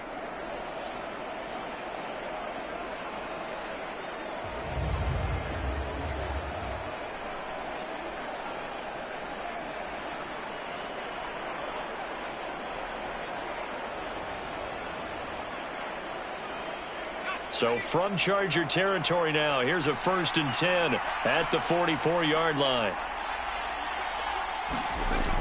Looking to throw. Turner. A quick throw knocked away and incomplete. 2nd and 10.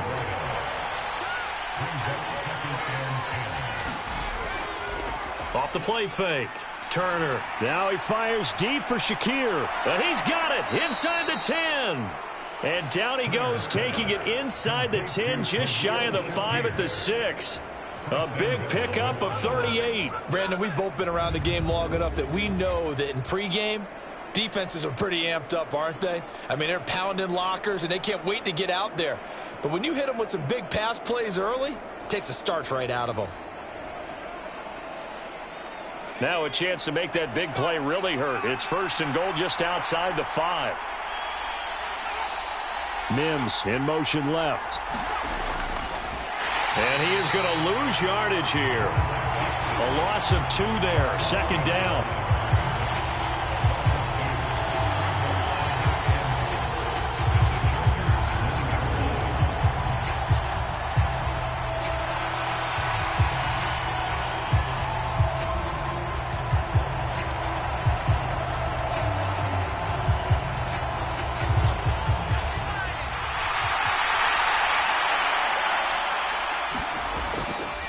look to throw. Turner. Now a quick throw there, but it's going to be incomplete. Can this defense get the stop on the opening drive? Here's 3rd and goal. From the shotgun, he'll look to throw. And it's intercepted at the goal line. Picked off by Jair Alexander. And the Chargers are going to get the football here as the ball will come out to the 20. Well, that is a quick lesson on how difficult this defense is to throw against. An interception on their initial drive of the ball game. Now we know why their offensive staff spent the entire week awake trying to prepare for this one, because you can't totally shy away from throwing the football. But at the same time, you're looking at them and going, where are the weaknesses? How are we going to move it? One of the top defenses in the NFL for a reason. We just saw one example right there. Let's go now. 1918. They'll start out here with a jet sweep. And he's going to get 7 out of this before being taken down at the 27. Operating from the 27 now. Here's 2nd and 3. He'll look to throw. And that nearly an interception here on this opening drive, but he gets a reprieve. It's 3rd down. Looking to throw. He's got his target. That's complete. And he is going to have the Chargers 1st down as they're able to get the 3rd down conversion. After getting that turnover on the first drive of the game, you'd hate to just stall out the momentum, go 3 and out. They're able to avoid that there. And we talk about complementary football all the time, but I think it's a little bit deeper than that. Defense went out, forced a turnover, gave the ball to the offense. It's now the offense's responsibility to pay that off for them, to show respect to them. Hey, you guys got a turnover? We appreciate it. They want to continue their drive. And he'll power ahead, but only for about 3 yards. 2nd down coming up. Pretty much unreal, not just in terms of yardage, Charles, but also throw in the 3 touchdowns as well. When you put the whole package together, I can make you a pretty good guarantee right now. He's going to see a few more people in the box every time he lines up. Yeah, I don't think that the defense has any choice. They've got to stop him. Can't let a repeat performance like that. Agreed. The tight end in motion right. On 2nd down now. It's Porter, and he'll be taken down at the 44-yard line. That one, a 1st down pickup of 8. The Chargers at 3-0 here in the month of September. And they coming on a pretty good roll here, winners of 3 straight. And the offense last week, they certainly have things humming, because if you can run up 40-plus points a game, you certainly take a lot of pressure off of your defense, and you're not going to lose very often.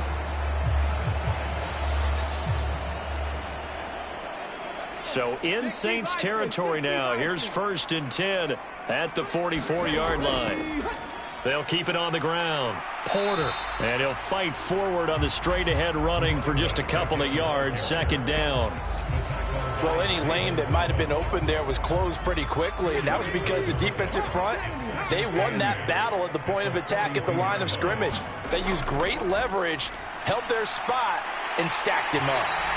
And he's going to be down at the 35. Gain of 7. This will be play number 8 here on the drive. It's 3rd and a yard. Up the middle they go. It's Porter. And he's able to pick up the 1st down here before he goes down at the 26. They get 9 out of that one, and as a result, the drive continues. How best to describe that one? I'd say right down Broadway on that run. A straight-ahead running. I think that might be something we see a lot of between the tackles today. Well, he's enjoying things so far here this afternoon. Sees a crease and bursts through it for a solid gain.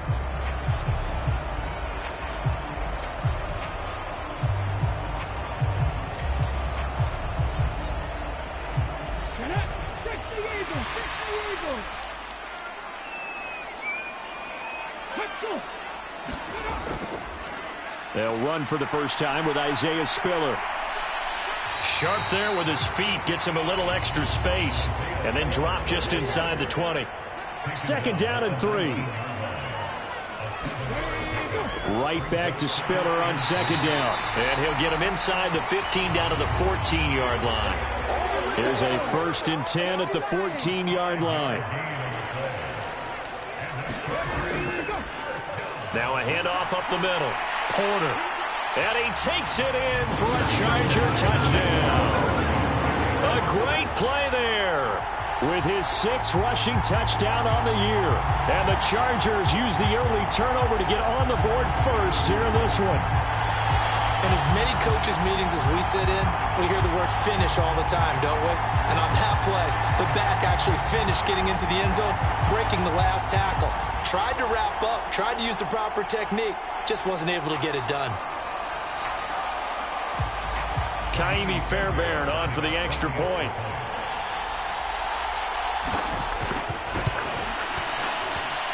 And the Chargers grab the 7-0 lead.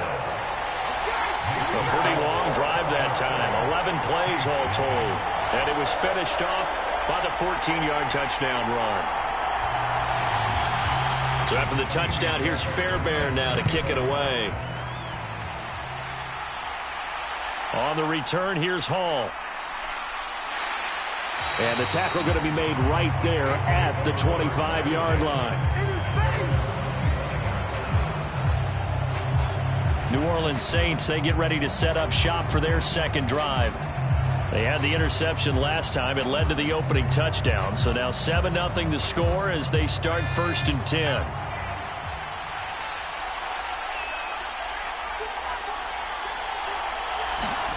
They go back to the air here after the INT on the last drive. Throwing left side, it's complete. And they get him down, but not before he takes it across the 40-yard line. Successful start to the drive, 17 yards, and moves the sticks. Well, maybe that'll help him settle back into a groove after the interception on the first drive here, picking up the first to start drive number 2.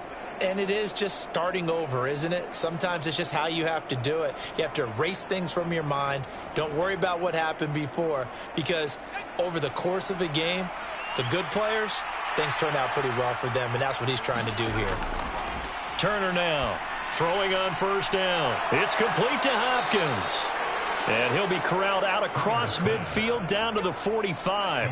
Back-to-back good plays have him on the move on 1st down. Looking to throw. Turner. And that one drops down, incomplete. Good coverage there, forced the ball free, and it's 2nd down. Back to throw. Turner.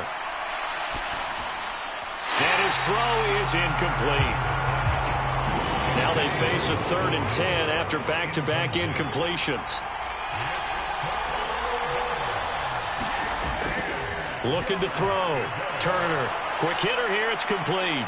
And a pretty nice tackle there, ranging up from his free safety spot as he'll stop him about a yard short. So the completion results there in 9 yards.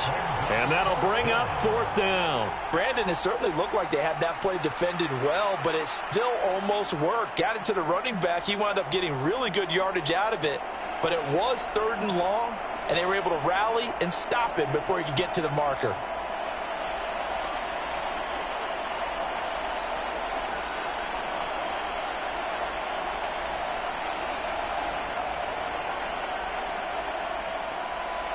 Out now is the field goal unit for New Orleans. From the left hash, this from 53 yards out.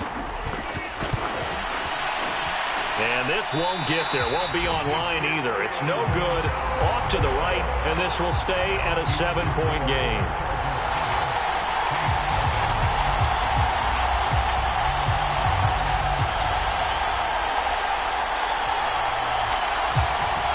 The Chargers get set to go here for their second drive. Well, just 2 series in here, Charles, but everything's gone to script so far. They got a touchdown on their first drive. Their defense holds, and now they've got a chance to take a 2-score lead. And to co-sign with you, exactly the start they scripted up. And really, that kind of start, that can set the tone for the game for them. The throw right side is complete here on the first play of the drive. And he'll be out of bounds just shy of the 40.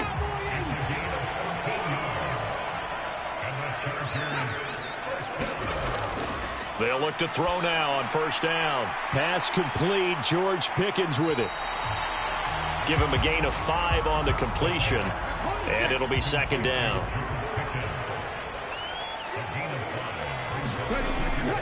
Out of the gun, they'll look to throw. Right side, he has Johnston. And he gets us down inside the 35 before going out of bounds.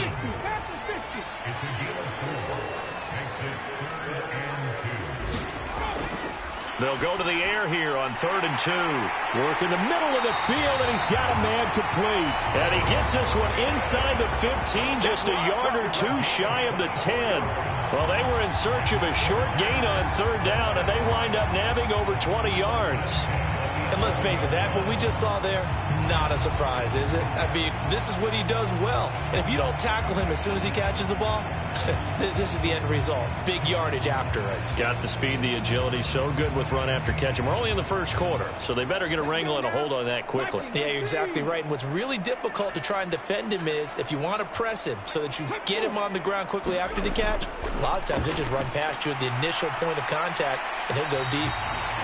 That'll go for a gain of 7, and that will bring up 2nd down.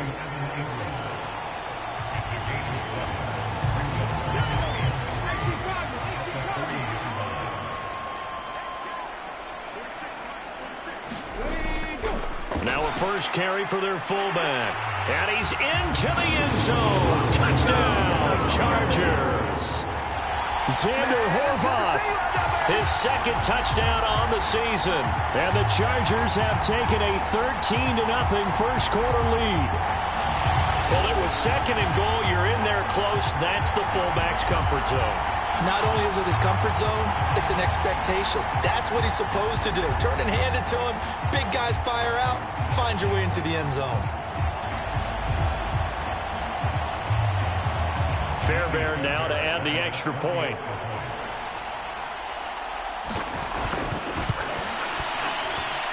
And it's good, and they have jumped out here to a quick 14-0 first quarter lead. A drive that time of 6 plays, and it ends with a 3-yard scoring run. So after the touchdown, here's Fairbairn now to kick it away.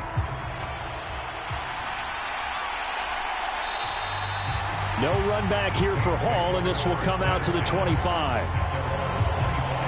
Out onto the field comes New Orleans.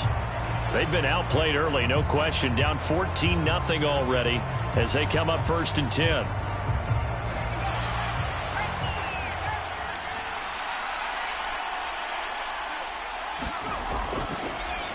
They'll start this drive out on the ground.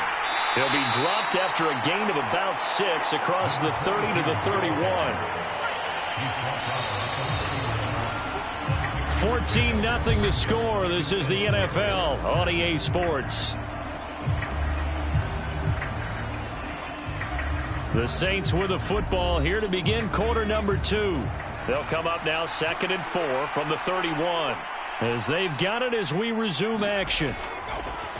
Now Turner looking to throw on 2nd down. A quick throw there is incomplete. I tell you, Brandon, this defense is playing with some confidence. Haven't allowed a point yet. Flying to the football. I'm telling you, it's almost 11 to the ball on every snap. Another nice job there to force an incompletion. Here's Turner from the gun on 3rd down. Able to find the open man. That's complete. And he is going to have a Saints first down. They needed 4. He doubled that. He wound up getting 8. Well, they've certainly gotten him involved in this first half, and on 3rd down, they looked his way again. And what a delight for his quarterback to find him and keep the drive moving.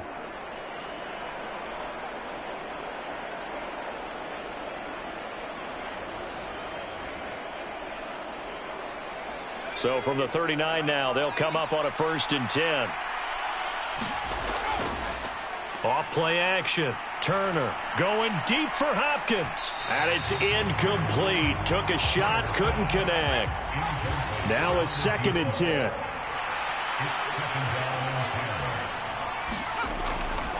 Throwing again. Turner. Here's Higgins out on the right side. They do get a yard there, but only a yard. Leaves them with 3rd and 9 looming.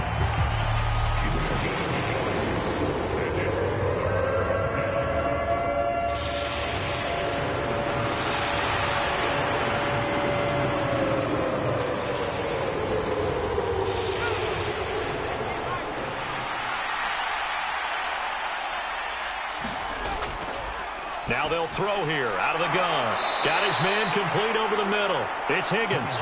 And he will get him down a couple yards shy of the first down marker. A nice tackle coming up from his free safety spot.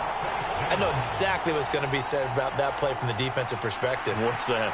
That's why I tell all you guys we need more than one tackler to the ball. He broke the first tackle. Luckily enough, there were more people there to get him down.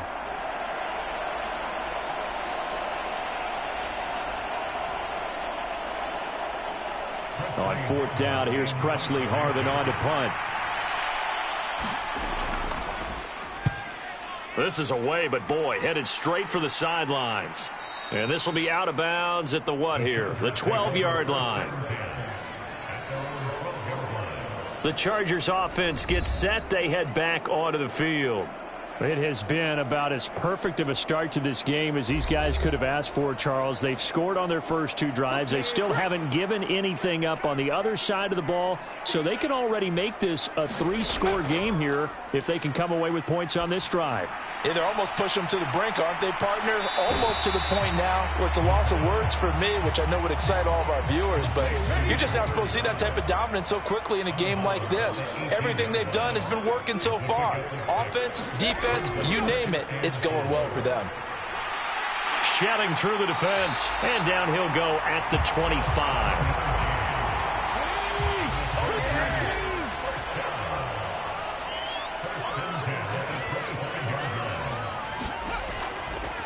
Running game working. They'll stick with it on first down. And he'll power ahead, but only for about 3 yards. Second down coming up.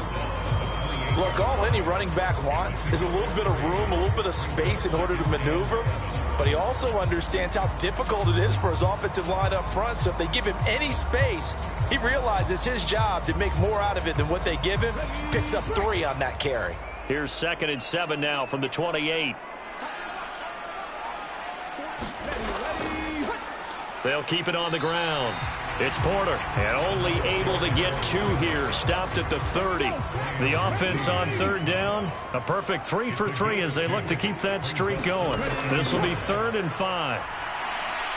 Able to find his man, it's Pickens. And he is going to have the Chargers first down as they're able to get the third down conversion.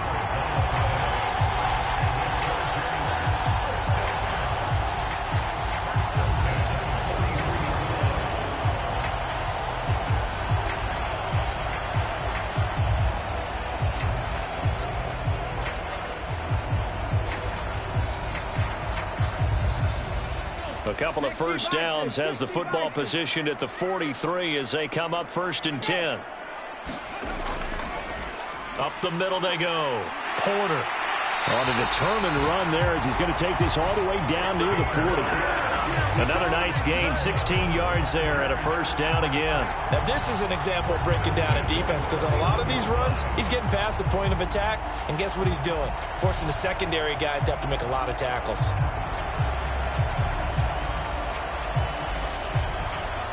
So in Saints territory now. Here's 1st and 10 at the 41. They'll look to throw here. Finds Johnston. Call it a gain of 6 on the play, and it's 2nd down.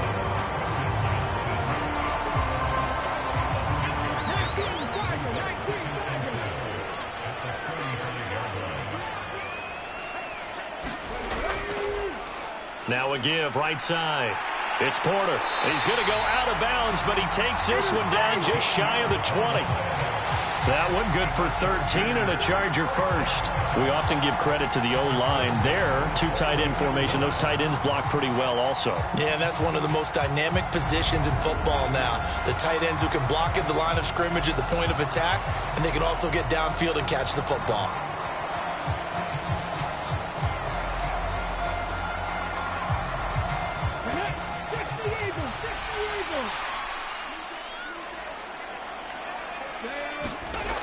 They'll look to throw here on first down.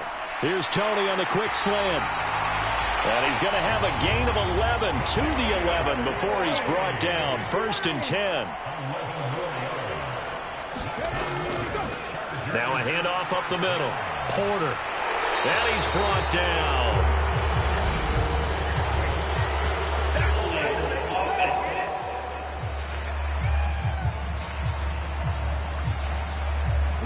Well, an unfortunate time for the penalty there. That cancels out a positive play from this offense. Well, not to sound too trite or too accepting, but you and I both know it happens. You got to accept it and move on. Yardage, you got to get back. Focus on the next play, move on. Now 2nd and 9 from the 10. They'll set up to throw. Give him 7 there on the tuck and run, and they're in better shape now for 3rd.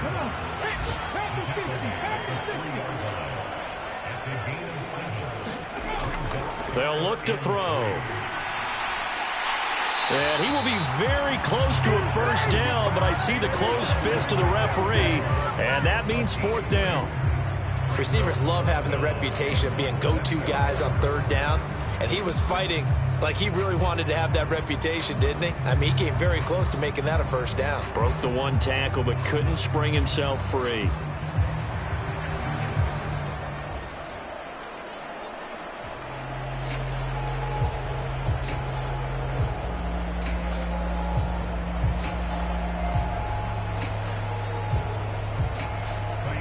Now Kaimi Fairbairn for the field goal try. From the left hash, he'll have to cut this at a tight angle.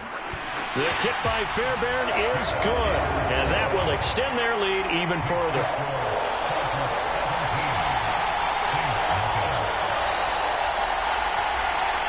So they get 3, certainly hoping for 6 after a 13-play drive. So you console yourself on defense by saying you did your job, right? If they go 13 plays, you only give up a field goal, you did a nice job there. But here's the other part. 13 plays, you don't force any mistakes, you don't take the ball away. Maybe that's the way they should look at it. Now the Saints offense, they get ready to go back to work here. And we don't want to call this desperation time, especially in the 2nd quarter, but you're down. You don't want to. No, but let me finish. Okay, my bad. You're down 3 scores already. You've done nothing offensively, nothing on the scoreboard. That's not a good combination. I think you just called it desperation time. I think you did. But let's face it, you mentioned this to me in a break earlier in the game. The energy level hasn't been there right from the start. We've noticed that. They've got to find a way to get on their toes and start punching instead of retreating, to use a boxing analogy. And getting this just shy of midfield, they'll spot it at the 49. 17 yards on the play as they try to eat into this 17-point deficit. And now at this point in the first half, you've got to realize as an offense, you're not going to all get it back in one fell swoop. This is going to be about sustained drives, making sure you finish with points. And that's a good throw there for a first down.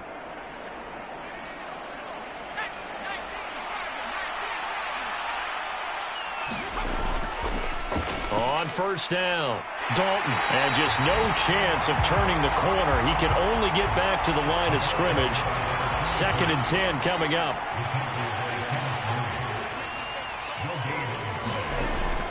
Back to throw. Turner. This pass complete to Higgins. And he's brought to the ground with another first down at the Chargers' 40.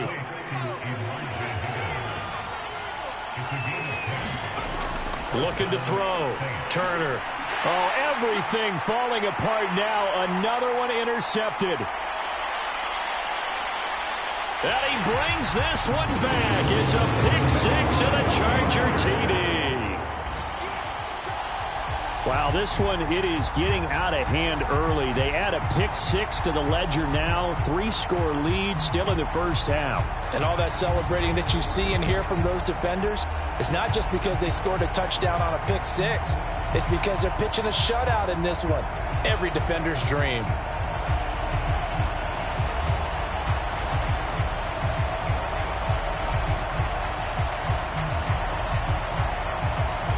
On for the PAT, Kaimi Fairbairn.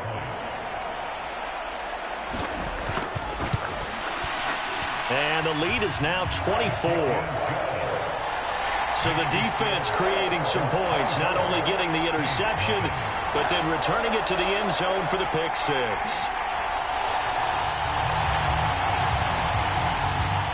So they throw the pick-6. They'll get another shot at it now as this one's in the air.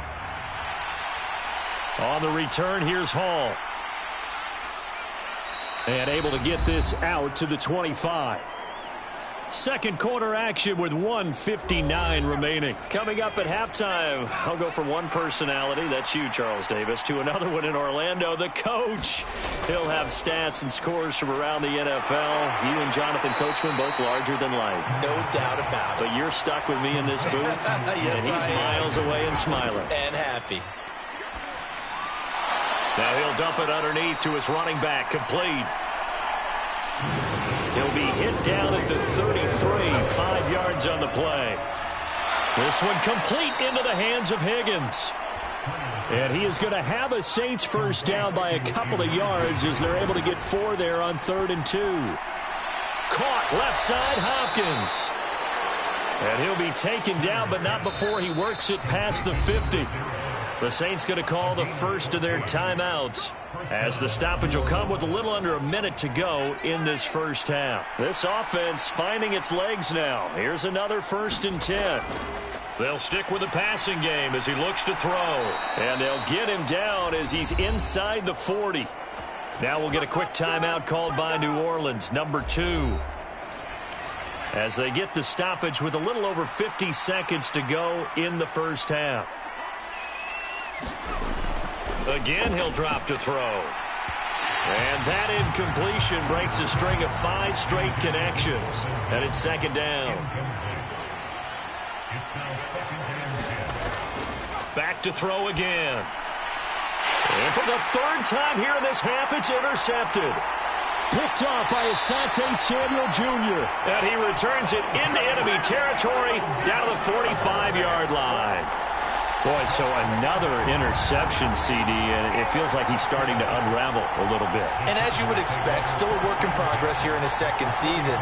He has to start ironing out some of these mistakes, though, because now his head coach, his offensive coaches, they have to evaluate whether you keep playing him and let him work through it, or you start thinking about going to his backup. Let's go now.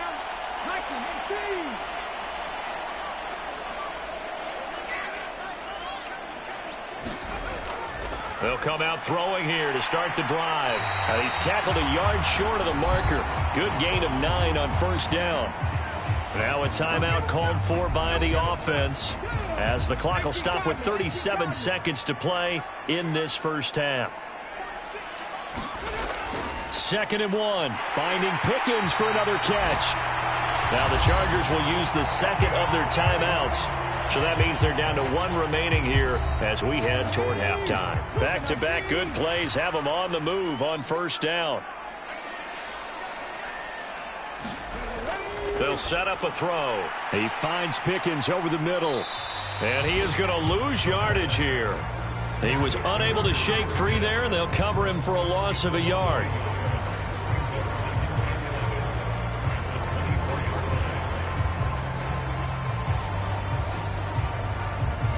Ball at the 24 and a 2nd and 11. They'll look to throw again. And that's incomplete. Clock stops with 10 seconds left. An incomplete pass on that last play, and that means they'll need to come up with something here on 3rd down. Now back to throw. And they're going to get him down well short of the 1st, as he can only get this to about the 19. And with just 4 seconds left in this first half, a timeout call. So with 4 seconds to go in the half, here's the field goal unit onto the field. Fairbairn able to put this one through. And the lead increases even further. It's 27-0 now.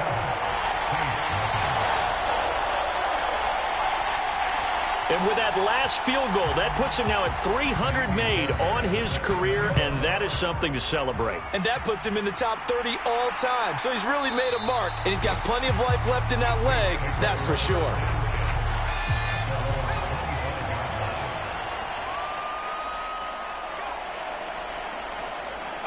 And with time running short here, they'll simply take a knee, and that should do it for half number 1. So we've come to halftime after a very one-sided beginning to this one.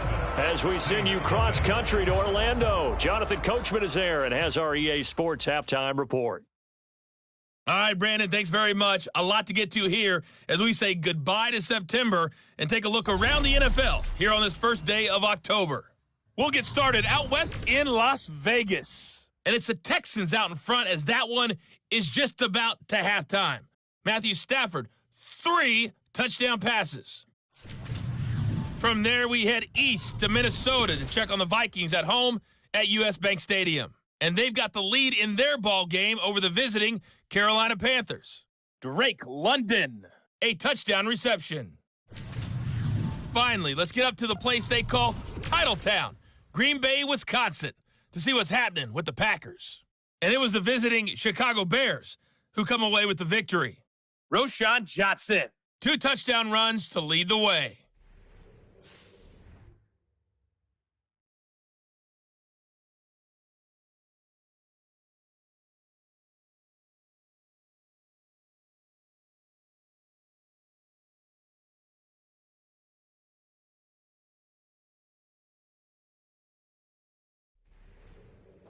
All right, Coach, thank you, and we welcome everyone back for quarter number 3. So the Chargers will start the second half with the lead and the football as we're underway in the third quarter. And a nice return sets them up pretty good here right at the 30-yard line. Out comes the Chargers as they'll go on offense now to start this third quarter. And the first half definitely went their way, and this would seem to be a great opportunity to kind of put this game a little closer out of reach with a score here. Yeah, and it's a wonderful opportunity for them because if they can add 7 more to their lead before the other guys even see the football, that could be the decisive blow in this game. I think that's how they're eyeing it. That's how they're approaching it. Ball on the 30 as they come up 2nd and 10. He'll drop to throw. Oh, into a sea of defenders and intercepted. Picked up by Divine Diablo. Well, still throwing here with a big third quarter lead, but that time this defense gets a measure of revenge. One of the few positive moments they've had on either side of the football, really. Things have definitely not gone their way, but maybe their offense can seize on this and put some points on the board. Now the attention turns to the Saints offense getting ready for their first possession of the second half. Following the interception, they're set up nicely here, already inside the red zone, knocking on the door, if you will. 1st and 10. And effective running here. He'll take it down inside the 10. 2nd down from the 8. They can get a first down by reaching the 5. Back to throw. Turner. To the end zone, but it's incomplete. So the incomplete pass on the last play, and that leads us to a 3rd and 3. Looking to throw. Turner. And down he goes. Pressure gets him back at the 14. Derek Brown in there to drop him for a 6-yard loss, and that will lead to 4th down. Well, how about that? A dime set on defense, 6 defensive backs. None of them blitz. They're just back there in coverage.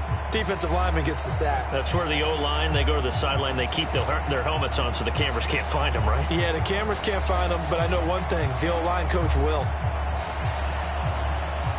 Out now is the field goal unit for New Orleans. This a 31-yard attempt. And his kick is good. And that will cut the lead down to 3 scores at 24.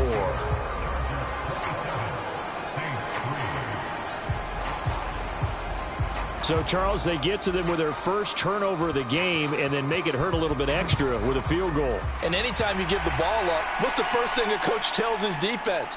Don't let them score off of this. You've got to put out the fire. In fact, in 2021, that's what one NFL coach termed his defense. The firemen. Go out there, guys, and don't let them put some points on the board. L.A. readies for its next possession. And we'll see if they can bounce back from that last drive. In particular, if they can bounce back at the quarterback position, Charles, after throwing their first interception of the ball game. Yeah, and some guys, you know they're going to want to try and get a big play right away and take control back. Others, they're going to look to hit a couple shorter passes, get a little momentum back that way.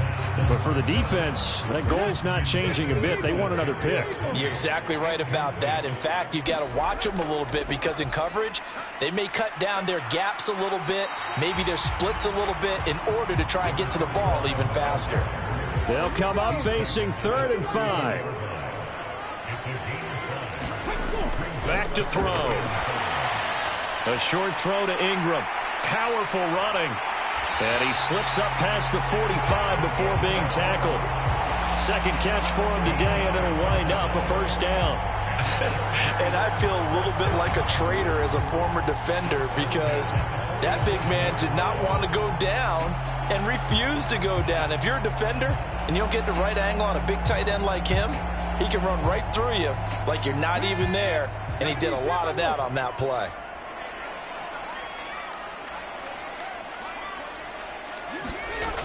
On first down, he'll drop to throw. And that's going to be incomplete. Too tough to hold on to that one. It's second down.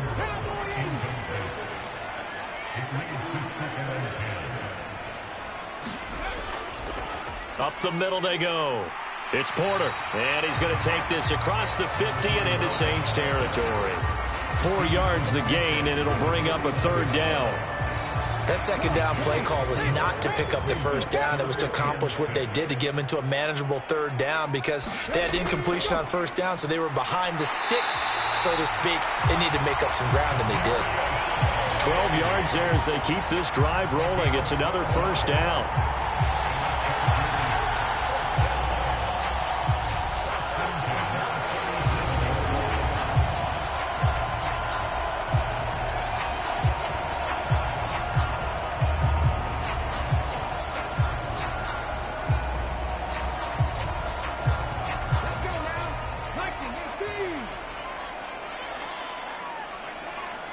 In motion right is Johnston.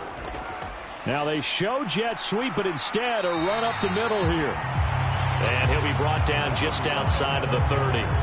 93 yards rushing for him now in the ball game. That's a strong pickup right there on first down, and as this drive goes on, we're seeing an offensive line and running game imposing its will. 2nd and 3. And that'll be caught by Tony. He's up to 70 yards receiving now as that last catch gets him a first down.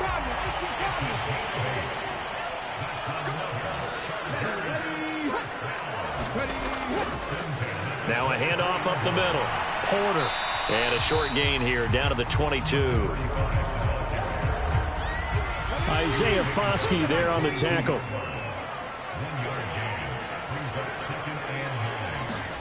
Second and 9 now. And that'll be incomplete. Took a pretty good shot as he tried to pull that one in. Couldn't hang on. Third down. He'll look to throw. Drops it underneath to Spiller. And they'll get to him short of the first down at about the 16. That one good for only 6, and it leaves him with a fourth down.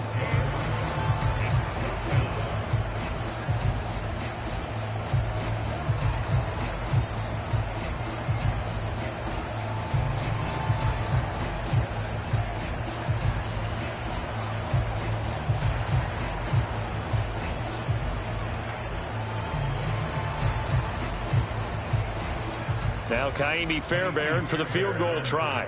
From the right hash, this from 33. The kick by Fairbairn is good, and that will extend their lead even further.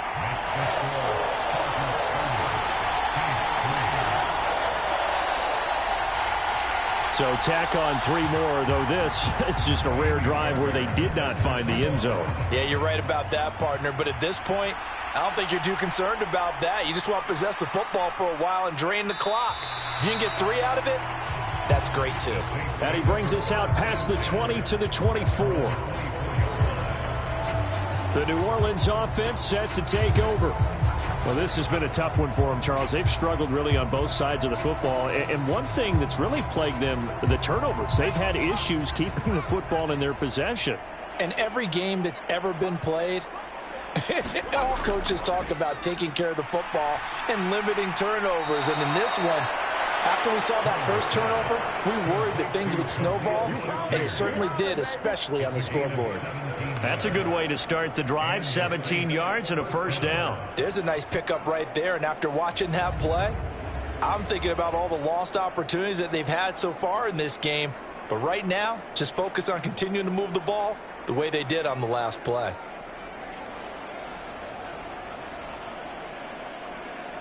One play has him up past the 40 already, and another 1st and 10. Operating from the gun, Turner. He's got Higgins over the middle, and he'll be taken down, but not before he gets into enemy territory. 12 yards there, good for a Saints first down. A nice chunk play from the tight end position, and it illustrates the cohesiveness that he and his quarterback have. Both saw the extra defender doubling him up, and they still combined for the completion and big gain. Turner on 1st and 10. And that one complete once again to Higgins. So the completion good for 6 yards, and it's 2nd down.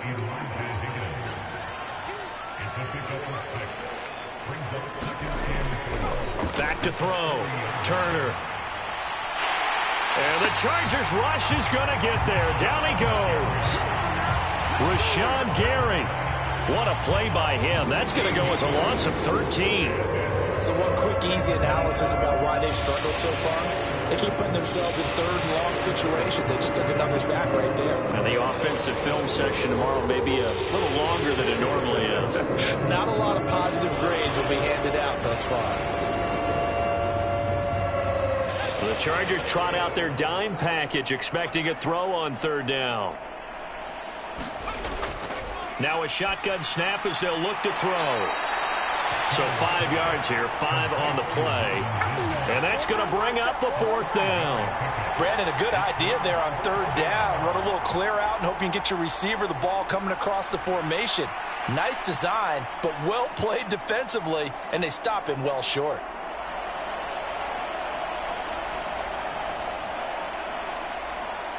Here comes the Saints punter now, as he'll kick it away for the 2nd time.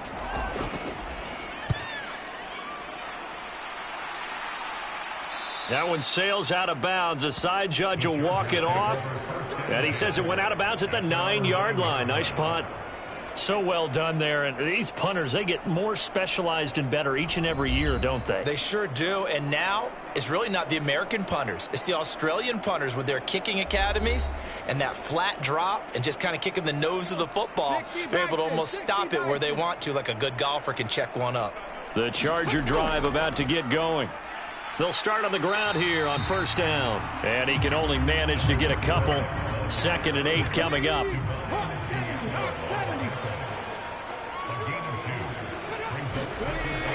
Back to throw here. A short throw to Ingram. It'll go as a gain of 4. And now we've got a 3rd down and 3.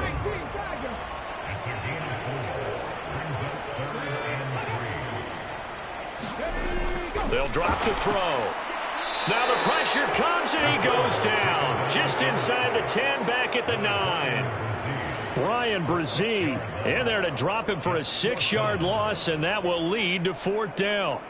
Now that was just absolute perfect man coverage. Nowhere for them to go with the football. Led to a sack, and that's really difficult to do in today's NFL with all these gazelles running around that you're trying to cover in the secondary.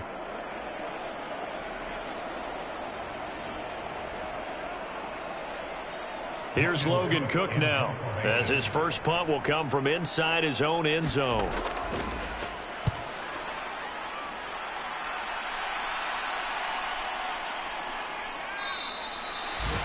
Call it 46 yards on the punt, just a single yard on the return as he was covered quickly. And the Saints will take over with a 1st down and 10. Out onto the field comes New Orleans. Over on the sideline, hoping to hit that reset button between possessions. Last time out, they had to punt it away. This time hoping to finish this thing off in the end zone. To throw is Turner. throwing to start the drive. And they're well past midfield, just a yard or two shy of the 40. 15 yards is the pickup there, and the drive starting very nicely. First down.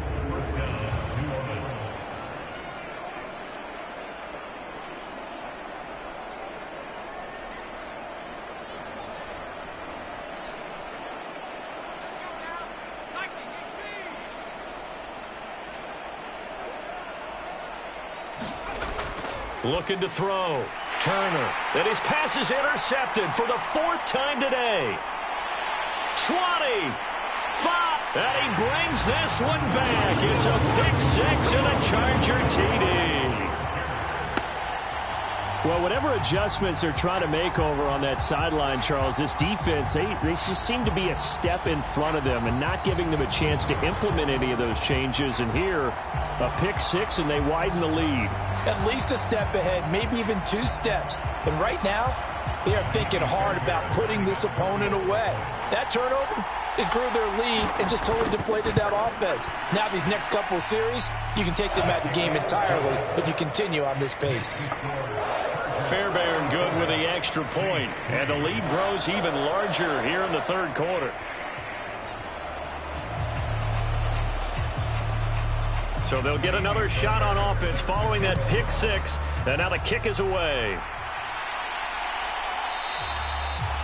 And Hall not going to bring this one out. Set to take over once again. Out comes the Saints offense. It's a game that they would rather probably forget about, at least to this point, Charles. And one reason is turnovers. A turnover on the last drive. They had the issue in the first half as well, and that's really, unfortunately for them, helped to put this game out of reach. And you know they won't admit it to themselves, but we know that winning the game is pretty much out of the picture now. So their bottom line is, how do they play a clean game the rest of this one, right? Take care of the football, no more turnovers, and see how that works. Brandon, I think you and I were both raised the same way in the game of football. You run to set up the pass, but I think we've discovered in this NFL, a lot of teams pass to set up the run. And that's what they've done throughout this game. They've aired it out, thrown it around the yard. Now they've come back to the running game, and they find a way to be successful with it. So from the 36 now, 1st and 10.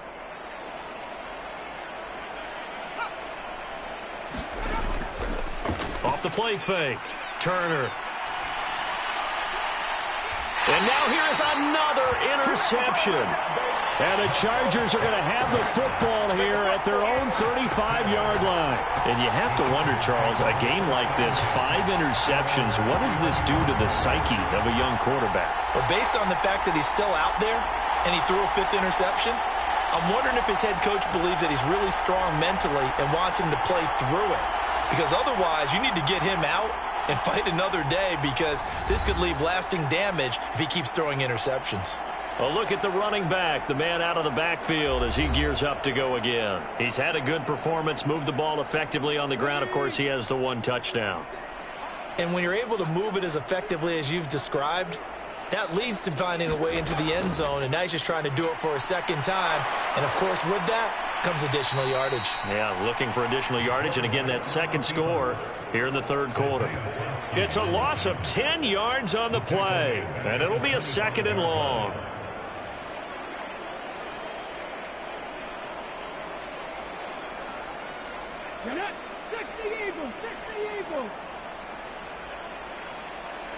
Pickens going in motion left.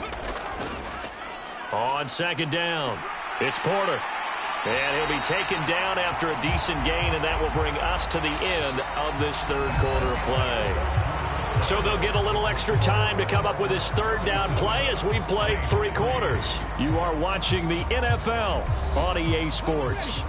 The Chargers on 3rd down. They're hitting at 60%, 6 out of 10 thus far. This is 3rd and 11.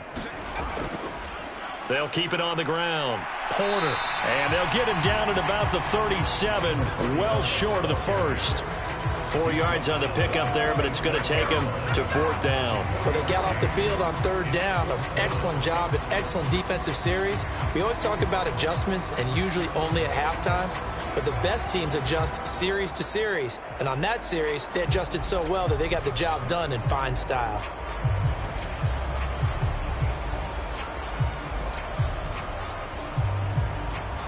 Here's Logan Cook now as he'll punt it away for the second time.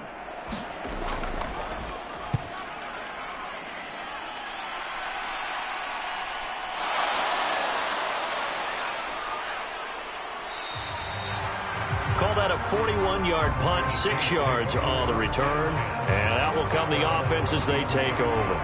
Back out onto the field now comes the New Orleans offense. And they unfortunately are staring at a mini losing streak developing, trailing here in the fourth quarter. This would be their third straight defeat.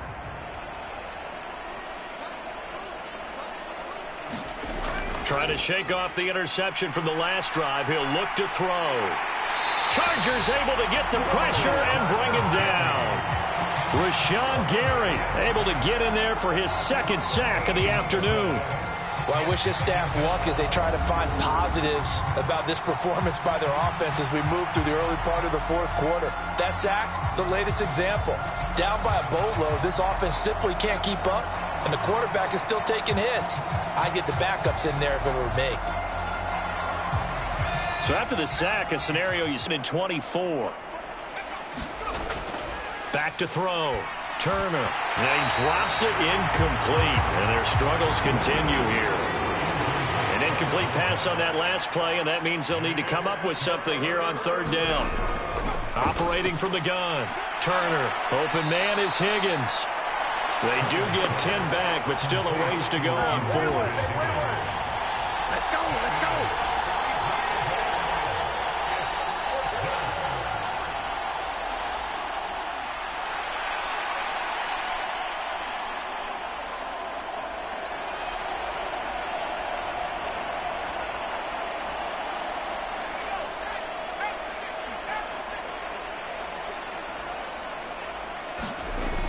Got to try it here. He's back to throw. And it's incomplete. They cannot convert, and they turn it over. The Saints' decision to go for it backfires. And, boy, possession here turns over with the football already being in the red zone.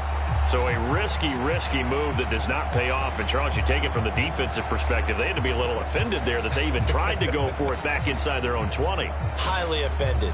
And they took the ball away and gave it to their offense in a great situation.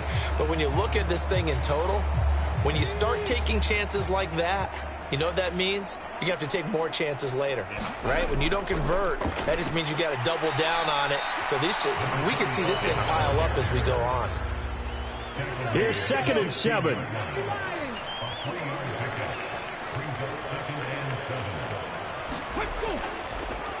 They'll keep it on the ground. Porter. And they work this near the 5. He'll be stopped at the 6. It's a 10-yard gain there, and it sets him up now 1st and goal. Oftentimes, broken tackles are his specialties. Put another one on his tally there. Yeah, no doubt about it. One-on-one, not likely to get him down. You need everyone else to get there and help you. I think they were signaling for you and I to jump on the pile and try and get him down, weren't they? You don't want me out there, I promise you.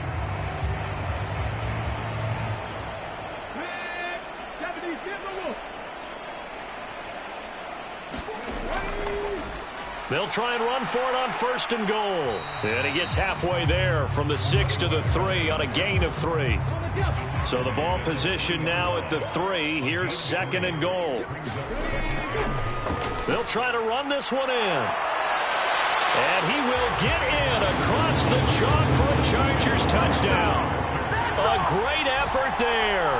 His 2nd touchdown of the afternoon. And the Chargers are going to be moving to 4-0 as they extend their lead.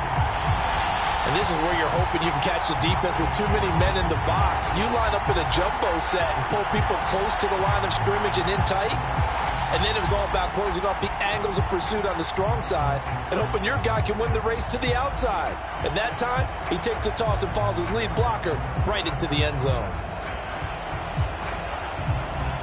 Fairbairn now to add the extra point.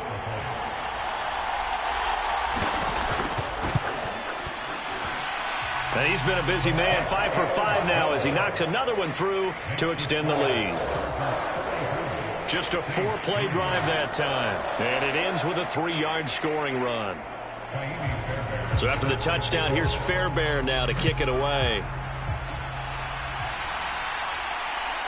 Here comes Hall. He's going to bring it out. And ultimately, he stopped right where he would have been if he had simply gone down to a knee at the 25. The New Orleans offense back out and ready to go. Charles, we know that this offense is aggressive. We saw that last drive. They went for it on 4th down, didn't get it. Then they give up the touchdown. So now you feel like they really need to respond here. They certainly do, but let's face it. Sometimes when you take that risk, you understand if you fail, a little more onus goes back on your ball club to try and pick themselves back up. And from the 25, they work this to the 29, a gain of 4. 2nd and 6, just inside the 30. From the gun, he'll hand this off. 7 yards there and a 1st down.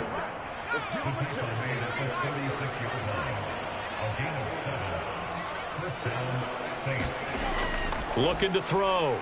Turner. And a quick throw here, that's complete. And down he goes at the 45 after a pickup of 9.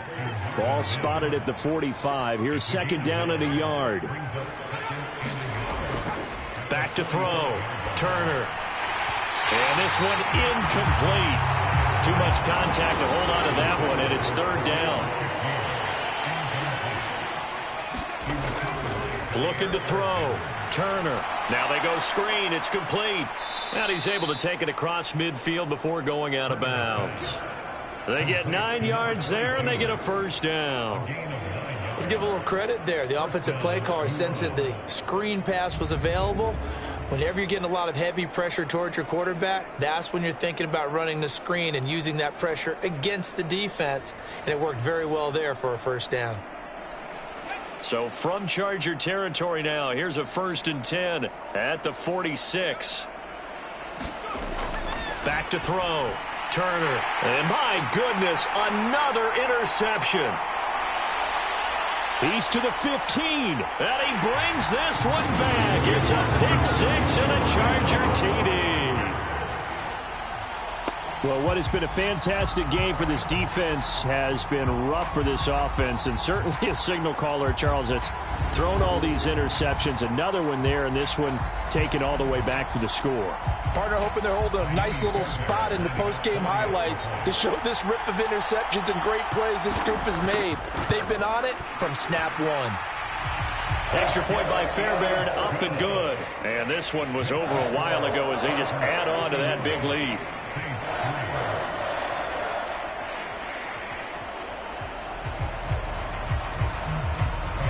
So they throw the pick 6. They'll get another shot at it now as this one's in the air. No run back here for Hall, and this will come out to the 25. Now the Saints, they trot their offense out here, and you can sort of sense their dejection. That last pick 6 put the icing on the cake, so to speak, in what has been a rough go for them.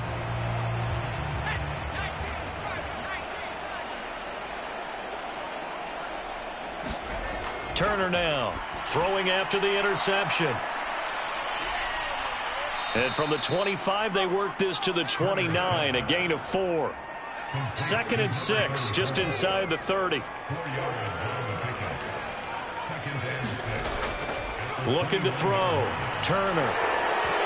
Pass incomplete, but the flag in the backfield, and this might be a roughing call.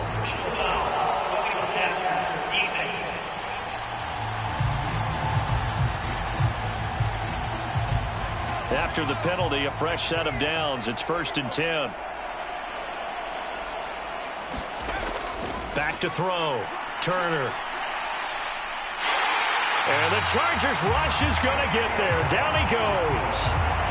Loss of 10 as multiple defenders get to him. But when this game is done, the credit will go to the consistent pressure on the quarterback as a huge cause of this win. Most teams are happy if they get a few of these games per year. You know they're going to watch this tape over and over, try to identify what's working and keep it going.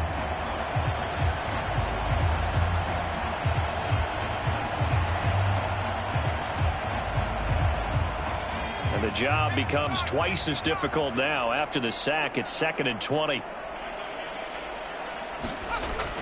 From the shotgun, he'll look to throw. He finds his man, complete. That's Higgins. And able to break one tackle, but then quickly brought down. But a nice little gain. And this offense on third down today, they've converted a third of their opportunities, 3 for 9. This is 3rd down and 12. Got a man, and he hits him in stride. And he gets it just shy of midfield, but that's not enough. He's short of the marker. So the completion results there in 9 yards. And that's going to make it 4th down.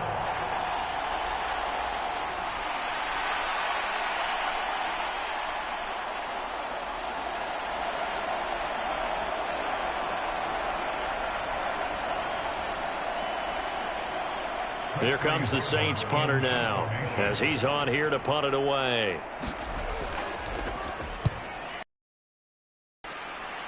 And this one sails out of bounds. I think it'll be inside the 25. It will. 24-yard line is where they'll spot it. L.A. set to take over again on offense. We've paid this offense plenty of compliments already, but, I mean, they are deserving as they start another series. To be leading by this much with so much time left to play in the 4th, Charles, it's really, really been impressive to watch. It has been, and you have to think to yourself, the preparation that went into this, but the absolute focus that they kept throughout in order to have this kind of a result, this is Super Bowl-esque, and they've got to feel awfully good about what they put out there today. On 2nd down now, it's Porter, and that's going to be good for a Chargers 1st down as he's able to get this up to the 37-yard line. They'll keep it on the ground. Porter, and they're going to stop him right at the line of scrimmage. Just no cutback lane to be found whatsoever. 2nd and 10.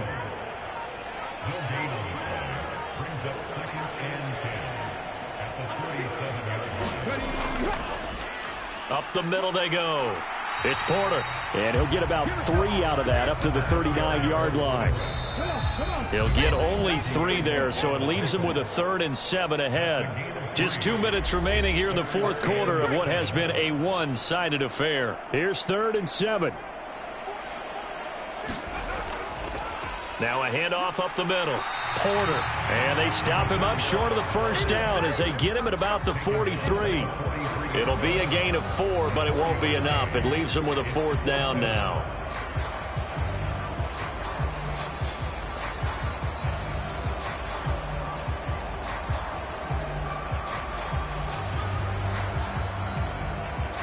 Here's Logan Cook now as he's on to punt for L.A.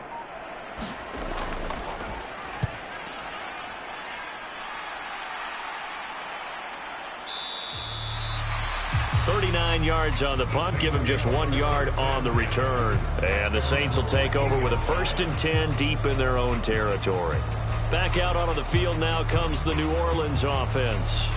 Where we stand right now in the 4th quarter, this one pretty much out of reach. And, Charles, I know they're going to be disappointed about several things with this ball game, but the self-inflicted wounds, they've had several turnovers. You would have to think that's going to be something they're going to discuss heavily in the film session in the coming days. You're absolutely right about that, partner, because they're going to have to sit in that film room and watch every error that they made and figure out how to not do it in the future. And mentally, I think a lot of the guys are already starting to think about, okay, how do we put this behind us and get better for the next time out? This, they'll use as motivation for the rest of the time that they play to hopefully never be in this type of situation again. 2nd down and 4. Operating from the gun, Turner. And this one complete again to Mims. Back-to-back receptions for him, and it's another 1st down. Ball up to the 35 now as they come up on 1st and 10. Oh, he dropped it. And that's pretty indicative of the way this one's gone. So now 2nd and 10 after the incompletion on 1st down. One final shot. They'll look to throw. Now a desperation throw deep downfield. And that will be incomplete as time has run out on this football game. And as this defense walks off the field, they can do so with their heads held high. What a performance by the offense, too. I mean, really, Charles, just complete domination on both sides of the football here in this one. Certainly was, and I think both sides compete against each other all the time. You go at each other in practice, obviously your training camps, your off-season. But on game day, you both want to show your best. And I think that's what we saw from both the offense and the defense, a complete team victory. So for the Chargers, that early momentum continues here as they move to 4-0. So for our entire crew, alongside Charles Davis, I'm Brandon Gaudin. Thanks for watching, everybody. We'll see you next time.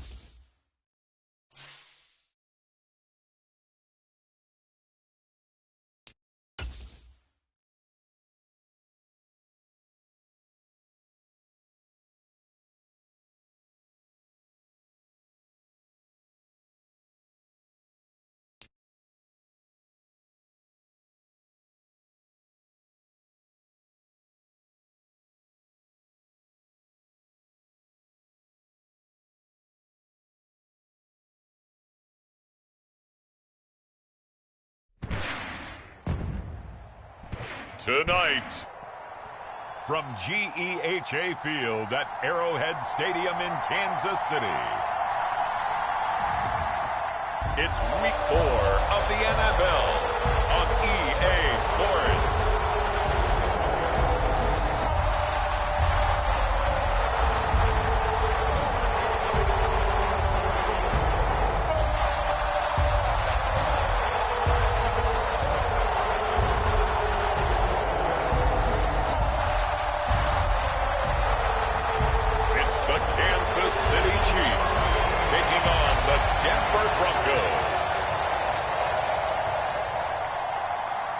EA Sports coverage of the NFL has us in a very rainy Kansas City, Missouri at venerable GEHA Field at Arrowhead Stadium. Tonight we finish off Week 4 with a good Monday night matchup, as it'll be the Denver Broncos taking on the defending Super Bowl champions, the Kansas City Chiefs.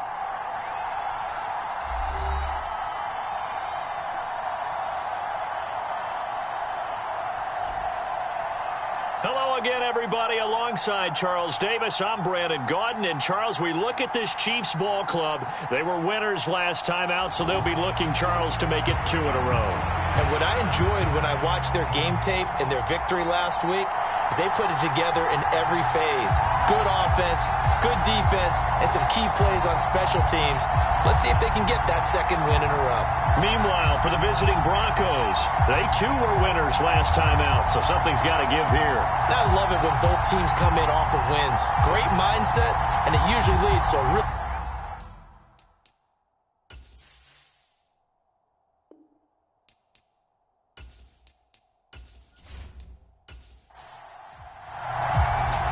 Seems like we were just starting training camp, but here we are in October, and off we go on EA Sports.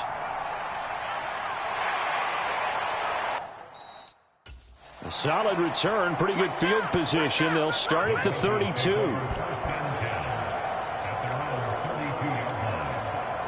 So here are the Broncos now for their opening drive. And a glance here at the man calling the plays under center, their 6'4" quarterback. And they are in rhythm on offense because of him. I mean, right now, he's got everything going the way he wants to, finding the receivers the way he wants to, looking over defenses. No interceptions is the number I lock in on. Before a touchdown pass isn't so bad either. Yeah, what a game he had last week. And now the drive starts with a completion out to the right. The game's first play produces 6 yards, brings up second down. Operating from the gun, Nolan flushed out right, and he can't get rid of it. He's taken down. The former number 3 pick, Joey Bosa, bringing the lumber that time. Getting into the act on the opening drive here with a sack. And remember, they had 5 last week. And they saw that on film, and that meant that they had to get together. Offensive coordinator, quarterbacks coach, offensive line coach, receivers coach, and say, how do we beat this pressure? Because everyone has to win against the defense and get the ball in the hands of the quarterback very quickly. And I don't think this is the script they had in mind for their opening drive. This is 3rd and long. Operating from the gun, Nolan, and that will be incomplete. That was their first 3rd down try of the game, and clearly something was off in the execution of that play. Good news, they've got a whole game left to clean that up and start clicking on those key 3rd down throws. As Sanchez on to punt here as he sends this one away. Oh, a heck of a move. Man. So possession goes over here on the punt, and it's Chiefs football, 1st and 10. So out comes this offense to take over for the first time. And they will be led out by their 6'4" quarterback. You almost feel privileged, partner, every time you get to see him run out in the field to start a game, because every game, every snap, you and I both know he has potential to do something special. And that inspires his teammates as well. They know how incredible he is. They want to give max effort as well. Now a first carry here for Robinson. And they'll get him down after a pickup of 8, 2nd and 2. A check-in on the numbers last week for Robinson. There isn't a coach alive who wouldn't like those numbers. Well over 100 yards and a touchdown, too. Partner, I think all the coaches who are in that great coaching box in the sky would take those numbers. So dead or alive? Either way, they would take that kind of production. On second down, another shot for Robinson. And he'll be taken down at the 46-yard line.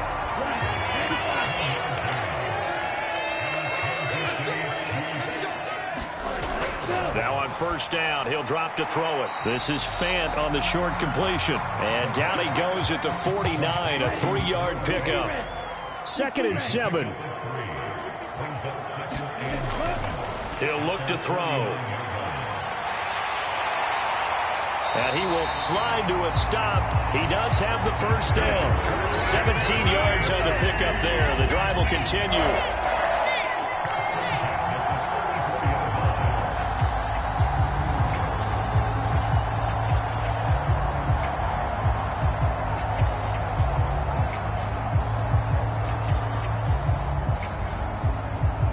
So a 1st and 10 now in Denver territory at the 34. Straight ahead, it's Robinson. And he's swallowed up right near the line of scrimmage. So after the run for no gain, here's 2nd and 10. They're going to look to throw. Here's a screen for Robinson. And he'll work free from one tackle, but that's about all as he's taken down. Now play number 7 of this drive, but it's a tough 3rd and 9. Looking to throw. Steps away to his left. And now look at this. Big gain, but a fumble. It's picked up by the Broncos. And he returns it up just shy of the 20 to the 19-yard line. Partner, everything that happened before that fumble was great. Good vision, navigated the open field, got good chunk yardage. At that point, if you see a defender coming, though, just step out of bounds. Don't risk all you picked up before the hit to just try and get an extra yard or two. So now the second drive offensively coming up for the Denver Broncos.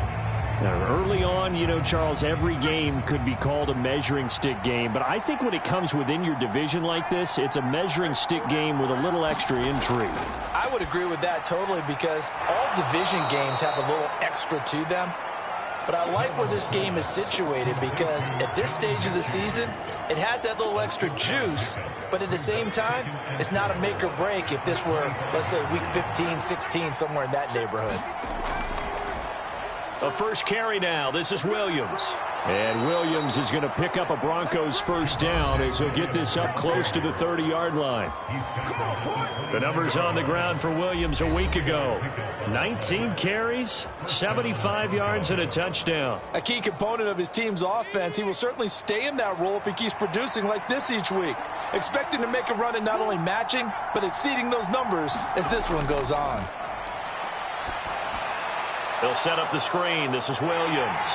And a good stiff arm there before he's brought down on a nice little gain.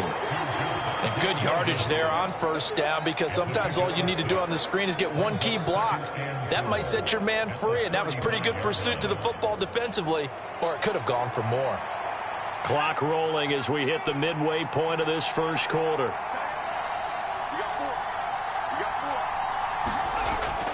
On second down, Williams.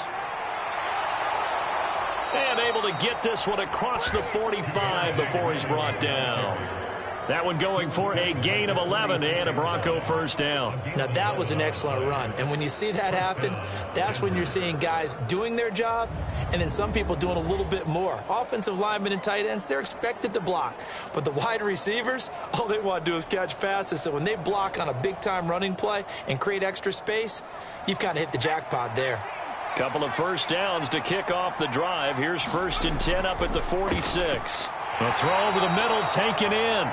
So give him 2 yards there on the completion, and it'll be second down.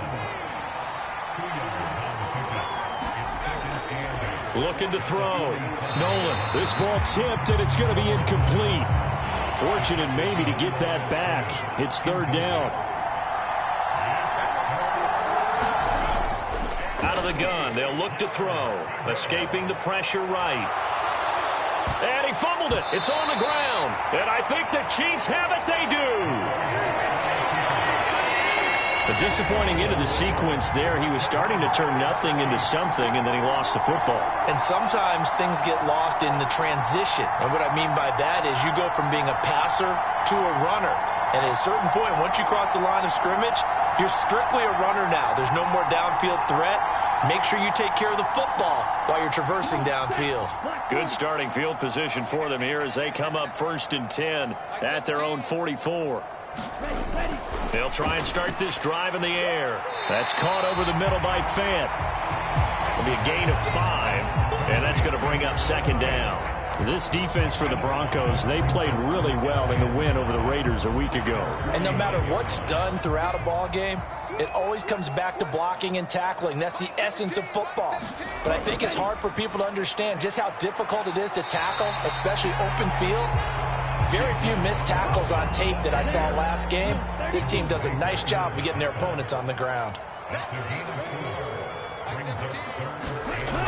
On 3rd and short, they'll try and pick it up through the air. Work in the middle of the field, and he's got a man complete. And he will have a Chiefs 1st down as they're able to get the 3rd down conversion. But whenever you call and run the hitch route, a lot of times that ball's got to be in the air before the receiver even turns around. That's the result of throwing it so many times in practice. Is really a timing route. Make sure that ball's out of your hands, and oftentimes the receiver turns around, and there's the ball. Nice completion there. From the 32 now, here's 1st and 10. Robinson up the middle. He'll be dropped at the 25 after a gain of 6. The Chiefs had 2-1 now to start the campaign, and they moved back above 500 with a victory last week. And you look at their start, a win, a loss, then a win. This might be something we see from them a lot this year, because when they're at their best, they can play with anybody. But bringing their best every week, that's been a challenge thus far. A quick throw there going to be batted away and incomplete. Now they face a 3rd down and 4 after that incompletion on 2nd down. They'll look to throw here. He's got his target. That's complete. And this is going to be another 1st down as they'll make the tackle at the Broncos' 15-yard line. The 3rd down conversion successful. A gain of 11. Well, they obviously read man coverage their partner, and he got downfield, broke down the defender, made him think. What do you mean by that, Purple? Yeah, he made him think he was going to run a different route. Probably thought he was going to take it upfield. Then he curls back inside for the completion. Line of scrimmage, the 15. It's 1st and 10. Inside the red zone here. They'll look to throw. Sets up the screen to Robinson. And he'll go down here at the 12-yard line. Here's a 2nd and 8.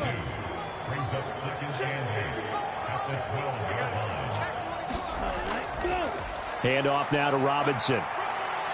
And the stop will come inside the 5 at the 4. That leads us to a 1st and goal. It's a pickup of 8.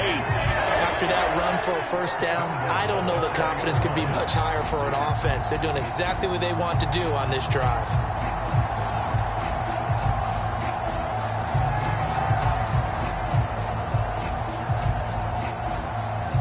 First and goal from just inside the 5. They'll set up to throw. And in for the Chiefs touchdown. A great play there. His first touchdown on the year. And the Chiefs take the early turnover and convert it into an opening touchdown. A nice connection there, finding his target, and that'll put 6 up on the board. Just like they drew it up in their playbook and reiterated it on the sidelines, right? Perfect route, a good throw, and the defense, they had no answer for that right there.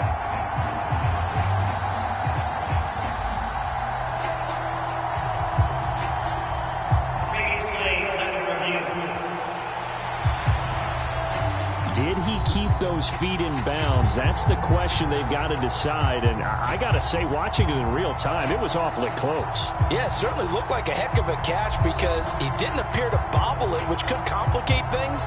But even with the benefit of replay, that's pretty tight. Well, here's the call. Extra point attempt to follow here.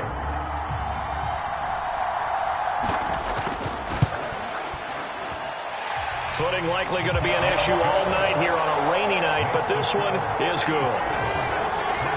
So that drive consumes 9 plays all told. And it winds up with the Chiefs hitting pay dirt. The kickoff unit is out on the field, and they will send this one away.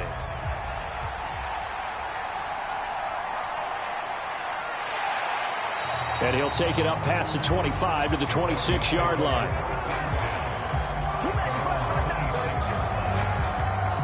Denver's offense ready to go again. They've shown very little offensively to this point. Well, neither team has, really. They come up here now, first down.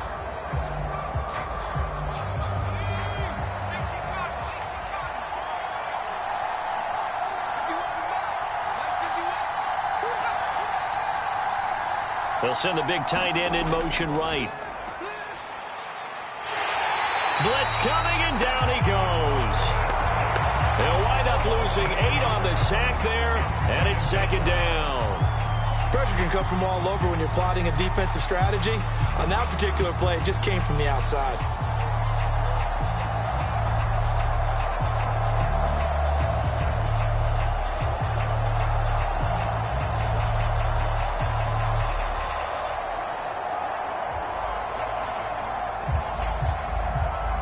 So that complicates things a bit here. 18 yards to go now on second down. Now they'll throw here out of the gun. He finds his man, complete. That's Burns. And the Chiefs showing a dime look as they defend this third down. Back to throw. Nolan. This one swung out to Williams. And he's going to be stopped here a few yards short of the first as the tackle is made at the 33. After 7-0 on EA Sports. Broncos football as we begin quarter number 2. As they've got it with a 4th down coming up. To punt on 4th down, here's Rigoberto Sanchez. Now a high kick, almost a pooch punt. And this ball is going to be touched down just shy of midfield. Bijan Robinson leading the offense out for another drive. First month of the season, those numbers pretty solid. Does he continue that? I think so, because when you come out of the gate this strong, that means that you have planned for it and you like the results that you're getting. So I wouldn't have any doubt that the head coach, offensive coordinator, actually called him in and said, look, you're our guy, okay? We're going to continue to stick with this as long as we're winning games. You ready for the challenge? And then they presented it to the rest of the team. I think we'll see plenty of that as this season moves on. And I'm sure he said challenge accepted. 2nd and 5. Flush to his right. And he works it past the 30, almost to the 25. Opted to run for it. The decision a good one. Picking up the first, getting 14 yards on the scramble.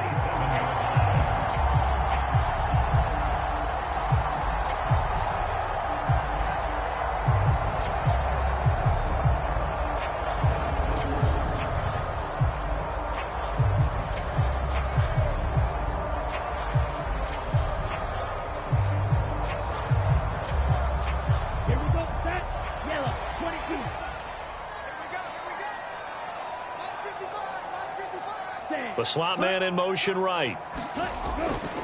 Oh, here's a fake on the jet sweep and a give to Robinson. And he is going to be stopped cold behind the line of scrimmage. He'll lose a yard there, and it's 2nd and 11. No daylight for him to run through there, and he ran into the defensive tackle, and that guy blocks a whole lot of daylight as it is. He is truly a big man who just made a big play.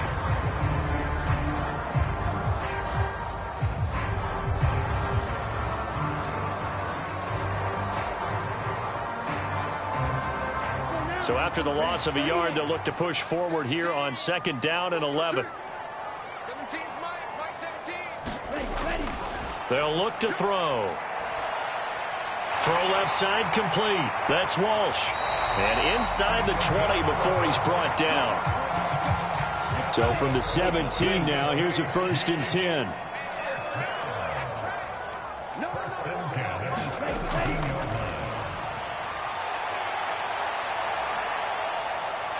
And he'll go down here at the 12-yard line. Now 2nd and 5.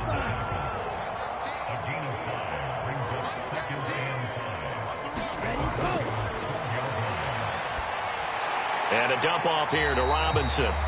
And now they're inside the 10 as he's brought down at the 9. The offense on 3rd down tonight, they've been okay. 2 for 3 thus far. Here it's 3rd and 2. He's got it. Touchdown, Chiefs. Noah Fant halfway to 100 now with career touchdown number 50. And the Chiefs go up by 2 touchdowns. And he is a reliable target. They like to get him involved. They got him involved there for the score. And they should. He's a very good player. Remember, they can use him in certain positions, so many different spots, and he usually comes through for them.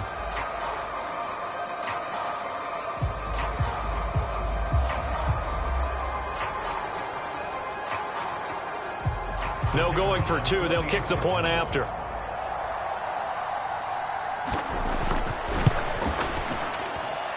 And it's good to make it 14-0. So this drive spans 7 plays. And it's Noah Fant who caps things off with the touchdown. Here's the Chiefs kickoff unit now as they'll send this one away. And he won't return this one. He'll go down to a knee, and they'll start at the 25. Denver's offense now set to go. It hasn't gone particularly well for them. That's obvious. In these conditions, no points so far. They've got to get that offense on track. The question, how do they do it? It is the age-old question, isn't it? And to me, finding a way to make sure your playmakers touch the ball without it being too exotic. Meaning you don't have to go deep down the field. Maybe you hit them on those short passes on the perimeter. Make sure you just turn around and hand it to your best runner and get out of the way. Don't cause any extra stress on your offense. Now a throw here, hauled in. 9 yards to pick up there, and it's a 1st down.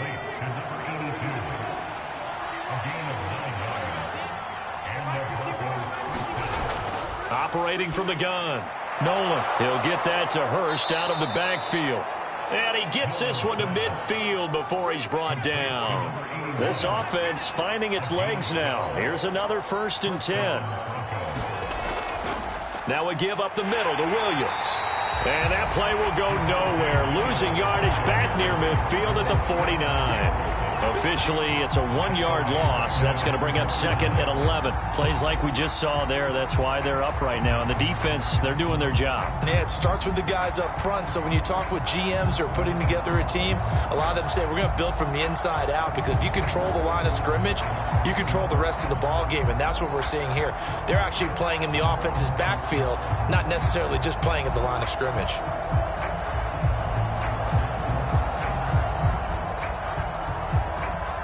Looking at a 2nd and 11 now after the loss. Looking to throw. Nolan. And this will be stopped at the 44. That one good for 7 yards.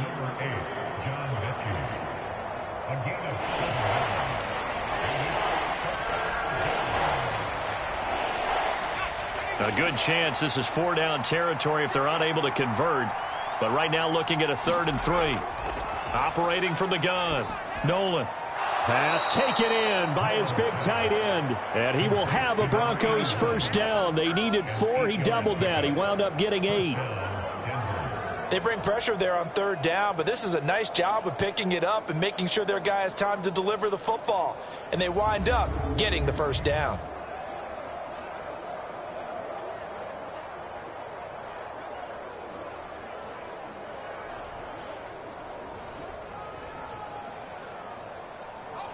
So from the 36 now, 1st and 10. Back to throw. Nolan. And his throw's going to be incomplete. This could be the start of a nice stand from this defense now after getting roughed backwards on this drive. Come through with another one here and have them staring at a 3rd and long, and that puts the defense in a position to dictate to the offense. They'll stick with the passing game as he looks to throw. Throwing quickly there, but it's incomplete. It's been a pretty long drive. This will be play number 9, and they need 10 yards out of it on third. Again, he'll drop to throw. And he can't find a receiver, and he's brought down. Multiple players getting home there for an 8-yard loss. And when you're down a couple of scores like this, CD, you can't afford too many plays that go in the wrong direction like that one. Yeah, when you take a good look at it broadly, sacks are better than giving up an interception. But where they are on the scoreboard, they've got to get rid of all of that and just create positive plays for themselves in order to have a chance.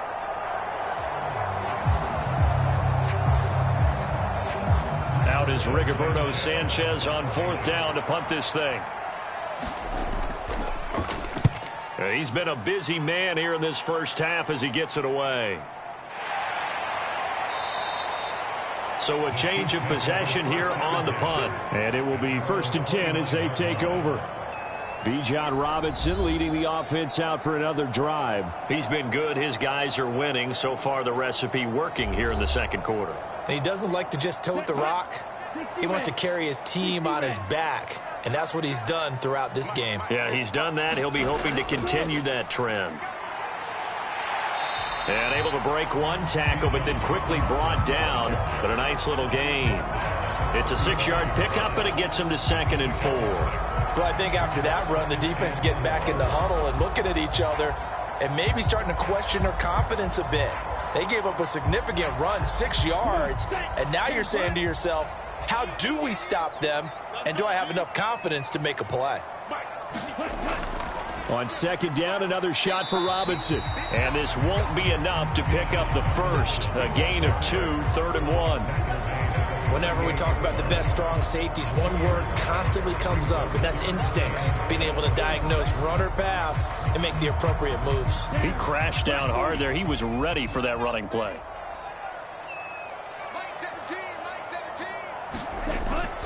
Robinson will try to pick it up. And he will have a first down here at about the 40. That's not what you would expect since they're so efficient on picking up 3rd downs in the top 5 in the NFL. It's all a mindset, and I guarantee you it started in the offseason. 3rd down's important to them. They find a way to pick them up at a very good clip.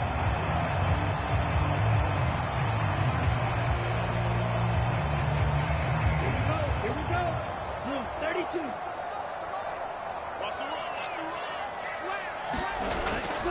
On 1st and 10, it's Robinson. And he can only manage to get a couple.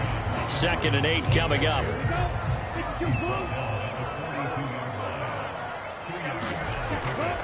Robinson with another carry. And able to work about 5 yards out of this as he's taken down up near the 47. Well, partner, they've been running it well the entire game, and the big guys up front, they're a huge reason why. And now they're reaping the benefits as they continue to open up big holes and gain nice yardage. They'll set up a throw. This is Fant on the short completion. And he's going to be a yard short. A 2-yard pickup leads to 4th and 1.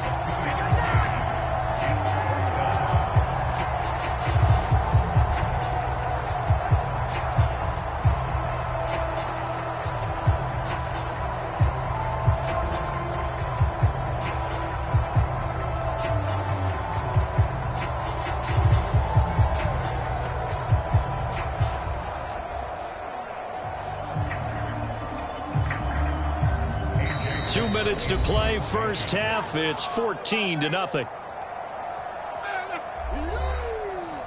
On 4th down, A.J. Cole comes on to punt. Yeah, this is a high kick, but it's not going anywhere. Calls for the fair catch, makes the fair catch just inside the 15-yard line. It's just a 32-yard punt with no return. And it'll be 1st and 10 Broncos from deep in their own territory. And Denver getting set to take the field. And this not an easy situation. You're down early, in the elements, you're on the road. How do you get the mojo back? Well, one thing is to remember that as an offensive player, you have a much better idea of what you're trying to accomplish and where you're trying to go. than the defender. So in this case, because you know it, you can make your cuts with a little more decisiveness, maybe a second fake, some double moves, things of that nature, to go ahead and try and put some pressure on the defense. 3rd down and 6.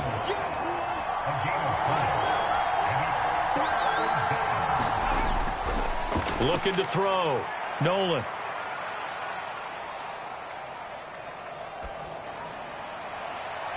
Able to find the open man. That's complete. And they work this well upfield across the 45. They'll look to throw again.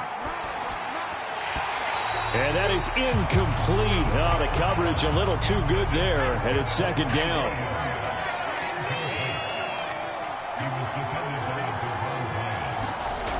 Back to throw again. Nowhere to go here. He lost the football. And it's picked up by the Chiefs. And they will take over at the 29-yard line. The pocket collapsed around him. I know we talk about it a lot, but a QB has to have that sixth sense, doesn't he? He really does. And I know of one team at one point was training their quarterback with that time frame, and anytime he didn't get rid of the ball within the right amount of time, they would blow a horn or blow a whistle to show him this is what that time is, just what you're talking about, training him to understand this is the amount you have, make sure the ball's gone. Didn't happen in this case. Here's a throw, complete right side to start things out. And that's good for a gain of 6, and that'll make it 2nd down. The Chiefs will use the first of their timeouts as they get the stoppage with a little over 50 seconds to go in the first half. This 2nd and 4.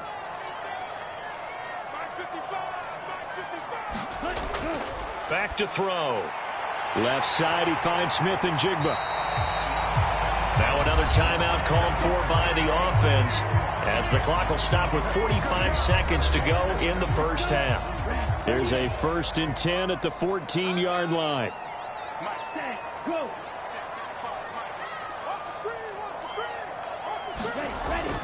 Now back to throw. He finds his man, complete. It's Walsh. And he is out of bounds, getting it down to the 10. Ball sits on the 10, 2nd and 5. He'll drop to throw. Firing quickly here, and that's complete. And he gets halfway home from the 10 to the 5 on a pickup of 5. Here comes 3rd and the length of the football. And that is caught for the touchdown, Kansas City. Noah Fant as the first half is winding down. And the Chiefs will extend their lead here just before halftime. And, Charles, they continue to have trouble stopping him as he's into the end zone yet again. Yeah, that's multiple series now that have ended with him in the end zone. A perfect plan on how to utilize him best when they get in close.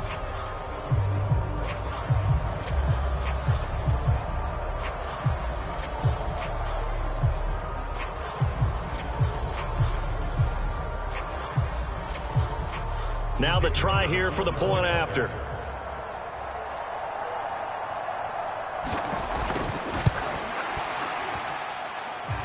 And it is now 21-0. The drive summary that time, 5 plays. And it's Noah Fant who caps things off with the touchdown.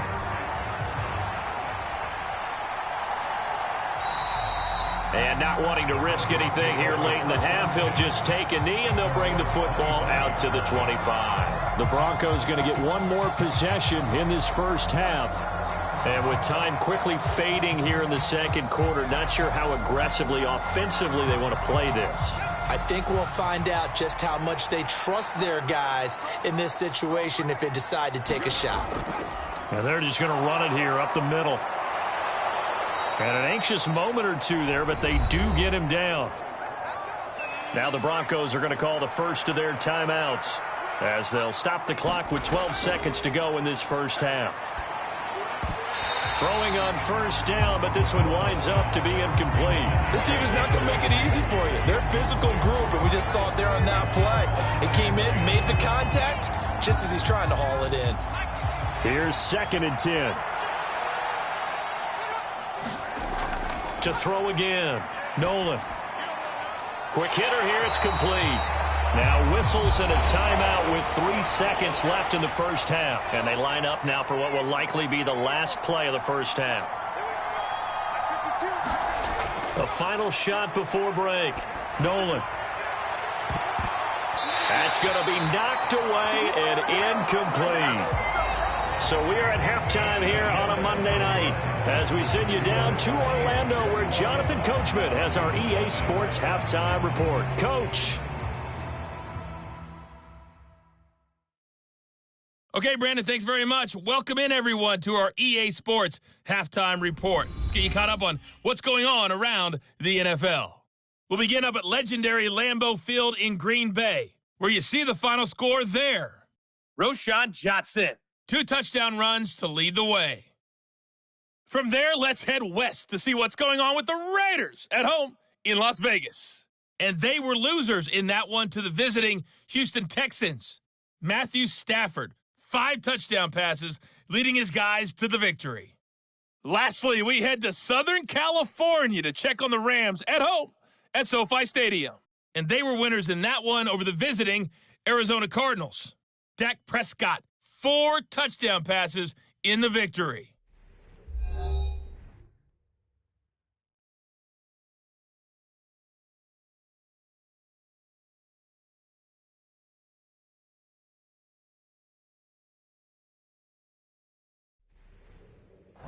All right, Coach, thank you, and we welcome everyone back for quarter number 3. Forecast calling for more of the same. The rain set to continue as we are underway in the second half. And the half will begin with a touchback. So here are the Chiefs to take over. They've got the lead right now as they start this drive 1st and 10. Of course, remember they beat the Saints a week ago, so some good momentum rolling right now.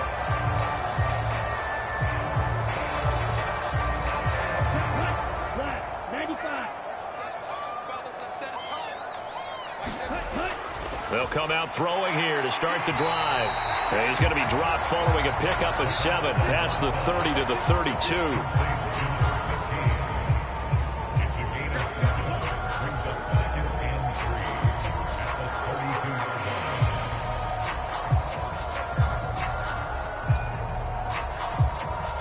They'll operate from the 32-yard line here, 2nd and 3.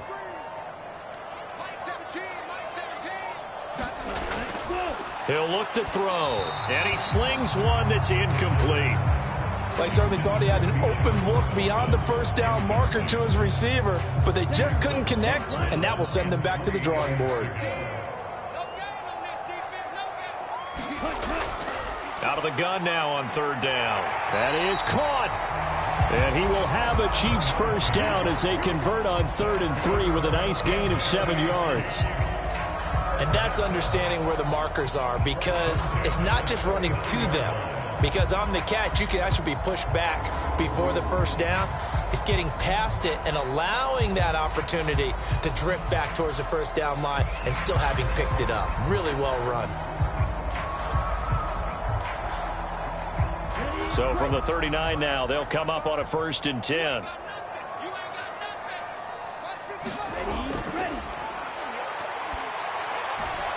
Now left side, a completion to his tight end. Short completion, just 4 yards, and it'll be 2nd down.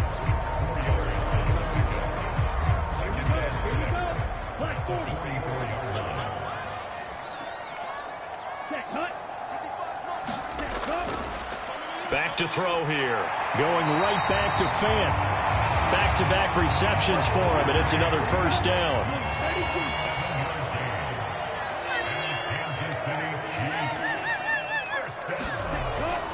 Hand off to Robinson out of the shotgun. And he is met in his tracks behind the line of scrimmage. 2 yards the loss, 2nd and 12. Oftentimes when you see a running back get bunched up in the backfield, it's usually because the defensive tackle is eating up blockers for others to make the play. Not in this case.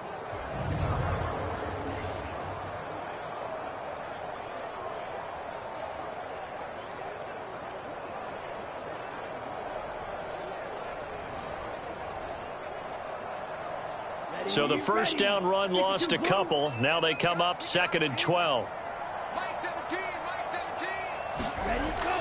They'll drop to throw. He finds his man, complete. It's Walsh. And this is going to be another first down as they'll make the tackle at the Broncos' 39. 12 yards there as they move the chains. So 1st and 10, and if they score on this drive, might have to start digging in our second half blowout material. Oh, he tries to force it in, and it's intercepted. Picked off by Justin Simmons. And he will bring this across midfield to the 49-yard line. Well, still down quite a bit here, several scores, but yeah, at least that's a start, Charles, getting the interception here. And look, we're still in the 3rd quarter, so this thing not done yet.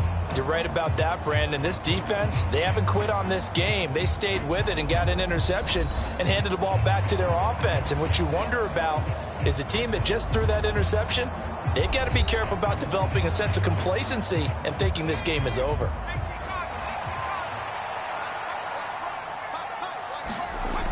Throwing to start the drive.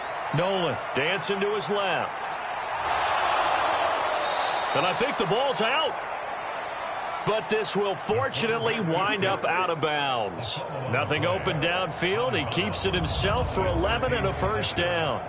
Can almost see inside his face mask there the look of relief. He coughed it up, but it goes out of bounds. They keep it. Someone carrying around the lucky horseshoe, aren't they? If I were him, I'd go out and play the lottery after that one. A very fortunate man. And they're operating in plus territory here. They're thinking points. Definitely don't want to lose the football at this juncture. On first down, Nolan. It's a short one here, complete to his tight end. And he's going to get a solid gain of 9 before being brought down. 2nd and right at a yard. Off play action. Nolan. This ball caught by Mechie. And he'll be brought down with a first down as the tackle's made at the Chiefs' 15-yard line. A good gain of 14 there, and it moves the chains. On 1st and 10, Nolan. The result, only 4 yards there on the play. And that'll bring up 2nd down.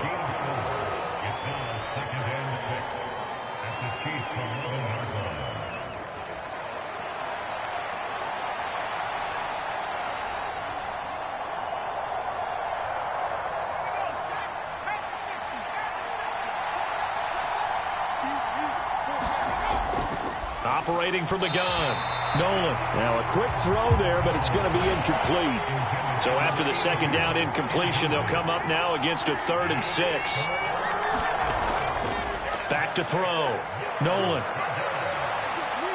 And he'll maybe get back to the line of scrimmage, but no more than that.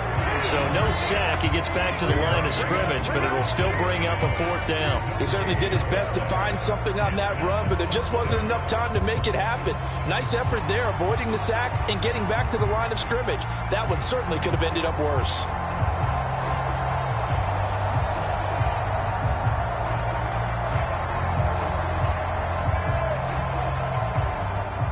Cameron Dicker on now to try the field goal.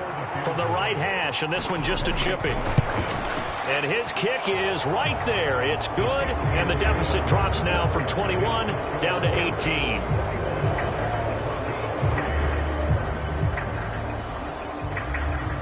So they put together a good little drive there, but ultimately stalling out in the red zone. Yeah, I know a lot of people look at it as a little bit of a negative. They didn't get 6 points out of it, right? Didn't get the touchdown.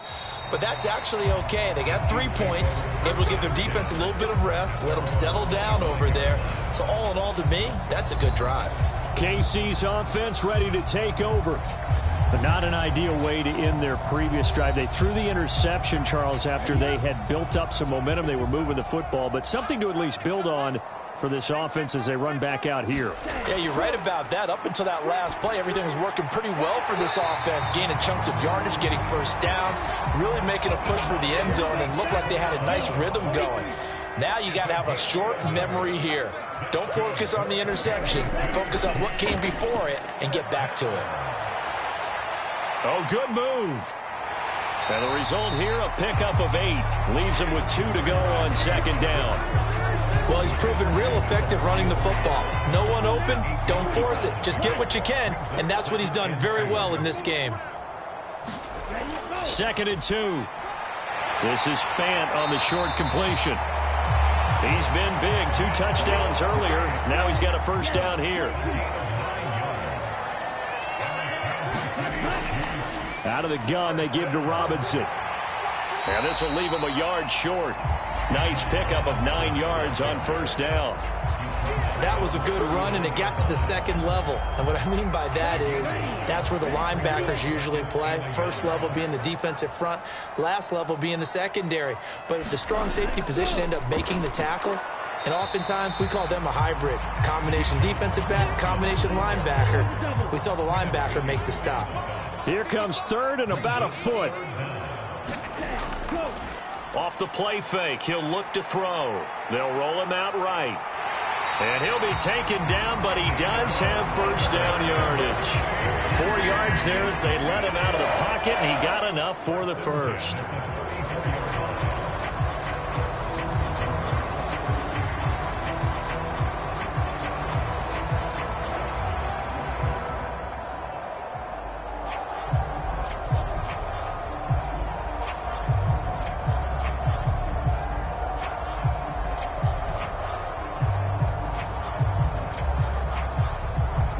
From the 34 now, here's first and 10.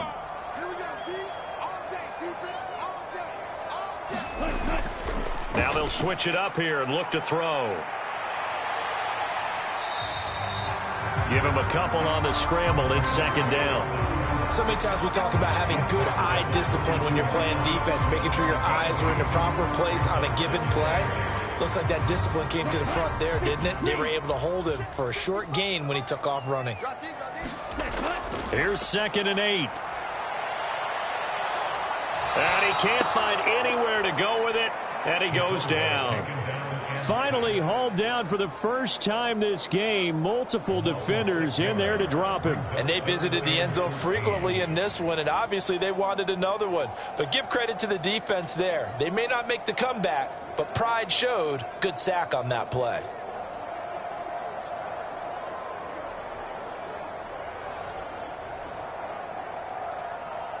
Ninth play of the drive coming up, and certainly not an easy one on third and long.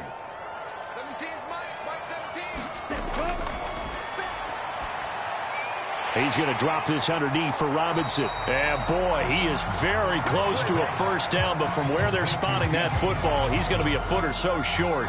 But don't tell any defensive coordinator I played for, but that might be considered a win for both teams because defensively they stopped them short and forced the fourth down.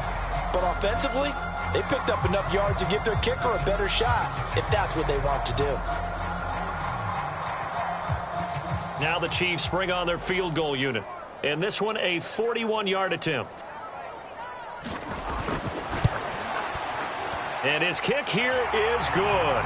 And the lead up to 3 touchdowns now. It's 24-3.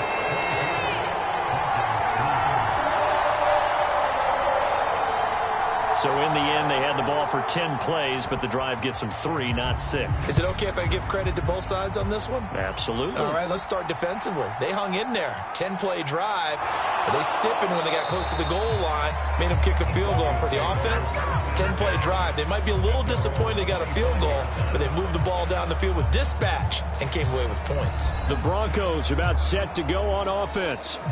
I kind of feel like they've reached a do-or-die point in this game, Charles. If they're going to try to pull off an impressive comeback, it has to start right here, right now. Yeah, now they've got a final chance to get out of this situation, but they also understand they've got to move the ball and move it fast.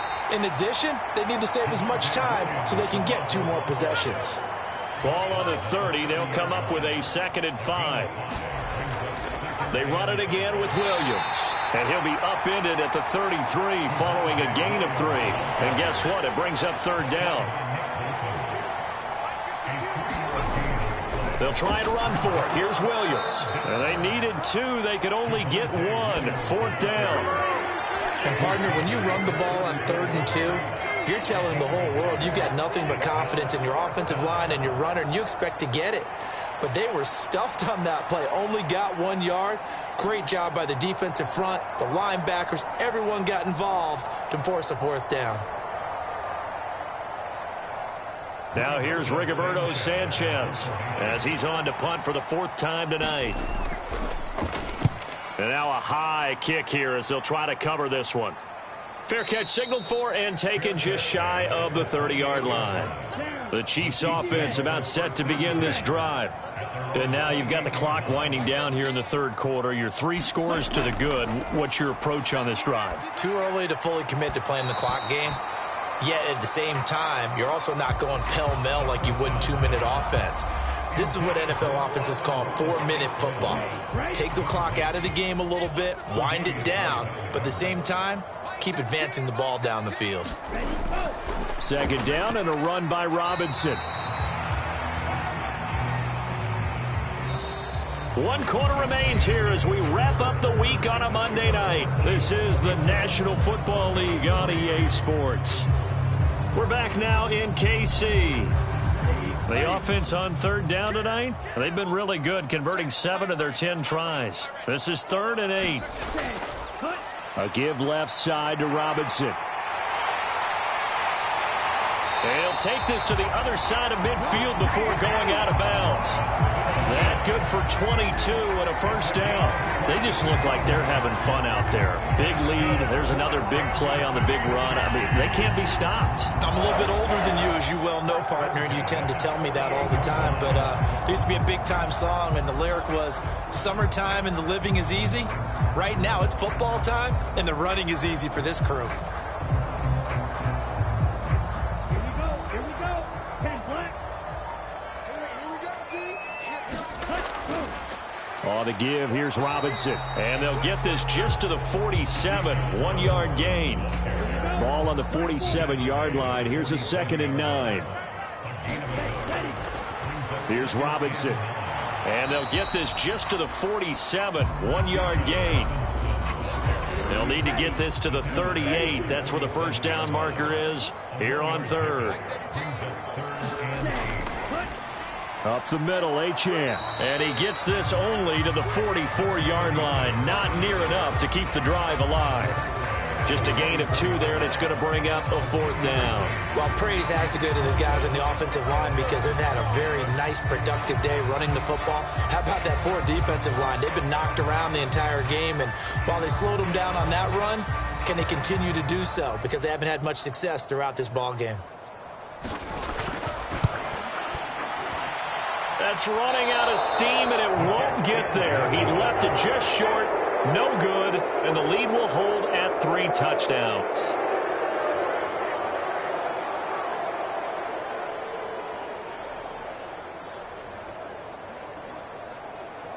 And we get another look now at this Broncos offense. Well, we said it at halftime that they would need a nearly perfect second half to erase that deficit that they were facing, CD, but unfortunately, the second half has pretty much been a carbon copy of the first. Yeah, that early lead was almost insurmountable the way their opponent was playing. And, partner, they do have some... Oh, a strip. The ball comes out. Oh, and one of the linemen on the other side has got it.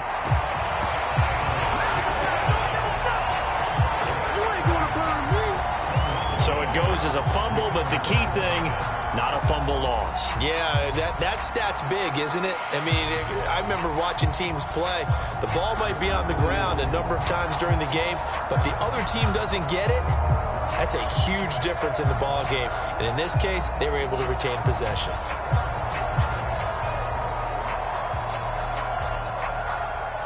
Pass protection has been a problem all night long as they come up facing 2nd and a bundle.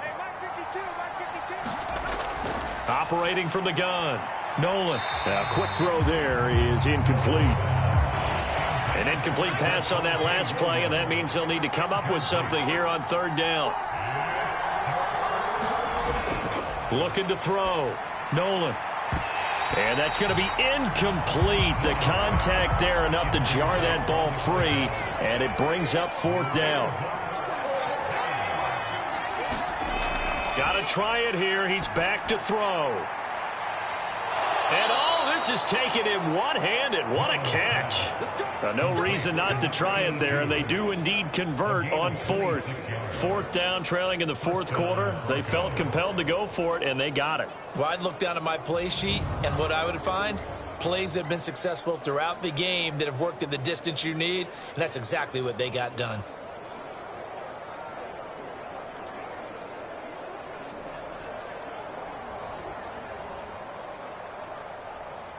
Line of scrimmage moves from 137-yard line to the other as they come up 1st and 10. Back to throw. Nolan. And he's going to have to eat this one as down he goes. Quiddy Pay getting in there and burying him behind the line. Well, collectively as a defense, Charles, I think if you get 4 sacks a game, you're feeling really good. Now they have 6 as a unit. And that type of a number, it's just staggering because there's so many ways to try and counteract it. But in this case, they've got no answers for this unrelenting pressure coming at their quarterback. To throw on 2nd down. Nolan. Under pressure again, and down he goes again. Multiple rushers break through to drop him for the 7th time this game. Offensively, they're going to have to figure this out before next week. 7 sacks in one game. Yeah, and that's more than any quarterback should have to bear. And if this continues on, there will be another quarterback in the game because no one can stand up to this week after week.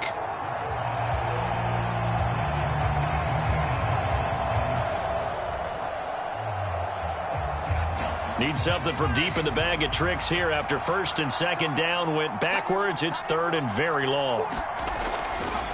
Operating from the gun. Nolan. And a quick throw here. That's complete. They do get 9, but it leads to 4th down.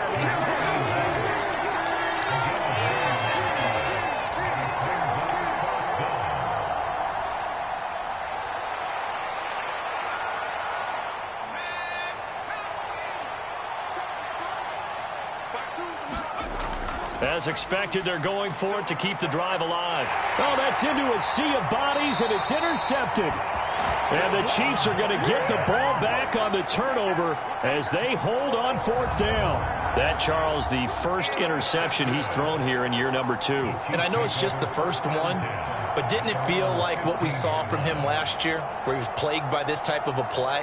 And they thought that, you know, over the offseason, going into a 2nd season, some of that would go away.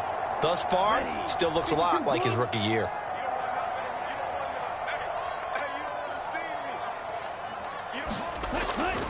They start on the ground with Robinson here. And he's going to get this one across the 30-yard line.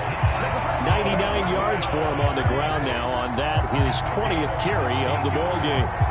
I don't know what this says about me, but I love successful runs up the middle when the blocking is so well executed like that. And it doesn't matter whether it's zone blocking, whether it's a power scheme.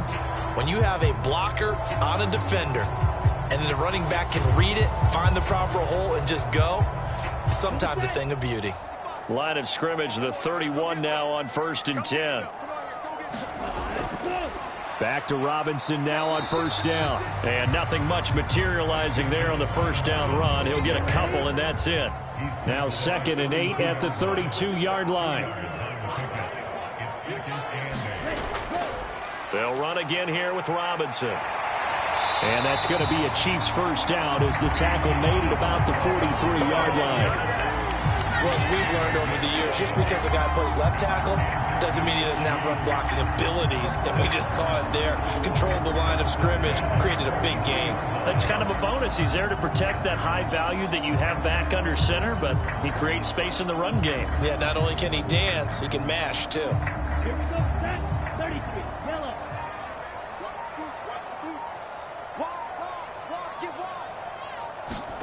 Ready. Straight ahead, it's Robinson. 5 yards on the carry. Good pickup on 1st down. Here's a 2nd and 5.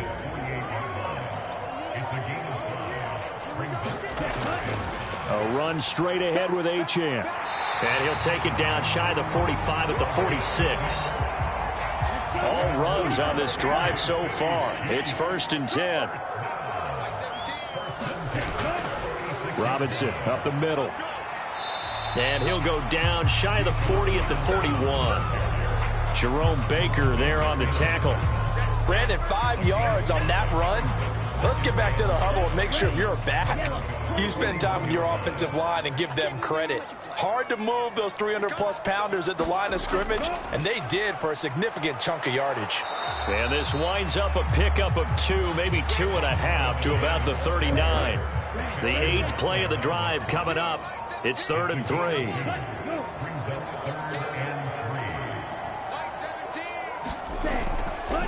Handoff now to Robinson. And he's going to have the first down, yardage to the 35. Give him 3 yards and a fresh set of downs. Starting to look like this drive, it may be the final nail in the coffin. Well, this is why you work out so hard, right? This is why you spend all that time in the offseason. This is why you have those OTAs and mini camps. For these situations, these scenarios, to run someone into the ground and secure a victory. And they'll try to squeeze in one more play here before the 2-minute warning. Just 2 minutes remaining here in the 4th quarter of what has been a one-sided affair. So the Chiefs in possession of the ball as we welcome you back.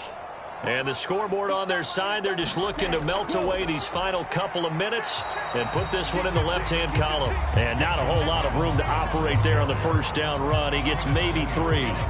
I like the call there because that was one to take time off the clock and get them closer to getting out of here with a W. In the mind of the play caller, all you want to hear is tick, tick, tick. They'll run here with Robinson. And he'll go down at the 26 following a gain of 6. I like it. I like the call. Still an opportunity to run the football and chew up a little more time off the clock.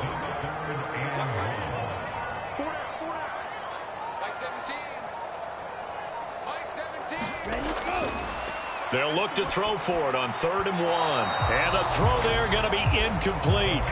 Well, 4th quarter with a 3-score lead here, Charles, but they're still going back to the air and looking for more points. Well, with this game well in hand, it's an opportunity for the guys to come off the bench and get a chance to play.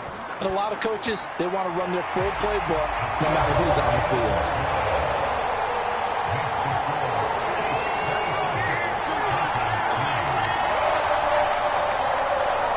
So they get the 3. It was 4th and 1, and I think you were doing what I was doing. I was looking down at the sideline. I'm not sure the offensive unit wanted the 3. They wanted to go for it. But when have we ever seen a unit that didn't want to go for it in that situation, right?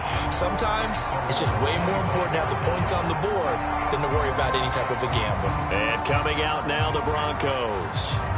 What do you do here down like this in this situation? Do you maybe just pick something out of the playbook you haven't called in a while, or you call it a day?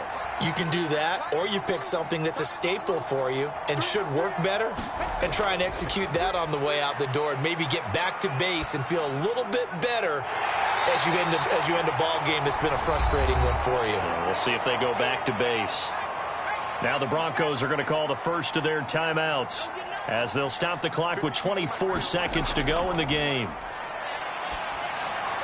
Finding Williams once more, complete. Now the Broncos going to use the second of their timeouts. That'll leave them with just 1 remaining in this 4th quarter of play. From the gun on 3rd down. Nolan, man open left side, it's Williams. And a pretty nice tackle there, ranging up from his free safety spot as he'll stop him about a yard short. And now a high kick trying to pin him back.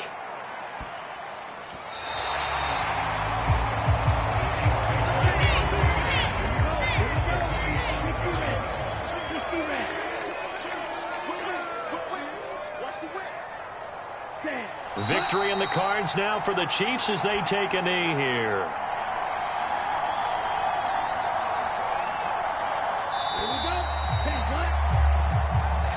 So this one in the win column for Kansas City.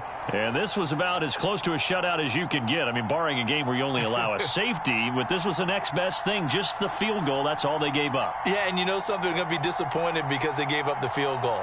But deep inside, somewhat satisfied as well, because you know how hard it is to keep people from scoring in this league.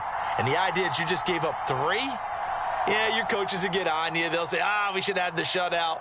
But they also will be pretty satisfied with that type of a performance. So for the Chiefs, They're on a nice early roll as they move to 3-1 with a win here. And they will hit the road next week. Meanwhile, for the Broncos, they'll drop down to 1-3. And they'll be on the road next week for a matchup with the Carolina Panthers. And for Charles Davis and our entire crew here at EA Sports, I'm Brandon Gaudin saying so long, everybody.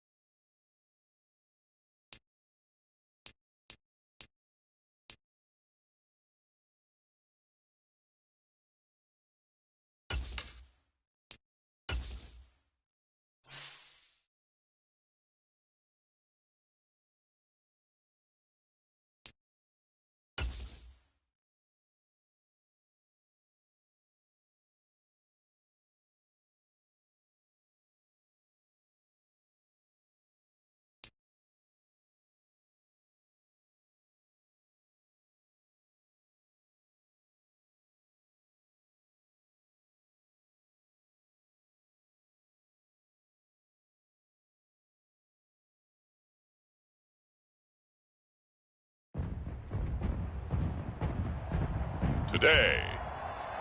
From AT&T Stadium in Arlington, Texas, it's Week 5 of the NFL on EA Sports.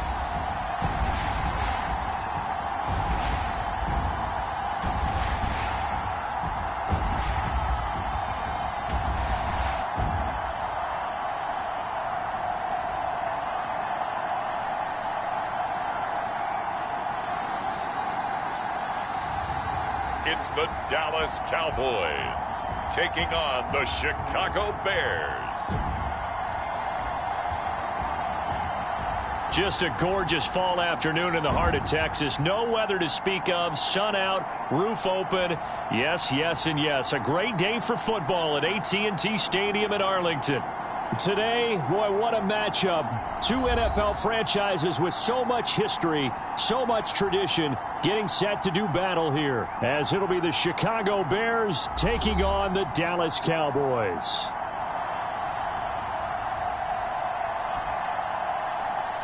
With Charles Davis, as always, I'm Brandon Gaudin. Charles, you talk about storylines in this one. I think it begins and ends with our two quarterbacks, certainly two of the best in the business.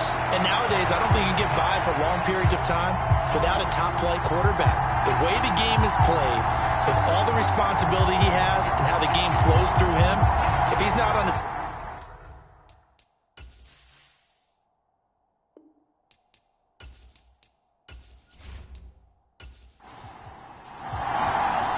The first quarter of the season already in the rearview mirror, and off we go in Week 5 on EA Sports.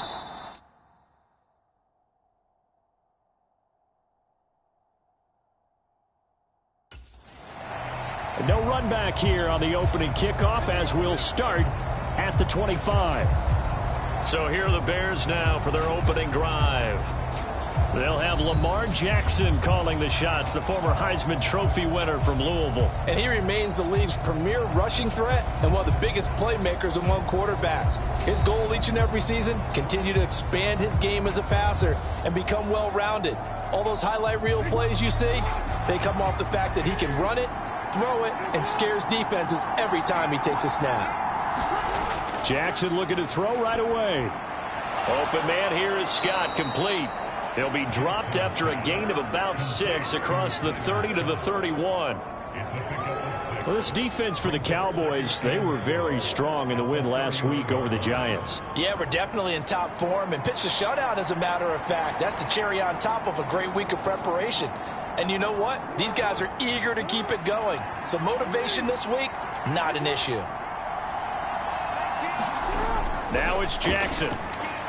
Completing it to the right side, Johnson. And he will lose yardage here to the 31-yard line. It'll be a loss of a yard, and that's going to lead to a 3rd and 4 coming up. You look at this Cowboy defense. It's quite a unit. Number 1 in the NFL against the pass. And when you're getting ready to face the number 1 overall offense in the NFL, it does not matter where you rank defensively because you got your hands full. You don't know what you're going to face, but you know that that's a strong unit that you're getting ready for. And they'll look to avoid an early 3-and-out here on 3rd and 4. Jackson. Now a screen set up for Johnson. And he'll be out of bounds, but able to get it up past the 45. A good pickup, 17 yards and a Bear first down. I like the screen being called here early in the game, especially on the opening drive, because, Brandon, when guys come out of the locker room, especially those pass rushers, they are so amped up to get to the quarterback that you can use that against them, and a screen pass is a great way of doing it. A lot of teams against good pass rushing teams, they want to run the screen 10 to 12 times in a game.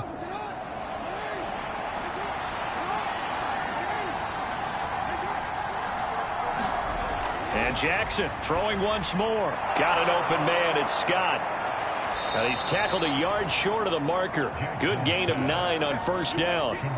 From the 43, here's 2nd and a yard. Jackson now. Coleman has it here right side.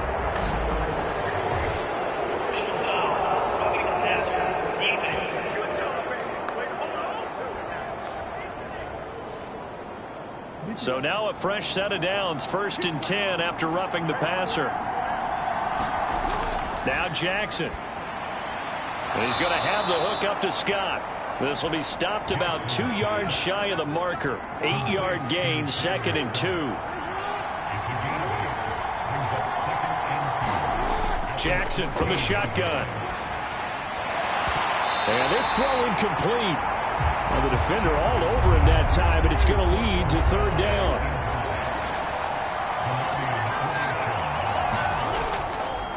And they'll try and run the option to pick it up. And this is not going to be enough. Was in search of 2 yards and only got halfway there. That call makes sense because they've been throwing it well on this drive. And once again, they show passing formation, showing the shotgun. Then they ran out of it. That's a nice play by them defensively, though, to hold it to a short gain.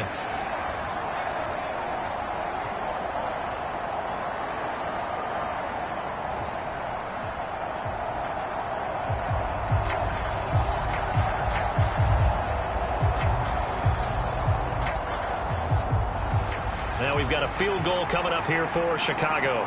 From the left hash, should be a fairly easy one here.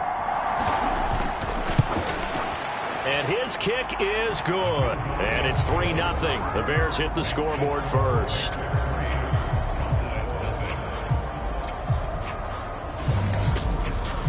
Had just the one big play on the drive, but that was enough to put him in field goal range. Yeah, one big play of what they hope will be many others throughout the game. Every team has a different target for the number of plays like that, those explosives that we talk about. That allowed him to put points on the board on that drive. Let's see how the rest of the game goes. And he'll be tackled just shy of the 25.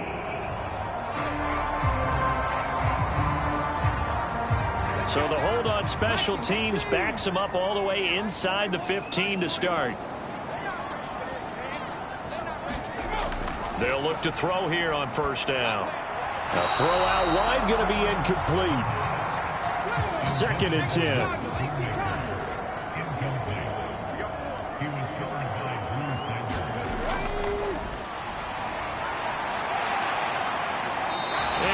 Gain there as he'll be taken down just shy of the 20.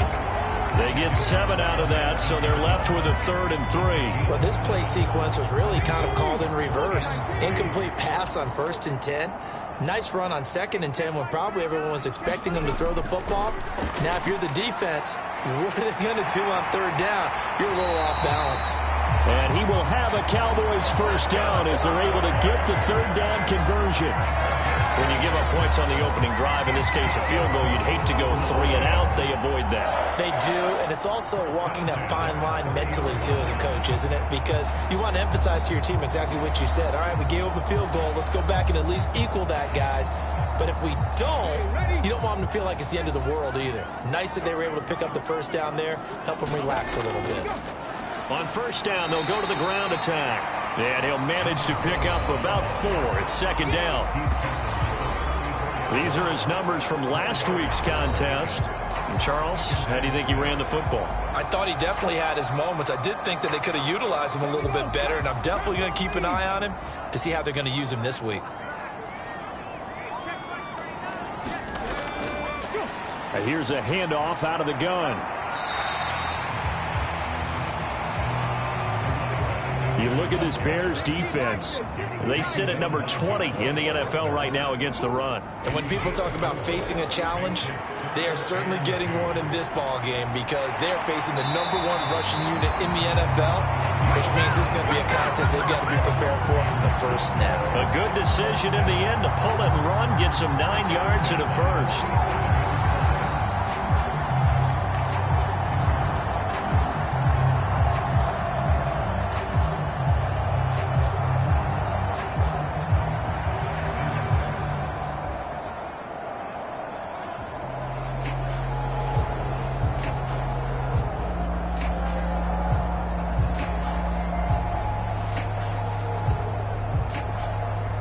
Counting down toward the midway point in quarter 1.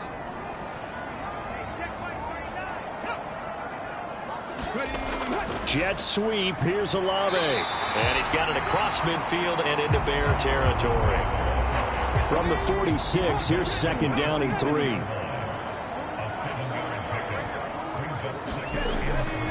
They're going to look to throw. And he's going to have another first down as the tackle's made here at the Bears 33.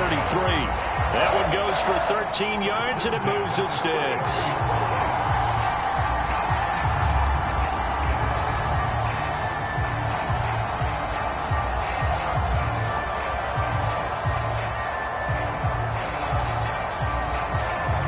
So they'll come up 1st and 10 now from the 33.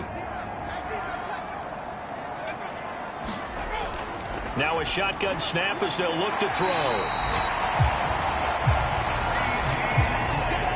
Still a few inches short of a first down as they come up now on 2nd down. From the gun, they'll try to run it. And he'll be brought down at the 21, just shy of the 20 in the red zone.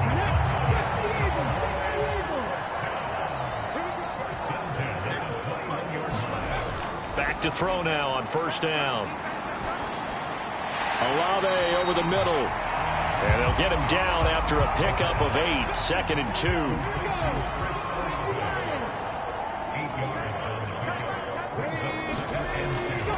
They'll set up to throw. And he's got it.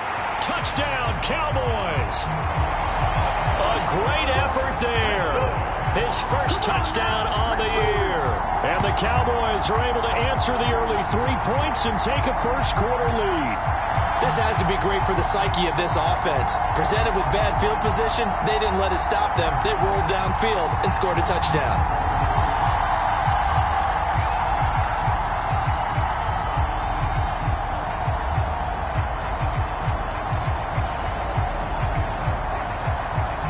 Matt Gay on for the extra point.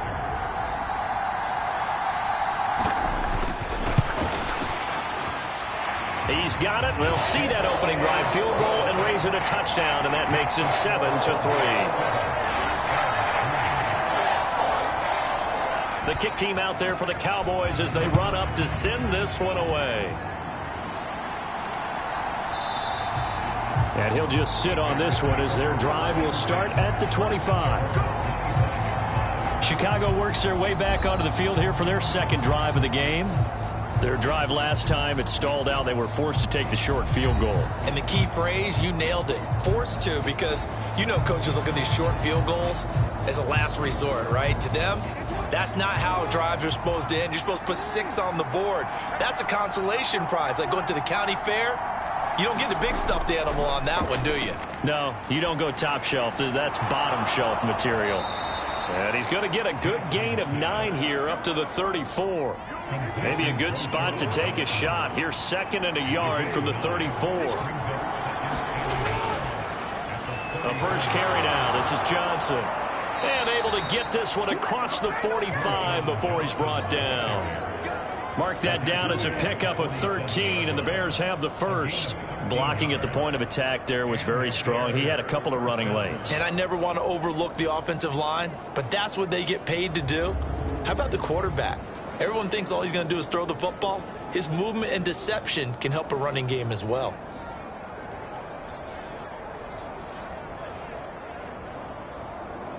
Back-to-back good plays have him on the move on 1st down.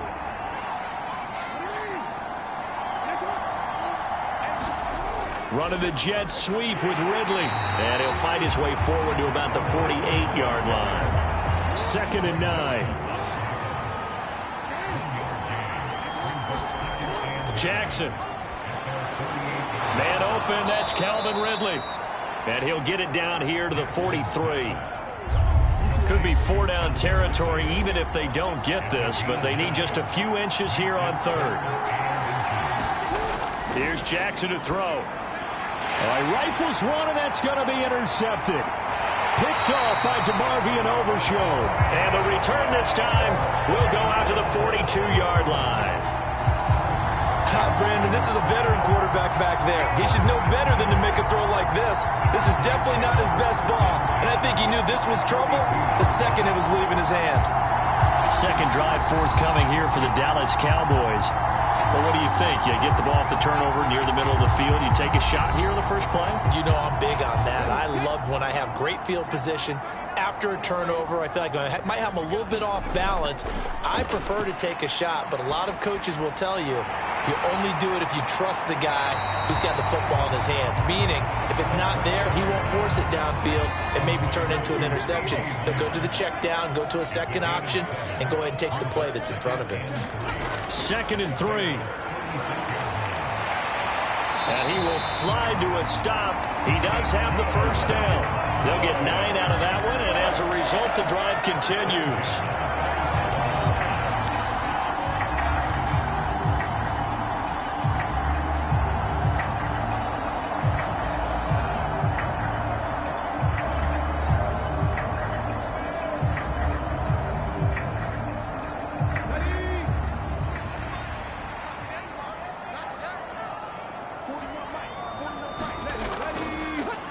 On first down, they'll go to the ground attack. He's able to get 6. A nice pickup down to the 21. After one, 7-3 the score on EA Sports. Start of the second quarter, and it's the Cowboys in possession. From the 21, here's a 2nd and 4. As they've got it as we resume action. And they'll give him another shot here on the ground. And tackled down after a gain of 3. Leaves him with 1 yard to go on 3rd down.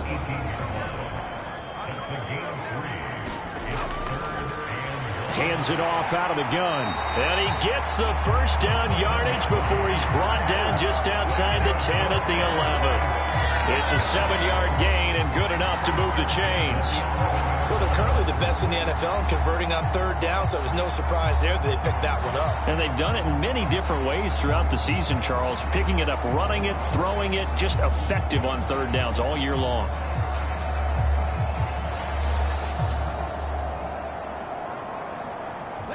Now a 1st and 10 at the 11.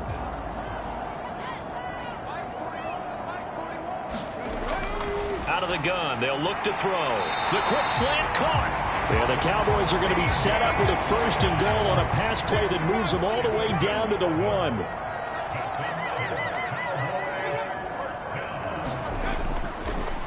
They'll try to run this one in. And he'll get in. Touchdown, Cowboys. A great play there. His 7th rushing touchdown on the year.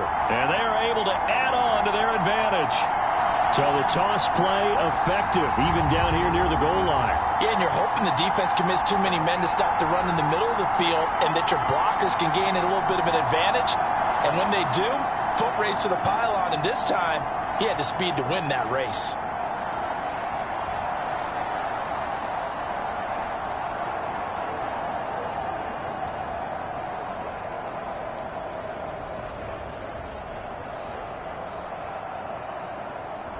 Gay is on for the point after.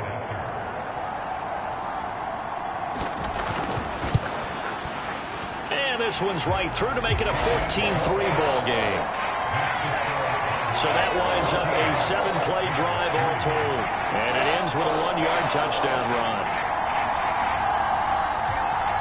Set now to kick this one away, and off it goes.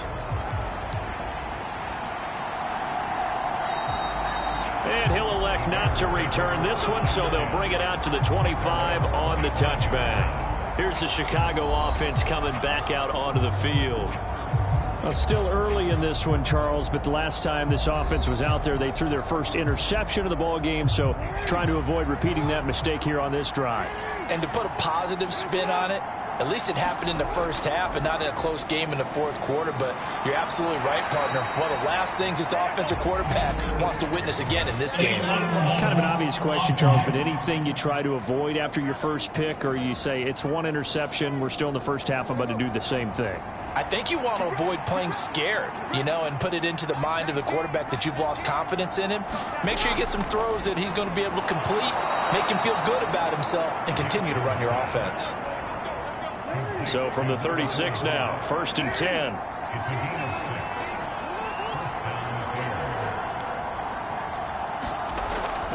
They go play action now. Jackson. This is Coleman with a grab. And he went nowhere. Well, he went backwards, back to the 33. But despite the completion, they're going to wind up losing 3 there. 2nd down.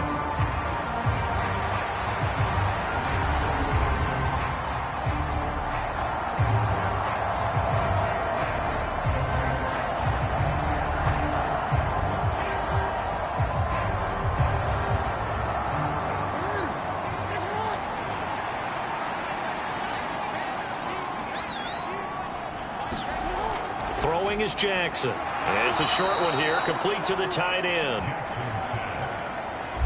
It'll go as a gain of 4. And that brings up third and a full 10 yards. From the gun, Jackson. Throwing left sideline there, but it's incomplete. Here comes the Bears punter now, as he's on to punt for the first time this afternoon. And the win last week punted 4 times as this one's away. And a fair catch signaled for and taken just outside the 20-yard line. 37 yards on the punt with no return. And the Cowboys will take over the football with a 1st and 10. Out comes CeeDee Lamb and the rest of the Dallas offense. Well, September sure treated him kindly. Now we flip over to October. Any reason to think that those numbers drop, or can he keep the pace up? Well, he can keep the pace up, but it's going to get a lot more difficult now. To me, it's a lot like baseball, all right? When guys, when they first hit the league, whether it's a pitcher or a hitter, and they go through the league the first time and they're hot, people go, wow, what a phenom. Then they get tape on them, they get scouting reports, they start to do different things. Let's see if he's going to adapt and expand his game in order to keep up that type of production. That's a good call because he's a known entity. See how they defend him going forward. From the 35, here's 2nd down and 7. Now they'll throw here out of the gun. The pass caught by Olave. And to the 42-yard line here and brought down there. 3rd catch of this first half for him, and this one is a 1st down.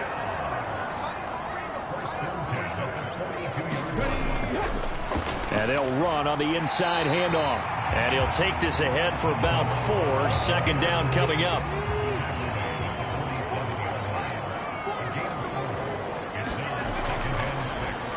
And they'll keep leaning on the running game. Back to the ground.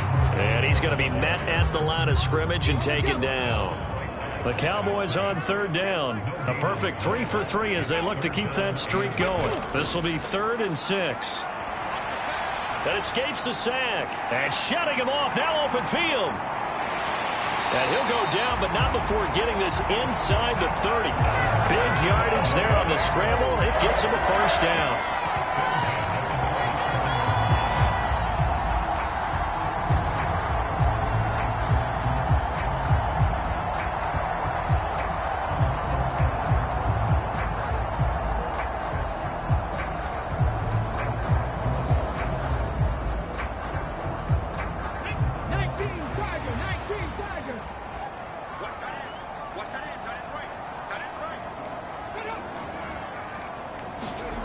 Oh, they're going to run a little pop pass here. Puts it on the carpet. It's out. And this is picked up. And he's free going down the left side. It's a foot race. Now inside the 25. And they bring this one back. A fumble return for a Bears touchdown. And he has great speed, defensive back speed. Once he got it and took off, there was no catching it. And I know every team tells you to hustle no matter what the play, but there was no chance of catching him. Maybe if it had been a defensive tackle running with the ball, but not in this case.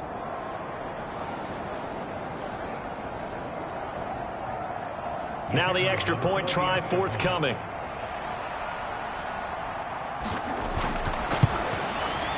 And he's got it. That cuts the lead. It's now 14-10. So not only the cough up, but then the pickup on the other side, the scoop, and the score the other way. The fumble return for a touchdown. So here's the kickoff now as they'll get it again following that fumble return for a score.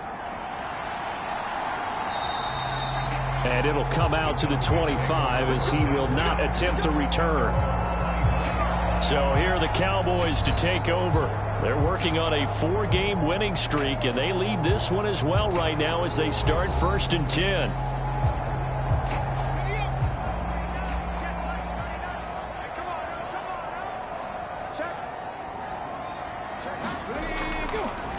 They start the drive with Vaughn. And he is going to be stopped cold behind the line of scrimmage. 2 yards the loss, 2nd and 12. I thought he did a nice job there setting an edge and make sure nothing could get to the outside. But he decided that wasn't enough for him. Worked his way back inside and made the tackle on the ball carrier.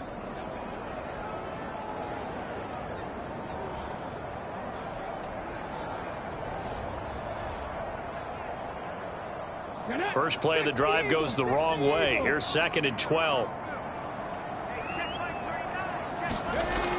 From the shotgun, he'll look to throw. And he will not make it back to the line of scrimmage as he's going to be taken down. The DeForest Buckner using those big hands and getting in there and bringing him down for the sack. Now Charles dealing with a 3rd and long. They'll have to try to go back to the air again and this time avoid the sack. Certainly hard to try to establish momentum when all you're doing is going backwards, not protecting the passer, and he gets dumped on his backside. 3rd down and 13.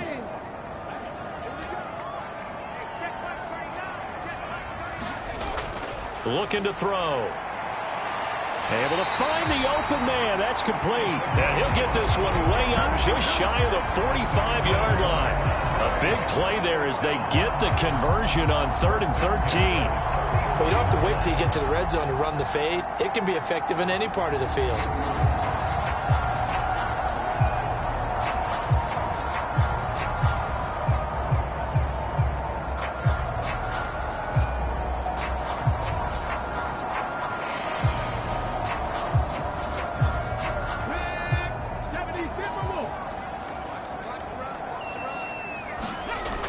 First down, he'll drop to throw.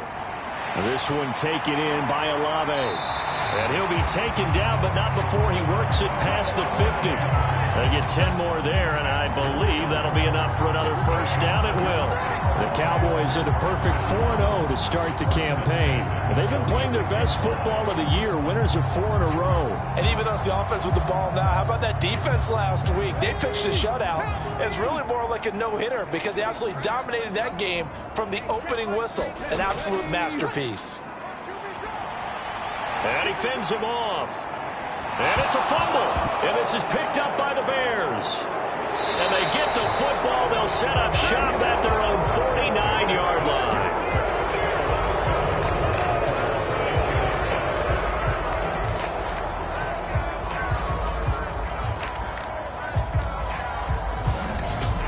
The Chicago offense set to get started. As we eke closer and closer to intermission, Charles, remember last time out they punted. They would love to get points here, especially if this is going to be their final possession of the first half. Yeah, and this is what close games feel like because the pressure is on both sides, but sometimes the pressure is a little bit higher on the team with the slight edge because they're trying to hold on to that, trying to increase it. Let's see how this one continues. 2 yards the loss, 2nd and 12. Yeah, another negative play in an early down situation. This one to start the drive. You're putting a lot of pressure on your quarterback to bail you out when you're in 2nd and long yardage.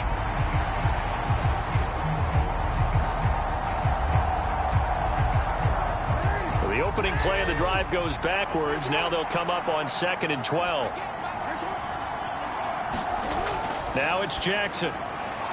They'll check this down to Johnson. And he's going to be taken down right at the line. 3rd and 12.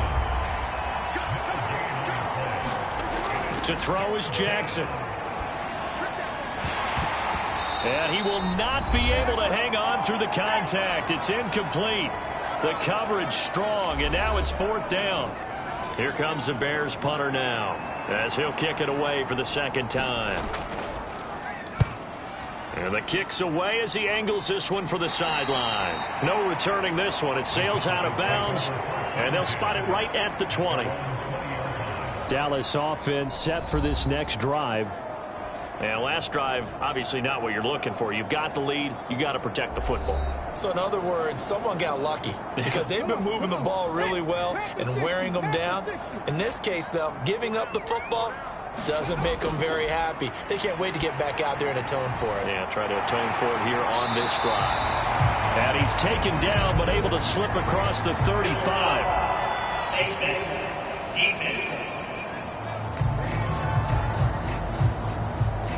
Yeah, we saw that from up here, CD. A tug on the face mask and the flag comes out. And we saw that last week they had some defensive miscues like that. And they told us that they had worked hard on it in practice and thought they had it all cleaned up. But obviously the message hasn't really sunk in.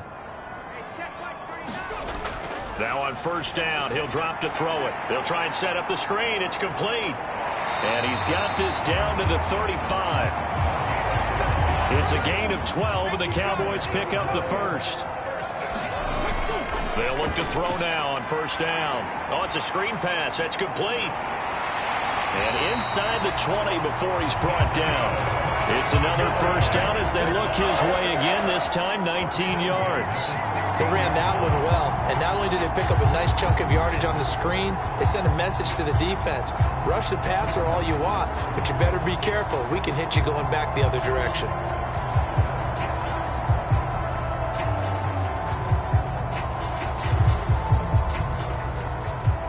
Back-to-back good plays have them on the move on first down.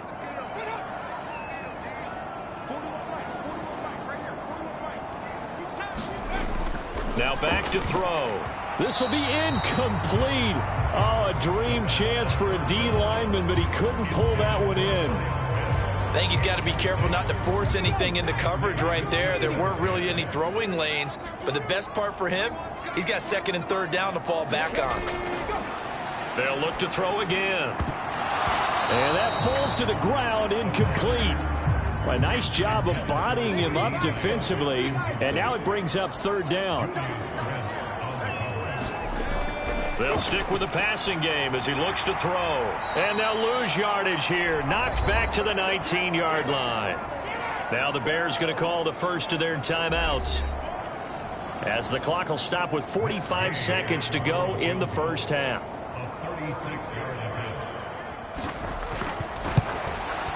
And Gay knocks this one through, and that moves him up by a touchdown now at 17-10.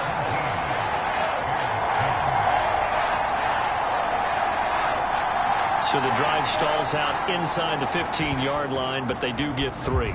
And I've talked with enough players nowadays that when they have these types of kicks, that no one says to their guy, hey, that's just like making an extra point, piece of cake. Because the extra point is not a piece of cake anymore. But kicking a field goal from that distance, just give him confidence and let him knock it through. But the Bears going to take over now late in this first half. And with them trailing, there is still enough time to try to string a few plays together, maybe get into field goal range.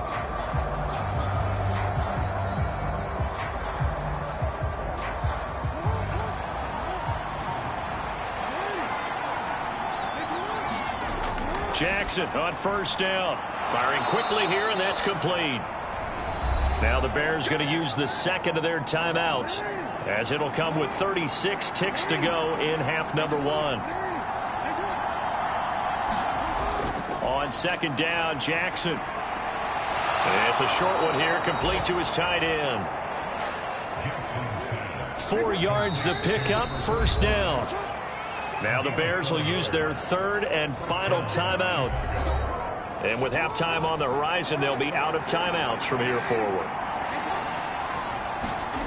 Throwing on first down, it's Jackson. And that's incomplete. Clock stops with 10 seconds left.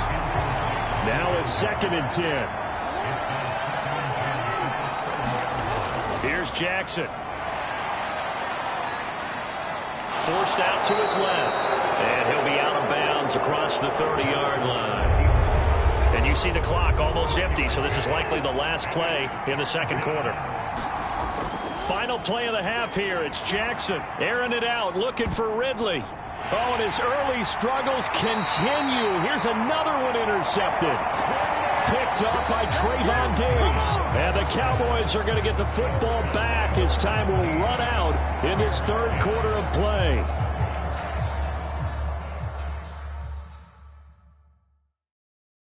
Okay, Brandon, thank you very much. More from you, too, in just a bit. But first, let's get everybody caught up with what's going on around the NFL here in Week 5.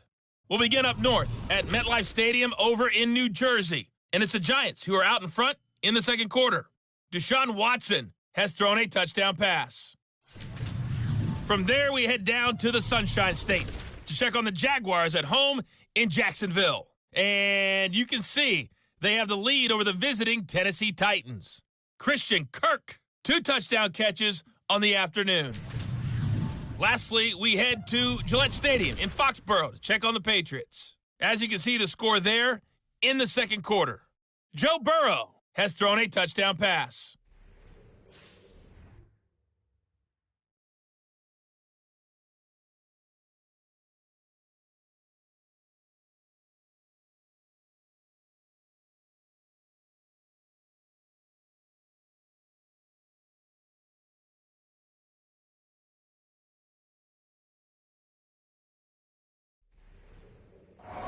right, Coach. Thanks. Yeah, both teams likely to make some changes in what's been a closely fought battle to this point. One touchdown is the difference. 17-10 our score, and we are back underway on EA Sports. No run back here to begin the half, and we will start at the 25-yard line. Out come the Cowboys now as he'll go on offense first here in this third quarter. And they've got the lead. CD, what do you think the message was at halftime? I don't think the message was too drastic, I think, at the half, or that they need to change things too much.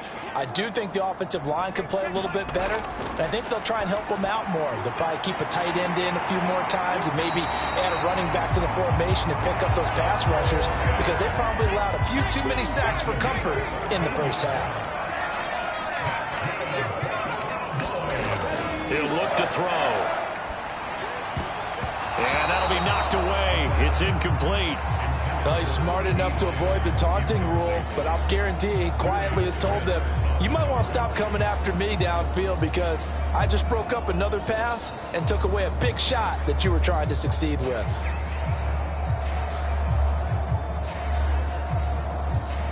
So after the incompletion on first, now 2nd and 10. One back in the backfield, he'll get the carry. And he stopped immediately there. Calling no gain on the run there, and now they'll be looking at a 3rd down. Looked like he was trying to bounce it outside, but no success. Yeah, sometimes you got to just figure out where you're going to go, and sometimes you just have to take it to another spot. In trying to get it outside, the defensive pursuit was there and just ran him down. That's into the hands of Pitts, the tight end. And they're going to mark him down short, maybe by about a yard, if that. That'll give him 8 that time, and that's going to make it 4th down. One of the advantages of zone defense, as I remember it, is being able to see the play develop in front of you. One of the disadvantages, when they find those levels where they can hit you with it. Sometimes behind the corner and in front of the safety, it makes it tough to defend. Here's Ryan Stonehouse now, as he's on to punt for Dallas. And he gets it away, a directional kick going toward the sideline. And no return here. Where will they spot it? They say just outside the 20-yard line. So here are the Bears now as they get set for their first possession of the second half. And their defense did its job by forcing the punt to start things out. And now, Charles, can the offense get in gear? I think, partner, you can sense them saying, okay, the first half was theirs, but now let's get the momentum back on our side. We forced a punt. Now let's go downfield and score. If we do that, we'll be set up well for this second half. And running room scarce here. He's going to be stopped in his tracks at the line of scrimmage. So after the run for no gain, here's 2nd and 10. From the gun, it's Jackson. High threat.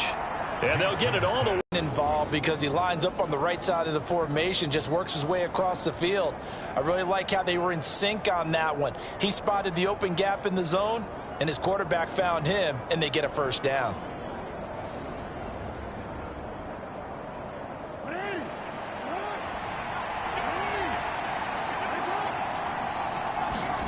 On 1st and 10, it's Jackson. It's a short one here, complete to the tight end.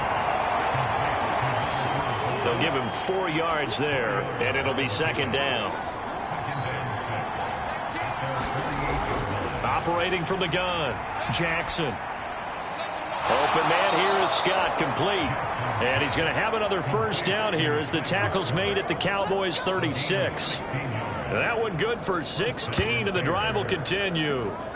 It's taken a while for this offense to get going. A little creaky at the start, but they're oiled up now. A nice throw there, and they're really putting together a good drive.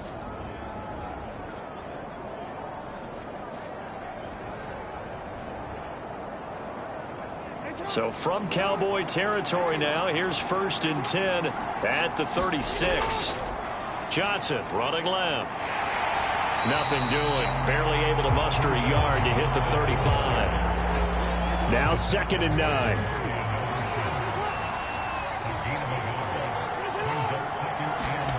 Now it's Jackson. Screenplay, Johnson. And this play will be blown up. He'll lose yardage back at the 38. They'll wind up losing 3 here on the play, and that's going to lead to a 3rd and 12. But plays like that, Charles, no doubt, they're just going to continue to fuel this crowd. And this defense is already playing well, but it also feeds on the energy of that crowd that you're talking about, and that takes them up to another level. Right now, they're playing really loose. They've got the lead, and what a nice stop they just made there behind the line of scrimmage. On 3rd down, Jackson. It's a short one here, complete to his tight end. And he's going to get this to the 31, but that is still well short of what he needed. They'll wind up getting 7 on the play, and it'll be 4th down.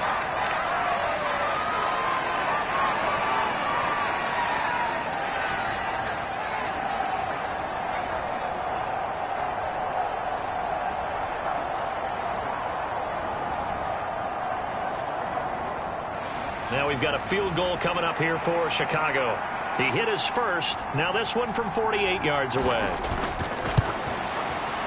And this is right down the middle as he puts it through. And that will cut this lead back down to 4 now. It's 17-13. So a good snap, good hold, and right down the middle. Never in doubt. Just the way you used to hit them, partner. You mean like kicking the ball? Exactly. Well, that was in high school. Doesn't matter. I don't care what level. You hit them, they go through.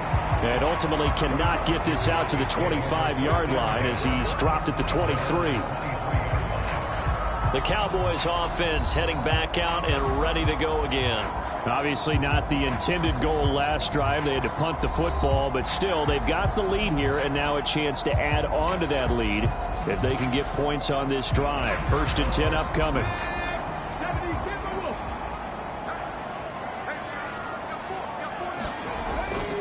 They'll start this drive out on the ground. And not much there.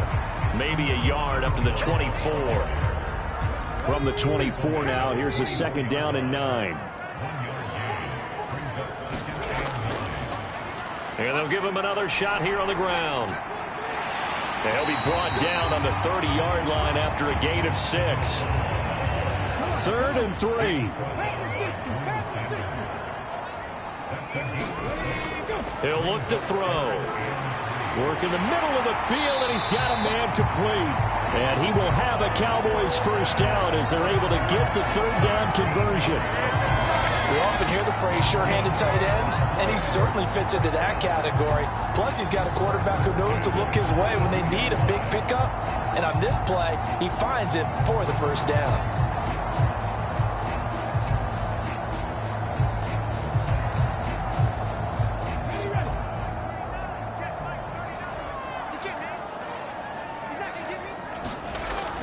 Back to throw. And he'll be taken down, but not before he gets into enemy territory. Nothing open downfield. He keeps it himself for 11 and a 1st down.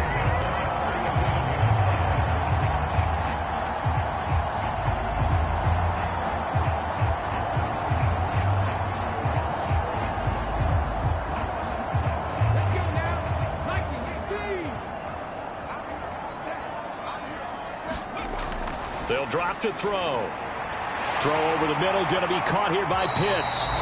And he'll go down, but not before getting this inside the 30. Chewing up big yardage. Another nice gain there. This one goes for 20. Well, that's always a good place to throw it just because he's one of the biggest targets not only on this team but in the National Football League. And you and I both know the quarterbacks love these large-bodied tight ends, and why not? Nowadays, they're really wide receivers who are just taller and have a little bit more weight. These guys catch the football, make big plays downfield. In the old days, we wanted them to block. Now coaches want them to catch the football first. His throw incomplete. 2nd and 10 now from the 27. He'll drop to throw. He'll find Lamb. That's complete. And he's going to have another 1st down as the tackle's made here at the Bears' 13-yard line. A really nice pickup of 14 yards, and it moves the sticks.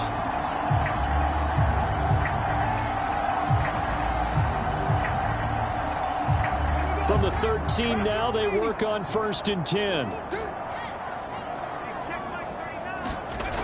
Again, he'll drop to throw. And his throw here is going to be incomplete. I can assure you, setting up a screen is much more difficult than it appears. It requires...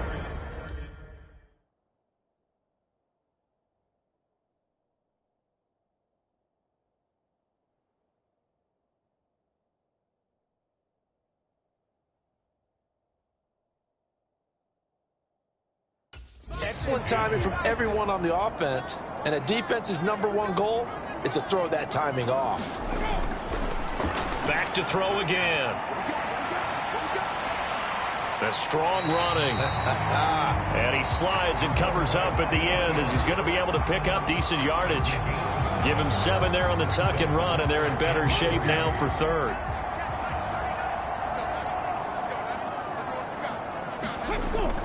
They'll look to throw here. And he'll be taken down, but he does have first down yardage. 5 yards on the scramble, and that's enough to pick up the first. Now, this is a feeling I can relate to all too well. Deflation on 3rd and short.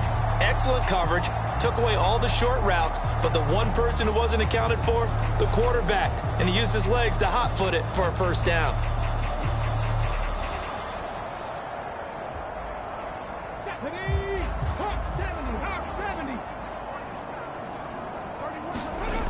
Back to throw here. And this ball is caught by Lamb. Touchdown, Dallas. A great effort there. His 4th touchdown on the year as his guys are able to extend their lead. And all about timing there on that short slant, Charles. Exactly right. That was timed up so well. The route, the throw, touchdown.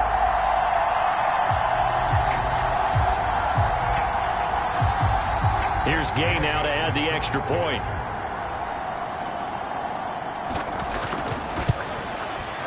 And that one pushes the lead up to 11. So that one a long 11-play drive. And it's finished off by the touchdown from CeeDee Lamb. The kick team out there for the Cowboys as they run up to send this one away. From a yard or 2 deep, here comes a return. And that decision to bring it out ends up not being a good one. Cost him about 5 yards as he's tackled at the 20. Another drive coming up for this Chicago offense. And tough to win games if you're going field goal, field goal, field goal here. They got field goal last time. Now they'll be looking for a touchdown. They're looking for the big chunk now because, as you noted, the field goal way of doing it makes it that much harder and puts more pressure on every possession for you now. Go ahead and get 6 and feel a lot more comfortable about the position they're in. Bigger chunks. We'll see if they can get the score. That to the sideline and incomplete. Boy, they're going to say there's a receiver in the area. That was close to grounding, but it's 2nd down. And he's upended after a gain of 4 up to the 25-yard line. This offense in desperate need of a conversion as they come up on 3rd down. Jackson now. Flushed out right. Pass taken in by his big tight end. And he'll be brought down with a penalty flag on the field. It was a late decision to throw, and it might have been too late. So the big play nullified, illegal forward pass. And maybe we know why they were able to get such a good chunk of yardage on that play. That pass was illegal. Here comes the Bears punter now as he's on to kick it away.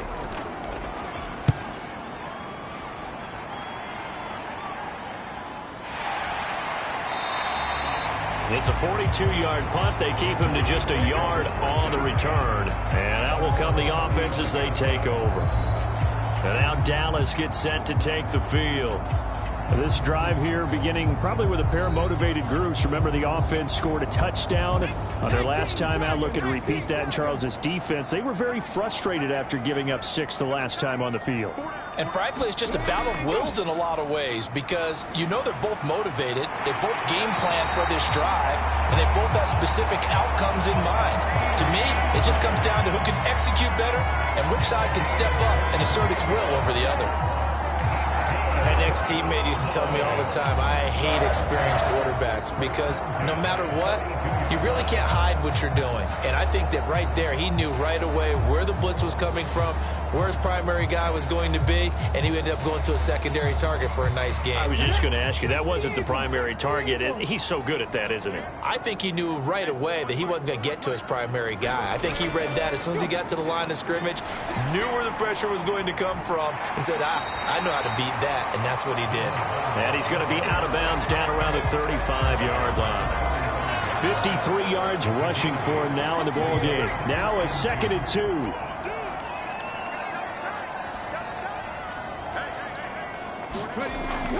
They'll set up a throw. Short throw caught by Pitts. 2 yards on the pickup there. And that's going to make it 3rd down and less than a yard.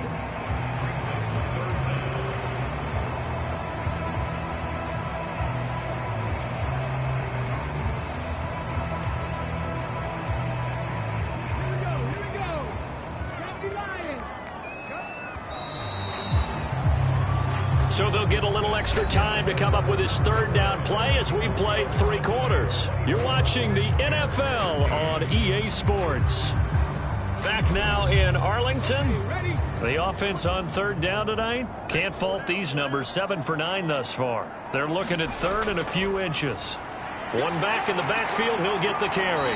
And he's able to get the first here as he's taken down at the 25. 7 yards there, good enough to move the sticks. I think we're seeing the effect that runs like that are starting to have on this game. They're a little bit slower, that front 7 reacting to the football, almost like body blows in boxing, slowing them down, and they're really starting to take over in this game.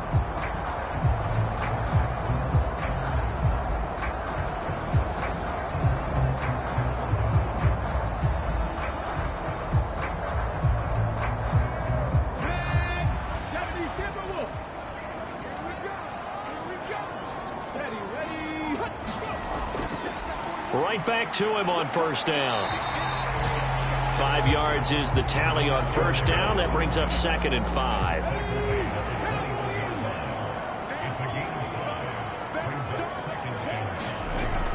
They're going to look to throw. He's got his pass-catching tight end. That's Pitts. These two have hooked up 9 times now this afternoon as they pick up the first. This drive, it's been a good mix. 3 passing plays, 3 runs, hitting on all 3 of those passes, and the last one putting them in the red zone. So wouldn't you think play action right here? Because you've got the ability and had the ability to run it and throw it. Go play action and take your shot at the end zone. He's going to get 4 out of this as he's down to the 10-yard line. 2nd and 6 from the 10.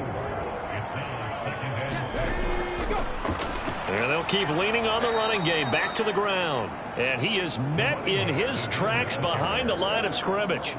It'll go down as a 2-yard loss, and it brings up a 3rd down. I know they've got to be careful not to go to the well too often, but it's a fine line, isn't it? Because sometimes if you've got success, you want to just keep pounding away. But no success there. They rallied quickly on the defensive end.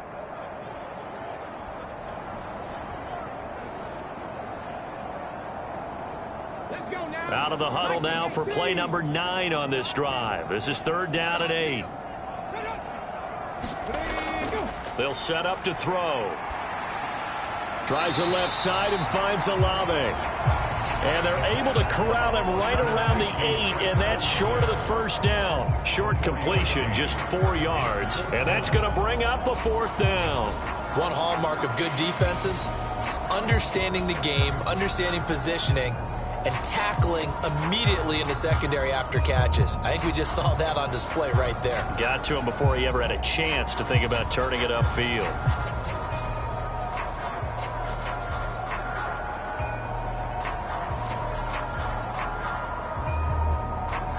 Matt Gay now gets ready for the field goal try. From the left hash, a chip shot here. Gay's kick is good, and that will extend their lead even further.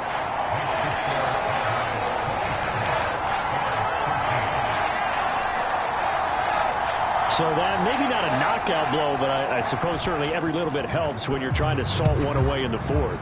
Well, the possibility of being beaten by 2 late touchdowns or at least sent to overtime does exist. But time, definitely a big factor at this stage of the game, is in their favor. The Bears now ready to take over again.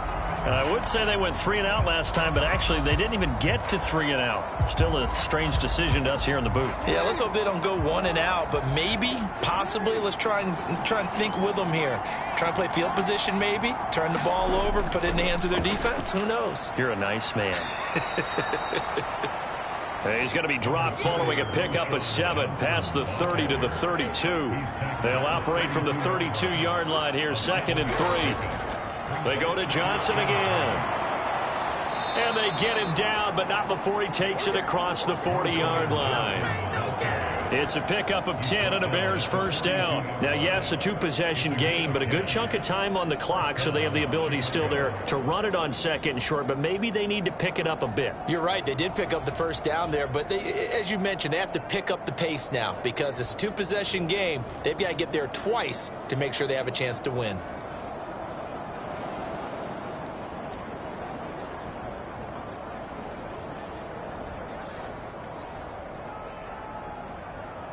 Now on the heels of that run by Johnson, here's another 1st and 10. Jackson. Over the middle, the catch by Coleman. That's good. The completion there for 7 yards, and it's 2nd down.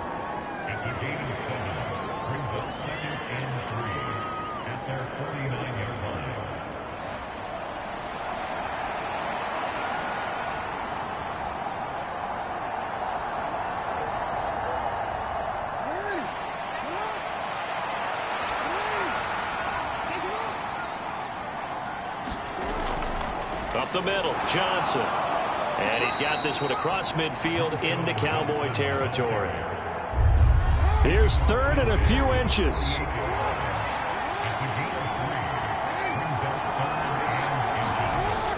They'll try and run for it. Here's Johnson.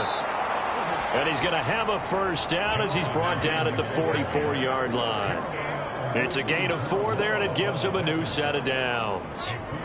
It's nice every now and then in this game not to see people overthink it. Just hand it to the old reliable guy. Let him pick up the first down.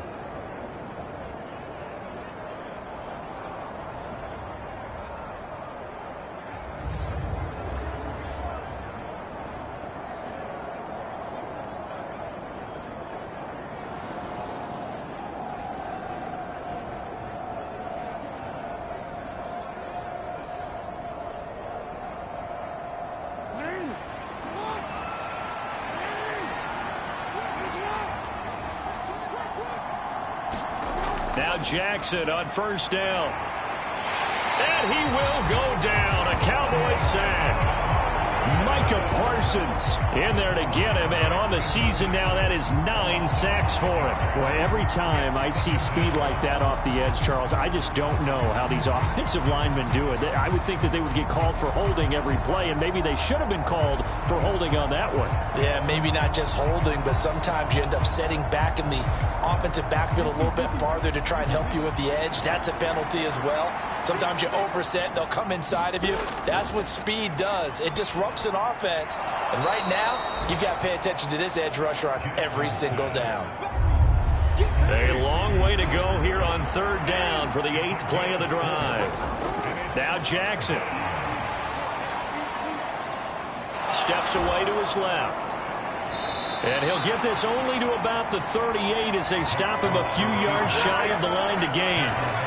Pretty solid gain of 7 yards that time as he scrambled, but now they face a 4th down. Thanks to his effort, they now have a big choice to make here. He just ran them into field goal range with that one, so here come the choices. Do they kick it here, or do they trust him to make another big play and possibly get a first down? All right, they're going to try and keep hope alive here on 4th down. They're going for it. Here we go. It's Jackson on 4th down. That is caught. And he's going to get this down near the 20-yard line. The time to pull out the stops is now, and they convert there on 4th down. But correct me if I'm wrong. Yeah, you're down 2 scores. I don't think you need to rush just yet, but you can't take your time either. Yeah, even if you don't want to commit to full 2-minute offense, you have to up the tempo, up the urgency. Maybe you're starting to call 2 plays in a huddle each time you snap the ball. So after the conversion on 4th, here's 1st and 10 just outside of the red zone. They'll give up the middle to Johnson. 42 yards rushing for him now to this point. Under 4 to go now as the clock runs and they come up on 2nd down. Here's Jackson to throw. And that'll be incomplete. Took a pretty good shot as he tried to pull that one in. Couldn't hang on 3rd down.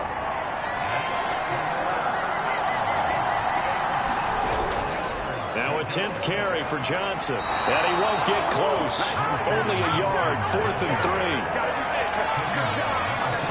Well, look at the clock. You're down 2 scores. Have to go for this, don't you? And they thought that as soon as they took over possession. It didn't matter where they were on the field. They were always going to be in 4-down territory.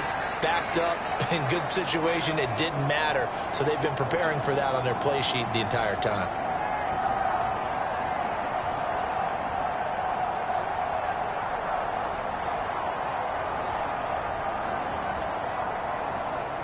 And they're indeed going to go for it here on 4th down. So trailing here in the last quarter. Let's see how this plays out.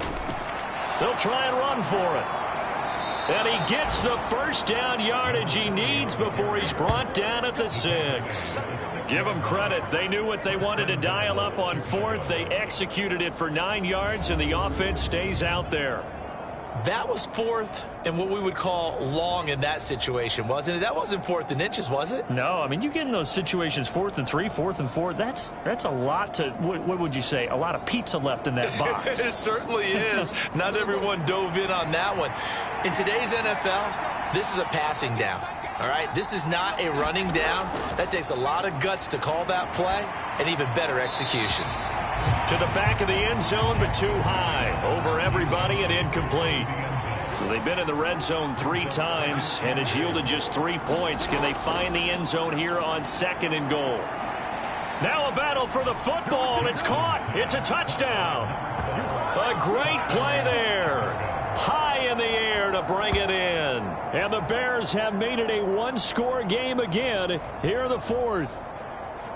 I'm not sure win-win is the proper term here, but it certainly felt like it. They got the touchdown they needed, but if I'm on the defensive side of the ball, okay, you got the touchdown, but it sure took you a long time. Yeah, because offensively there, you're probably hoping for a 1 to 5 play drive. That one ate up a little more time than they were hoping. You're exactly right, and if you have that 1 to 5 play drive, you actually build up momentum and even more hope. When they had to slog their way downfield, they got the touchdown, but it's almost like, yeah, you know, doesn't feel right. Exactly.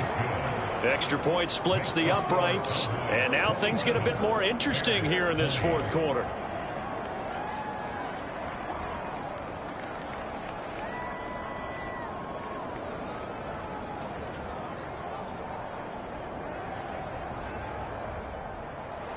The Bears send the kicking team out there, and they will send this one away.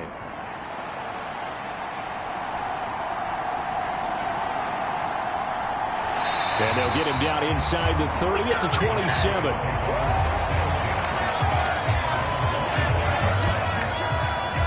Dallas offense set for this next drive. After the touchdown we just saw, we have a brand new ball game. And now look at the situation. You got plenty of time on the clock. Defensively, they have 3 timeouts. So do you run the football here or do you throw it? I think you have that full conversation with your offensive unit, and you tell them, here's the situation. They've got all their timeouts, so we are not going to play this conservatively. We've got to attack them. We've got to make them use those, gain the ground that we need in order to put this game away. If you think we're just going to run it 3 times and punt it, you got another thing coming. Yeah, I mean, by the way, also the 2-minute warning in play, so essentially 4 timeouts left. They have to be aggressive here. 4th quarter, down to the final 2 minutes, and we've got a 1-score game. So the Cowboys in possession of the football here as we get you reset.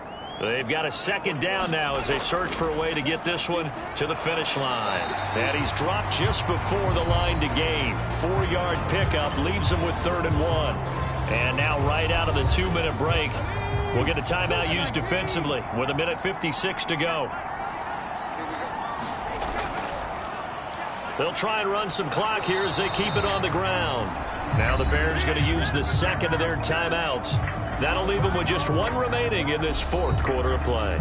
Here's Ryan Stonehouse now as he'll punt it away for the second time.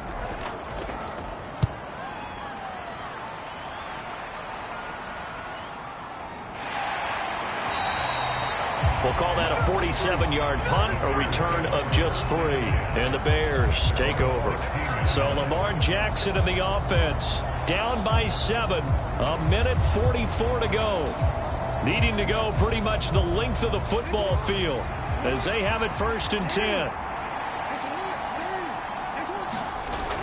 Now Jackson. He's got Johnson. They'll get him to the ground at the 20 following a pickup of 4. 2nd and 6 coming up. Jackson to throw. Oh, and that's going to sabotage their comeback plans. It is intercepted. Picked off by Trayvon Diggs. Well, NFL quarterbacks have learned the hard way. You're not going to get rich throwing against this guy. He's definitely too good. And this is now his 2nd interception of the ball game. And if I'm running the offense, I've got to tell my guys, you've got to go work on the other corner. And now Dallas gets set to take the field.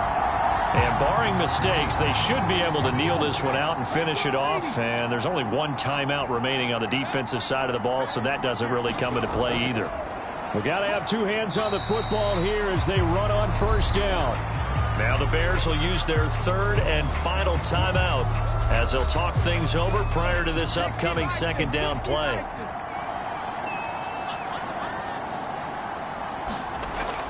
He's going to get it again. Just looking to get forward and protect the ball. And he will have a Cowboys 1st down, and that should be that. Those are the types of runs they told us they want to see more of. Look, they'd love the 60 to 70-yard runs, but those 10 to 20-yarders, they can help you win a ball game. And that means everyone's invested because you know the big guys up front. That's what they do. They try and move people. But when you get your perimeter guys involved downfield, that means that they care about the running game, and they know it helps their team.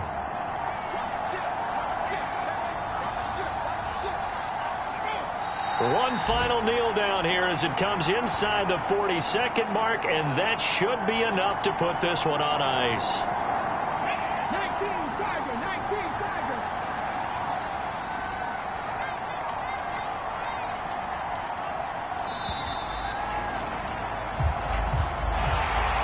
What a ball game this was. What an atmosphere this was. And the home team getting the late touchdown, getting the victory, and now everybody in this building can file away with smiles on their faces. And what do real estate people tell us all the time? It's location, location, location. So being at home, that can be a big deal because, remember, they were down to their final chance to retake the lead. That home field advantage, I think it helped fuel all of what happened for them down the stretch. A huge win. So for the Cowboys, they improved to 5-0 now on the young season. And they'll get to stay home again next week. Meanwhile, for Chicago, they drop below 500 to 2-3 with a loss. And they'll get a chance to redeem themselves at home next week. So that'll do it for us. For my partner, Charles Davis, and all the hard-working men and women on our crew, I'm Brandon Gaudin. You've been watching the NFL right here on EA Sports. It's a win for the Cowboys as we sign off and say so long from Arlington.